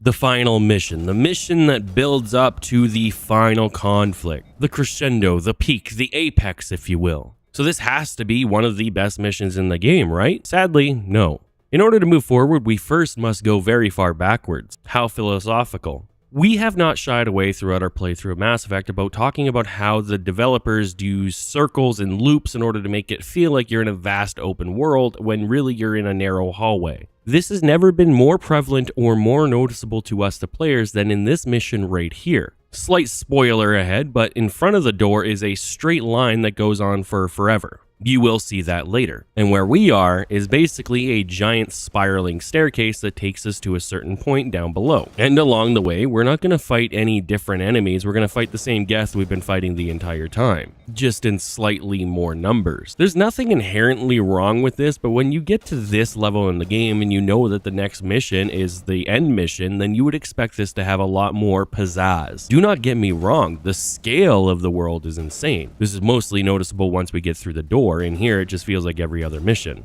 But there's no stakes. It doesn't feel like we have high stakes. We're weirdly calm about the fact that we need to move forward. You're telling me we can tactically nuke an entire side of a freaking planet to stop the spread of Krogan-bred military, but we cannot open this door? We simply do not have the technology. We can travel through space, we can drop freaking cars in 20 meters, but we can't open this door without doing this elaborate backtracking. Now, just to add my own personal issue with this, is I'm extremely colorblind, and the palette that's in this planet is absolutely the color that muddles together the most for me. I can't see nothing, but I do also have to acknowledge that due to the time that this was a common strategy to reuse textures and muted tones. Go back and play like the original Zelda, Majora's Mask, or Ocarina of Time, you'll notice repeating things, even the original Tomb Raiders and 007, which are older games, but that mindset hadn't left developers yet. Even the library mission from Halo, which came out in 2001, was just a series of repeating textures, and that carried all the way up until I'd say the mid-teens. Then we started to get some variety. So what are we doing here? Well, essentially we have to go all the way back, all the way down to the basement for some reason. Even though there's an elevator conveniently right here, it doesn't work from the top. You have to go down to the bottom. And when we get down there, we're going to meet a Promethean AI or VI or whatever you want to call it data shard that's going to kind of been corrupted. But it's going to give us a warning, and it turns out there's actually external forces here helping guide Commander Shepard. I do wish that this had been played on a little bit more throughout our entire playthrough. And don't get me wrong, the developers are going to definitely try to do a tie-in, but it doesn't feel like a tie-in.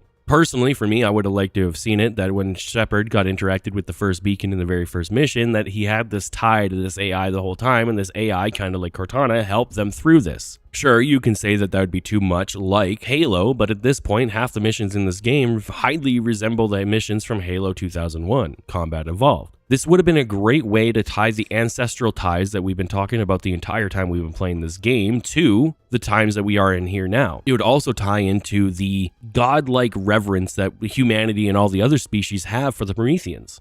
It would allow it to seem like they were even smarter than they already were. They knew that they were going to become extinct, so they left trails like breadcrumbs for somebody to interact with, and when the right person came along, let's call him the Prophet, because that's essentially what Commander Shepard is, they'd be able to communicate with him, even though it might be broken or not fully coherent, but help guide him to the right conclusion. For some reason, though, the entire game doesn't lean on this at all, but in this mission, it heavily leans on that. Getting to the bottom, we have to fight a ton of enemies, and I gotta be honest with you, it's like the developers turned up the difficulty here just with bullet sponges, because it seems like every enemy I'm fighting for some reason takes a bazillion bullets, even though my gun now does double what it did last mission. That all being said, though, we do eventually arrive at the broken VI. Come on, Saren's already got a head start. We have to go find him before he reaches the conduit. Unless he's already found it, then we're just walking into a trap. That's a chance we'll have to take. Hold on, something's happening. Too late. Unable to... Invading fleets. No escape. Sounds like some kind of message, but I don't recognize the language. It's probably in Prothean. This recording must be 50,000 years old. No wonder we can't understand it. The message is all broken up, but I recognize some of the words. It's a warning against the Reaper invasion. Incredible. The cipher must have transferred an understanding of the Prothean language into your mind. Not safe. Seek refuge inside the archives. What's it saying? Can you make out anything useful? Fought Reapers. The Citadel. Overwhelmed. Only hope. Act of desperation. The conduit. All is lost. It said something about the conduit, but it's too degraded to help. We should go. Cannot be stopped. Even though that was a big nothing burger, we did learn that there's been a little bit of genetic modification because Shepard can understand what the Protheans were saying. By the way, I've been realizing I've been saying Prometheans. I don't know why. Just know. Now, I wish I could tell you that the next part of this mission is going to be so much fun. The truth is, it's not. We're literally going to drive a straight line until we are forced to stop.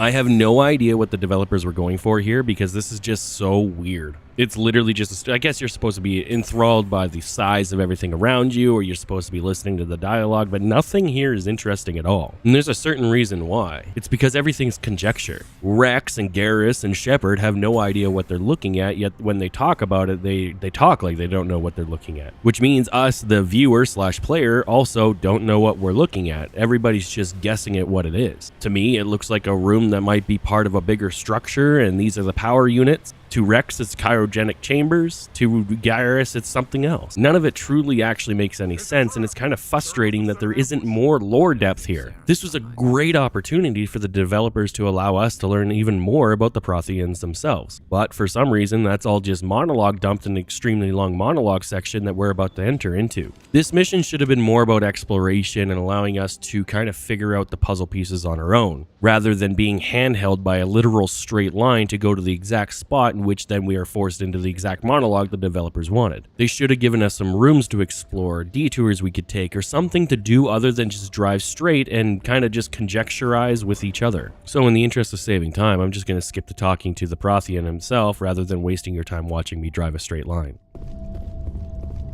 You are not Prothean, but you are not machine either. This eventuality was one of many that was anticipated. This is why we sent our warning through the beacons. Looks like some kind of VI program. Pretty badly damaged. I do not sense the taint of indoctrination upon any of you. Unlike the other that passed recently. Perhaps there is still hope. Wait a minute. How come I can understand you? Why aren't you speaking the Prothean language? I have been monitoring your communications since you arrived at this facility. I have translated my output into a format you will comprehend. My name is Vigil. You are safe here for the moment, but that is likely to change. Soon, nowhere will be safe. Why did you bring me here? You must break a cycle that has continued for millions of years. But to stop it, you must understand, or you will make the same mistakes we did. The Citadel is the heart of your civilization and the seat of government. As it was with us, and as it has been with every civilization that came before us. But the Citadel is a trap. The station is actually an enormous mass relay, one that links to dark space, the empty void beyond the galaxy's horizon.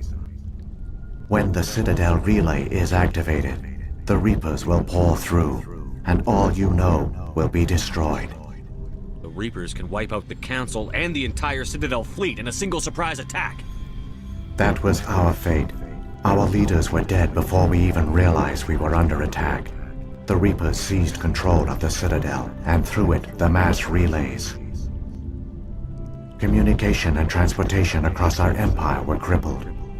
Each star system was isolated, cut off from the others. Easy prey for the Reaper fleets. Over the next decades, the Reapers systematically obliterated our people. World by world, system by system, they methodically wiped us out. Some of you must have managed to survive. Through the Citadel, the Reapers had access to all our records, maps, census data. Information is power, and they knew everything about us. Their fleets advanced across every settled region of the galaxy. Some worlds were utterly destroyed. Others were conquered, their populations enslaved. These indoctrinated servants became sleeper agents under Reaper control. Taken in as refugees by other Protheans, they betrayed them to the machines. Within a few centuries, the Reapers had killed or enslaved every Prothean in the galaxy. They were relentless, brutal, and absolutely thorough. You said you brought me here for a reason. Tell me what I need to do. The conduit is the key. Before the Reapers attacked, we Protheans were on the cusp of unlocking the mysteries behind mass relay technology. Ilos was a top-secret facility. Here, researchers worked to create a small-scale version of a mass relay. one that linked directly to the Citadel, the hub of the relay network. Conduit's not a weapon. It's a backdoor onto the Citadel.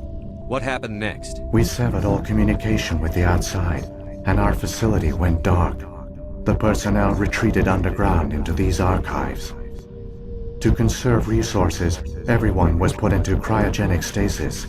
I was programmed to monitor the facility and wake the staff when the danger had passed. But the genocide of an entire species is a long, slow process. Years passed, decades, centuries. The Reapers persisted, and my energy reserves were dwindling. You should have fought. We were a few hundred against a galactic invasion fleet. Our only hope was to remain undetected. I began to disable the life support of non-essential personnel. First support staff, then security. One by one, their pods were shut down to conserve energy. Eventually, only the stasis pods of the top scientists remained active. Even these were in danger of failing when the Reapers finally retreated back through the Citadel relay. There were hundreds of stasis pods out there. You just shut them down? You killed them? You were programmed to protect them, not kill them. This outcome was not completely unforeseen. My actions were a result of contingency programming entered on my creation. I bet they didn't tell the non-essential staff about this contingency. I saved key personnel. When the Reapers retreated, the top researchers were still alive. My actions are the only reason any hope remains. When the researchers woke, they realized the Prothean species was doomed. There were only a dozen individuals left, far too few to sustain a viable population. Yet they vowed to find some way to stop the Reapers from returning. A way to break the cycle forever. And they knew the Keepers were the key. Aren't they under the influence of the Reapers? The Keepers are controlled by the Citadel. Before each invasion, a signal is sent through the station compelling the Keepers to activate the Citadel relay. After decades of feverish study, the scientists discovered a way to alter this signal. Using the conduit, they gained access to the Citadel and made the modifications. This time, when Sovereign sent the signal to the Citadel, the Keepers ignored it. The Reapers are trapped in dark space. Saren can use the conduit to bypass all the Citadel's external defenses. Correct. And once inside, he can transfer control of the station to Sovereign. Sovereign will override the Citadel systems and manually open the relay. And the cycle of extinction will begin again. Is there any way we can stop them? There's a data file in my console. Take a copy when you go. When you reach the Citadel's master control unit, upload it to the station. It will corrupt the Citadel's security protocols and give you temporary control of the station. It might give you a chance against Sovereign. Wait, where's the Citadel's master control unit? I've never heard of anything like that. Through the conduit, follow Saren. He will lead you to your destination. Saren's got enough of a head start. Grab that data file and let's go. The one you call Saren has not reached the conduit. Not yet. There is still hope if you hurry. Wow, lots to unpack there, and I'm sorry for the long cutscene, but I think it's important to keep them in their entire length. I do cut out some of the dead air parts. Okay, so there's a ton to unpack here, but I'm going to do my best to interpret everything that was said. Essentially, the Reapers have been doing this so long, they basically come up with a foolproof attack strategy to completely and utterly keep reusing in order to be able to annihilate races that get too technology advanced. They do this through the control relay that is conveniently located at the top of the tower. We'll see that later on. The Protheans, which were the race that was annihilated last 50,000 years ago, did their best to save their race by cryogenically freezing them, which means Rex was right when we were driving through that straight line. But over the course of 50,000 years, they slowly were killed off until now that the only thing that's left is this AI unit, or as Mass Effect calls it, VI. Conveniently, the Prothean has an ability to stop the Reapers from being able to jump from deep space, dark space, to the Citadel relay. And it's conveniently on a USB drive. 50,000 years ago, they set it up so we could stop it. Now, I understand that what we just did was a monologue dump so we could move on with the story, but at the same time, I have to ask the question.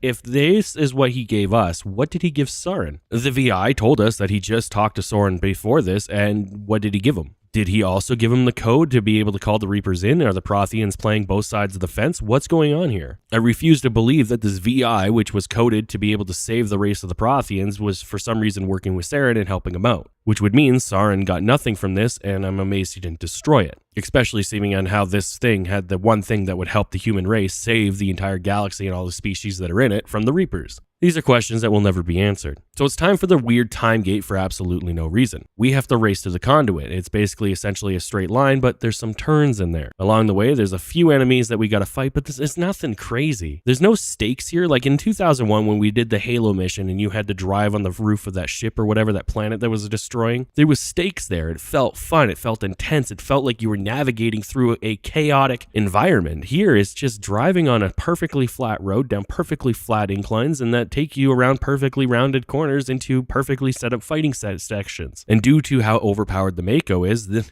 nothing matters. It's sad. It really is. This is a great opportunity for there to be an amazing story building arc that was just thrown away for weird monologue dumps that last way too long. I feel like rather than doing this vision thing that they did this entire time that was just kind of more annoying than it was anything else, what they should have done is had this VI give us little tidbits of information, maybe out of order or whatever, but allow us to be able to piece the puzzle together ourselves. In a game where everything is so smart and everybody's doing politics and everybody's playing the game of space, and everybody's trying to one-up each other, for some reason the story's actually really dumb when you think about it. The stakes are there, don't get me wrong. The galaxy, gotta save it, we got it. That's the same trope that we've had for hundreds of years. But like when you look at the actions of everybody involved, it's all stupid, and Commander Shepard seems to be the only one with any sort of brain, and that's because he's our character. Otherwise, everybody else is just kind of dumb. With that being said, though, we will be able to get to the conduit, and we'll be launched right back to the relay, the Citadel relay. This will start our final mission.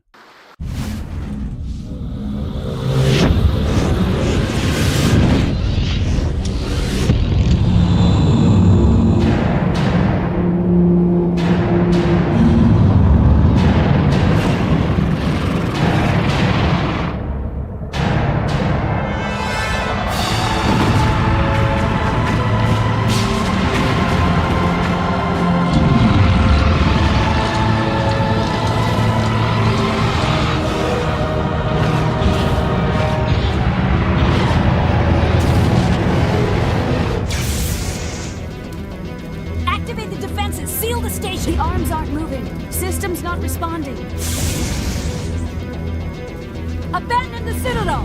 Evacuate the Council! Citadel Control! Citadel Control, do you copy?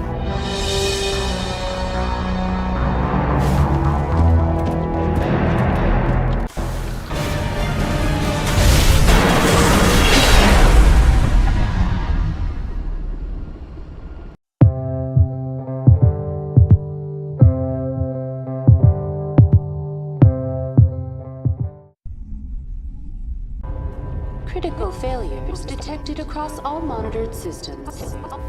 Please begin emergency evacuation.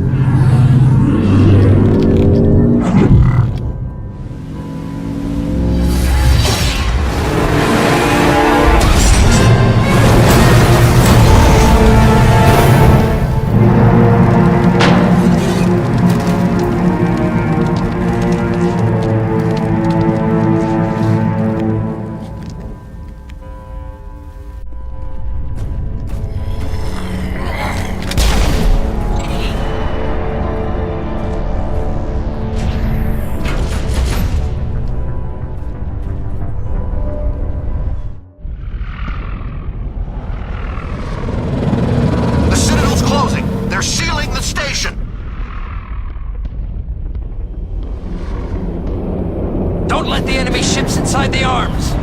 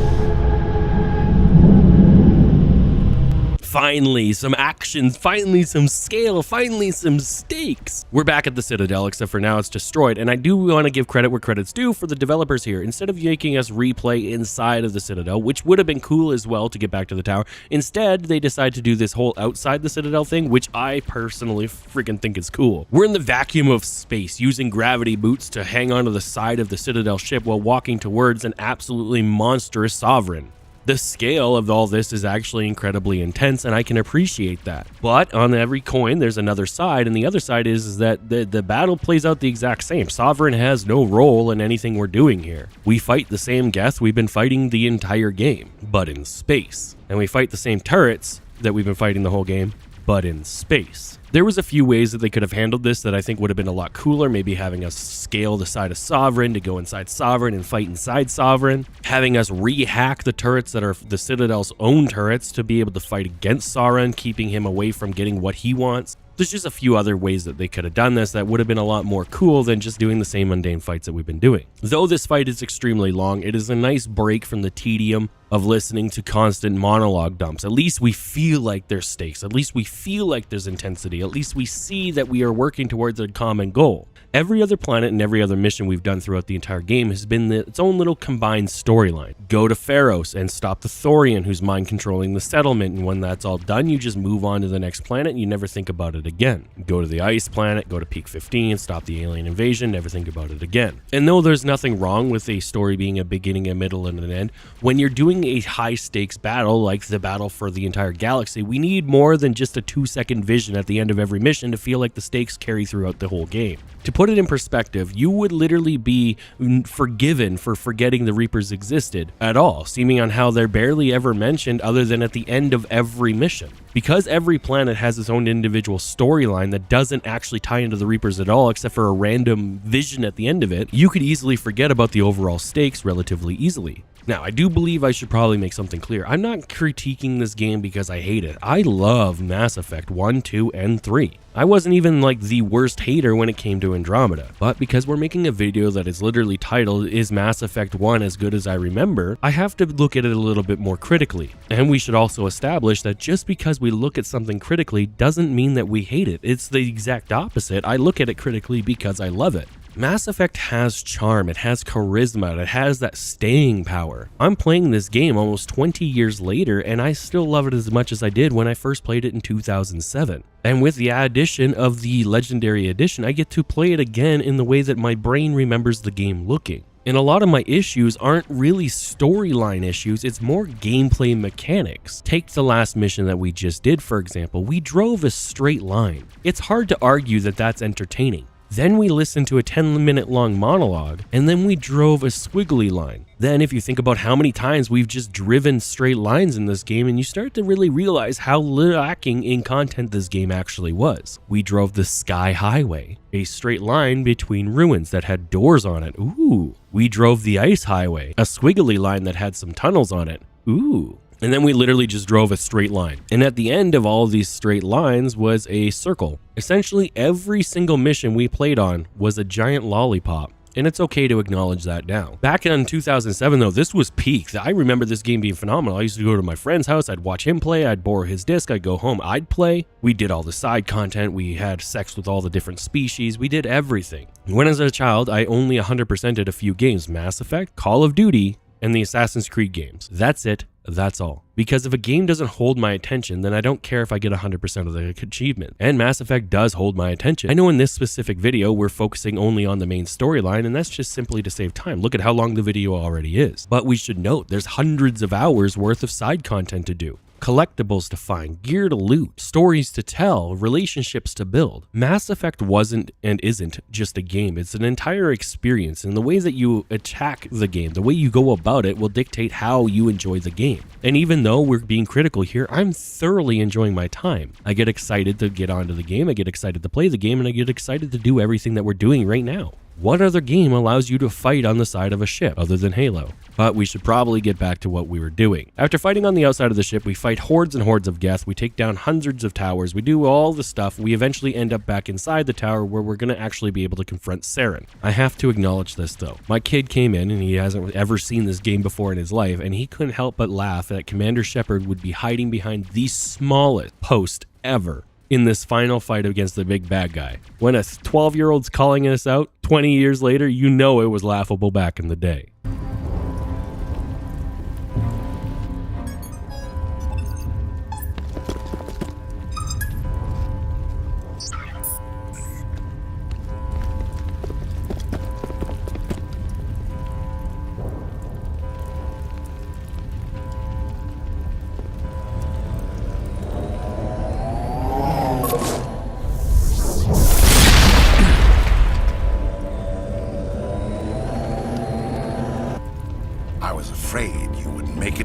Shepard.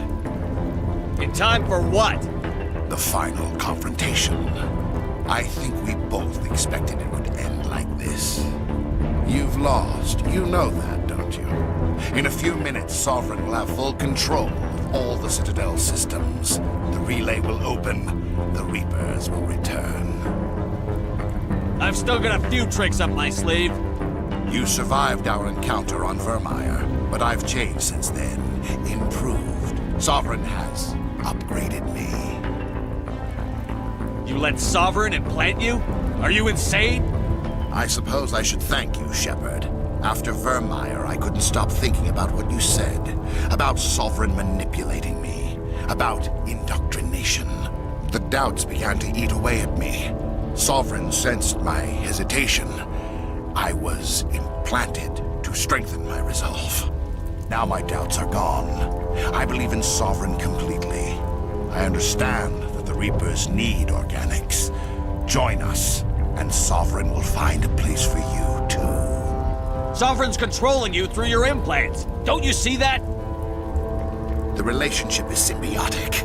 Organic and machine, intertwined. A union of flesh and steel.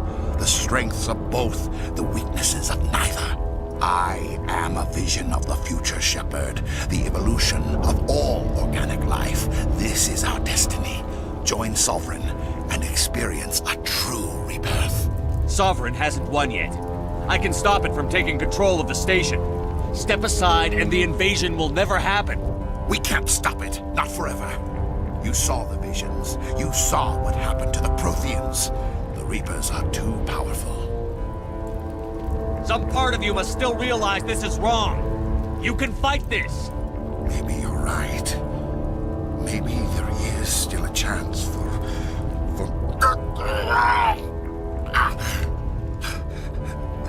The implants. Sovereign is too strong. I'm sorry. It is too late for me. It's not over yet. You can still redeem yourself. Goodbye, Shepard. Thank you.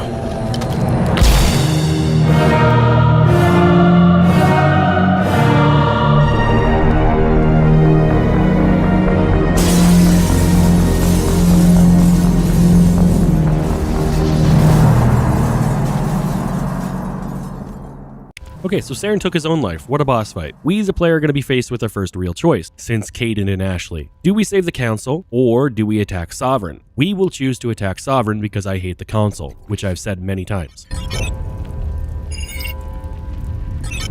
Vigil's data file worked. I've got control of all systems. Quick, open the station's arms. Maybe the fleet can take Sovereign down. See if you can open a communications channel. The Destiny Ascension. Main drives offline. Kinetic barriers down 40%. The Council is on board. I repeat, the Council is on board. Normandy to the Citadel. Normandy to the Citadel. Please tell me that's you, Commander. I'm here, Joker. We caught that distress call, Commander. I'm sitting here in the Endura sector with the entire Arcturus fleet.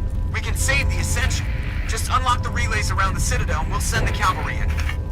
You'd sacrifice human lives to save the Council? What have they ever done for your kind? This is bigger than humanity. Sovereign's a threat to every organic species in the galaxy.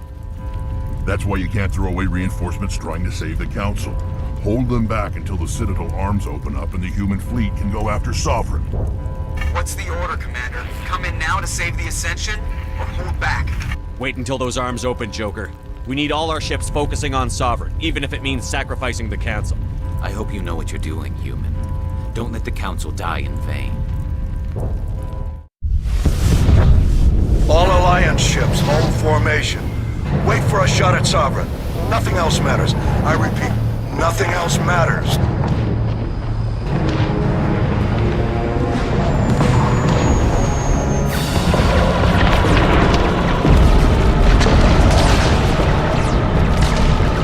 Commander, we're picking up reinforcements. It's the Alliance! Open a comm channel! This is the Ascension. We're taking heavy damage. Guardian defenses are over. Kinetic barriers are offline. Commander, they closed the channel.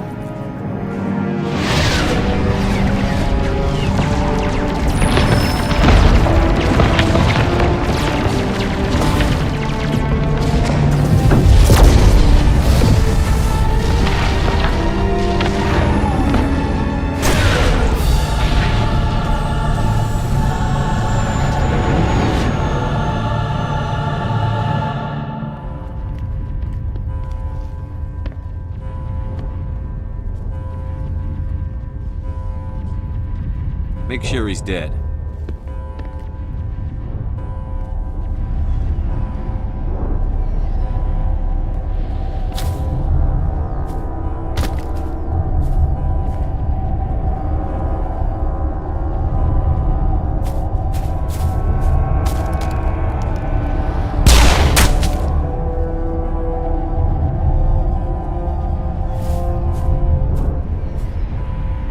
He's dead.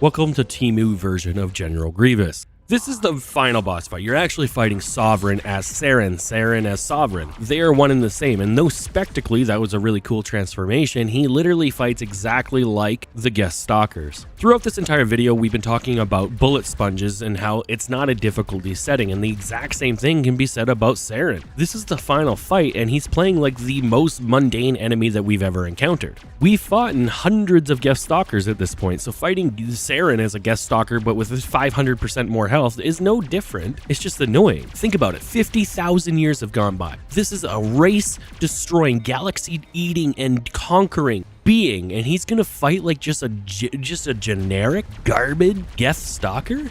I have to just call it out. This is crap. There's not even boss phases to this. He doesn't even get more powerful. He just wiggles around, and intermittently we get cutscenes.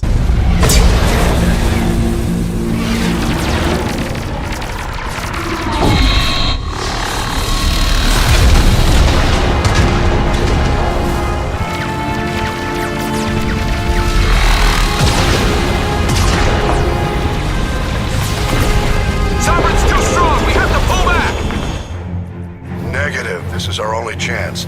Take that monster down no matter what the cost. It's a rare thing in gaming and movies where we have two very drastically different things happening where we want to be doing one thing. Outside, we have humanity fighting Sovereign. The entire ship, the stakes are high, the spectacle is insanity. And inside, I'm fighting just a bullet-stunning version of enemy. Out of the two scenarios, where would you rather be? Obviously, I'd rather be on the Normandy. And to be honest with you, think about how cool this mission would have been if we were piloting the Normandy with Joker. But sadly, it's not. Okay, so we're just gonna skip past this bullet sponge fight and annihilate Sovereign and Seth, because this isn't worth yours and or my time. And just so we're clear, this is the exact section that premiered in 2007.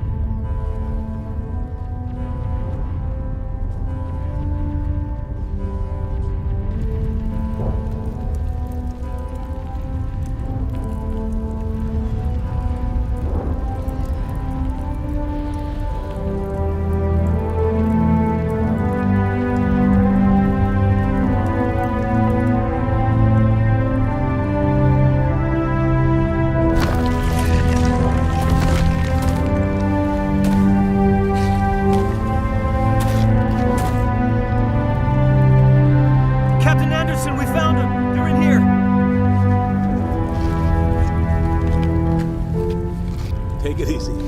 It's over. You're safe now. Where's the commander?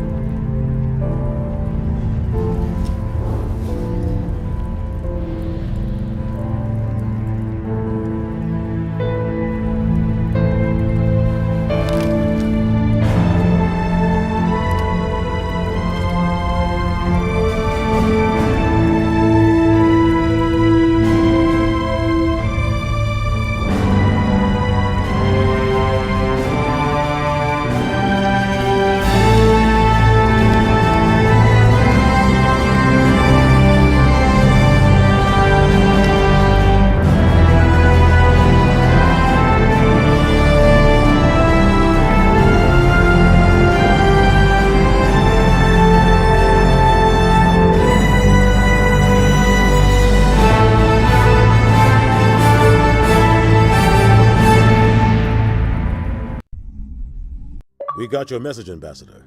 What's all this about? No need to get worked up, Captain. I'd like to end this meeting with all my teeth still in place. You should thank me for what I did. If the Normandy was still grounded, we'd all be dead right now. I understand, Captain. You did what you had to do. That's not why you're here. We need to talk about what happened to the Council. Commander Shepard did the right thing. We had to hold our fleet back to go after Sovereign. It was the only way. I agree, but this also presents us with an opportunity. The Citadel fleets were decimated in the attack. Their losses have made the Alliance stronger. They can't rebuild without us. We need to take the lead in forming a new council, one with a human chairman at its head. This wasn't some plan for the Alliance to seize power. Forcing the other races to accept our leadership is going to cause problems. The other species are scared. They've never faced anything like this before. They don't know what to do. They want us to step forward. They believe in us because of you, Shepard. You saved the galaxy from Sovereign. You're a symbol of everything good about humanity, our courage, our strength. The Ambassador's right. The other races look up to us now. They won't just accept our leadership. They'll welcome it. Given everything you've done, Commander, the Alliance will want to know who you think our council chairman should be. We're about to go into war. We need someone with military experience. Someone like Captain Anderson. You make a good case. Captain, are you ready for this? I don't know if any of us are ready for this, but I'll do what I can. So what happens now? The Reapers are still out there. They're coming. And I'm gonna find some way to stop them.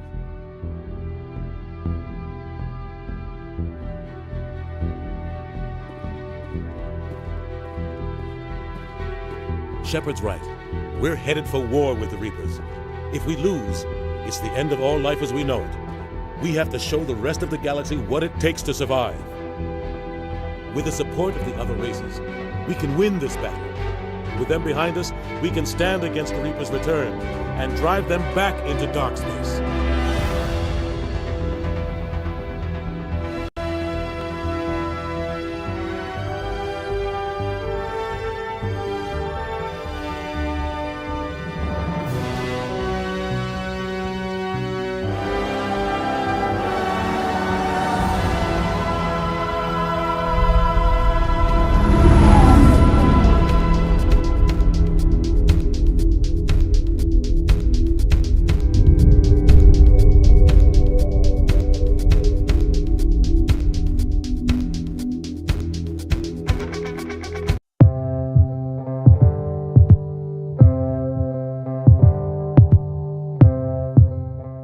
So our journey has finished. We played through all of Mass Effect 1. We journeyed across space, helped many planets, and dealt with the politics of an interspecies council. But where does that leave us when it comes to the actual game? What's our closing thoughts? In the end, Mass Effect 1 remains a deeply memorable experience even when viewed through a modern lens. While the map design can feel dated and the pacing occasionally suffers under the weight of the lengthy monologue dumps that dilute the sense of urgency, these shortcomings never fully overshadow what the game achieves. Its story is expansive and compelling, the world is building is rich and immersive, and the characters are crafted with a level of depth that still resonates years later. Commander Shepard was, and still is, one of the most defining video game characters that has ever existed. Where the game may falter in technical execution and design choices, it more than compensates with emotional impact and narrative ambitions. So, to answer the question, is Mass Effect 1 as good as I remember? The answer is yes.